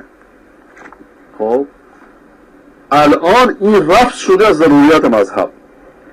الان به قول کشی، به قول از به خدمت شما حتی شبستری، اون چه که سابقا در میان امامیه از غلو و افراط شناخته میشه که امام جعفر صادق گفته که قالیان از یهود و نصارا بدترن، الان شده جز ضروریات مذهب. شما به جای این که خار در چشم خودت ببینی، میره دنبال مو در کف دست دیگران یا در زیر دست بغل دیگران. و اینجاست که من میگم شما بازیگوشی. خب از این که بگذاریم، همه اهل سنت ببینید وقتی ما میگیم اهل سنت، نه مردم اهل سنت یعنی کتاب و سنت. یعنی صحابه و تابعین. چرا به اهل سنت میگن اهل سنت و جماعت؟ همه فرقه ها یک اسمی دارن. اهل سنت برای که برداشتشون، روششون، منهجشون در فهم دین بر مبنای سنت پیامبره، یعنی آرا و اندیشه خودشونو مقدمه بر سنت پیامبر نمیدونند. بقیه فرق غالبا چیکار میکنن؟ مثلا فرق سیاسی مثل شیعه و خوارج، اینا چیکار میکنن؟ اینا آرا و اندیشه‌ای ساختن، احزاب سیاسی بودن، بعد اومدن آیات، مثلا شیعه یا فرق شیعه اومدن آیات قرآن رو تعویل کردن برای اون چی که رفتن دنبالش. توجه می‌فرمایید؟ مثلا امامت، خب امامت در قرآن نیست، اومدن ده ها صدها آیه و حدیث و درست و نادرست رو چیکار کردن؟ تعویل کردن، که امروز من موضوعم اینه، شرح خواهم داد چطوری این آیات رو تعویل کردن. آیاتی که راجع به توحید خداست به امام تعویلش کردن. و اگر پس مسئله شفاعت رو هیچ کسی منکر نیست، نه اون چه که شما اسمش رو وهابیت میذارید نه بقیه اهل سنت، اینا منکر نیستن. اما شفاعتی رو که مدعیان تشیع دنبالشن شفاعت نیست، شرکه. شرک به جای شفاعت گذاشتن همون شفاعتی است که مشرکان مکه دنبالش رفتن. ما نعبدهم الا لیقربونا الی الله زلفا. دوستان صبر کنید، امروز وقت خیلی زیاده، صبر کنید، سوالا باید به خوبی توضیح داده بشه. 4-5 ساعت در خدمتتون هستم. شفاعت رو همه قبول میکنن، اما شفاعت از بالا نه شفاعت از پایین. یعنی چی؟ یعنی قل لله شفاعت جمیعا، شفاعت فقط از آن خداست. در این مورد شفاعت من جلسه خاصی خواهم گذاشت به خاطر بازیگوشی شما به خاطر شیطنت شما. خب دیگه من خبر ندارم، باز اصرار میکنه. بعد اما اینکه افسر انگلیسی درستش کرده، من متاسفم اینجا که شماها من اینجا تصور میکنم که شما نمیدونید واقعا آلت دست آخوندهایی میشید، قربانی افکاری میشید که دیگران درست کردن. یعنی چی؟ یعنی همچنان که کمونیستی قربانی صهیونیستی است که دیروز توضیح دادم، بسیاری از شیعیان در قدیم یا مدعیان تشیع، برای که عموم شیعه رو قاطی نکنم، مقصودم اینجا روحانیته، قربانی افکار سبعیه شدن که نه شیعیان اولی بهش اعتقادی داشتن، نه اهل بیت علیهم السلام که همشون اهل سنت بودن، یک نفر اونها شیعه نبود بهش اعتقادی داشتن. بعدها این حزبای سیاسی آمد اینها رو شکار کرد. مثل ولایت فقیه، آقا 100 سال پیش هیچ کدوم از شیعیان معنی ولایت فقیه رو میدونستن؟ اصلا کسی شنیده بود؟ امامت هم اینچنین بود. امامت در قرنهای اولی اصلا ممنوع بود، اسمش پیش نمی آمد. بعدها ساختنش، پرداختنش، اومدن واردش کردن. که من در ابتدایی که در چیز اومدم، در تلویزیون اومدم توضیح دادم، ولی الان وقتش رسیده که مفصل توضیحش بدم. دوستان صبر کنید، زنگاز صبر کنید، سوال این پاسخ این سوال تموم بشه، عجله نکنید. بر تلفن عرض میکنم. خاطرات هانفر که شما بهش اشاره فرمودید دوست محترم، امیدوارم که در اندکی صداقت در سخنت باشه. خاطرات هانفر رو غالبا نویسنده شیرازیه، شخصی به نام هانفر در 2 قرن در اروپا اصلا وجود نداره و این سخن رو یکی از دانشمندان، یکی از علمای سوریه که استاد منم بوده، دکتر بوتی، و خیلی هم به ضد آرای به اصطلاح شما وهابی هاست، ایشون میگه من گشتم و در 2 قرن اسمی به نام هانفر پیدا نکردم، چون ایشون نیاز داشت، ایشون به مطالب این کتاب نیاز داشت، میخواد تحقیق کنه. خب و فکر کنم این کتاب خود بنده بهش دادم اگه یادم باشه. این کتابو غالبا آیت الله شیرازی نوشته، یک کتاب دروغه و میگه که شیخ محمد بن عبدالوهاب که یکی از مصلحانه، واقعا یکی از مصلحان دینیه، یکی از علمای بزرگه، کتاب توحیدش که نوشته چندین شرح داره. به عنوان مثال مثلا یکی از کتاباش فتح المجید شرح کتاب توحید تیسیر العزیز الحمید و در دانشگاه های متعدد تدریس میشه، مثلا در عربستان، که در تمام کتاب این من گشتم یک سخن از خودش وجود نداره، همش قال الله قال الرسول. آیا نوکر انگلیسی به قول شماها قربانیان سبعیه، نوکر انگلیسی میاد مردم به قال الله و قال الرسول دعوت میکنه؟ میگه خود چقدر خوبه باز کاش که همه نوکران اینجوری باشن، بگه آقا به خدا و قرآن و رسول دعوت کنیم. در تمام کتابش آقا خیلی مهمه، در تمام کتابش یک سخن از خودش نباشه، نگه که این رأی منه، همش آیه و حدیث. برید کتاب خمینی رو نگاه کنین، چند تا آیه و حدیث ازش پیدا میکنین. کتاب ولایت، کتاب نمیدونم تحریر وسیله، همش اکثرا آرا خودشه، 90% جفنگیت خودشه. این فرق اهل سنت با اهل بدعت. و خاطرات هانفر و سفارت‌های رژیم مکار و شیطانی جمهوری شیطانی در سراسر دنیا با زبان‌های متعدد ترجمه کرده، چاپ کرده، پخش کرده و باز هم دعوی وحدت میکنه و هرچی کتاب بر علیه اسلامه.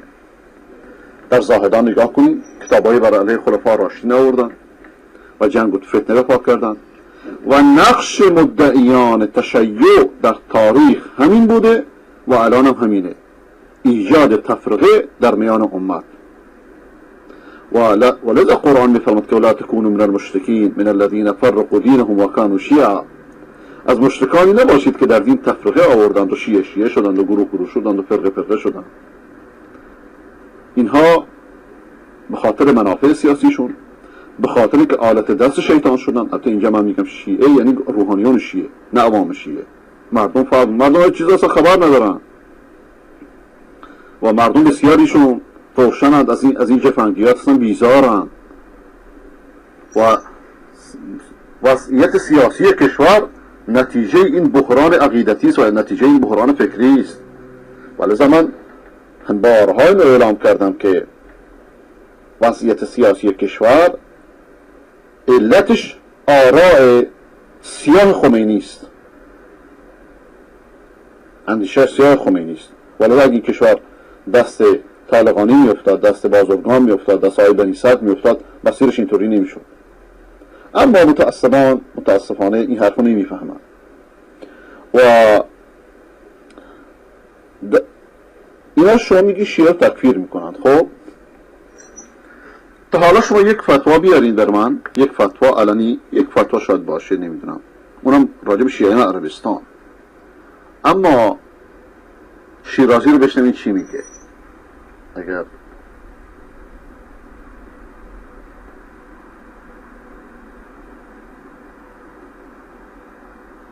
اینو قبلا نشون دادم اما الان هذه مسألة أخرى. قال الله تعالى في القرآن الكريم إنما جزاء الذين يحاربون الله ورسوله ويسعون في الأرض فسادا أن يقتلوا أو يصلبوا أو تقطع أيديهم وأرجلهم من خلاف ذلك لهم خزي في الدنيا ولهم في الآخرة عذاب عظيم. إذا الوهابي الإرهابي الكافر الناصبي الوحشي لم يكن مصداق الآية الكريمة، فمن يكون إذا مصداق الآية الكريمة؟ والذين يؤيدون الوهابيين الإرهابيين الكفر النواصب الوحوش الذين يؤيدونهم من رجال دين والذين.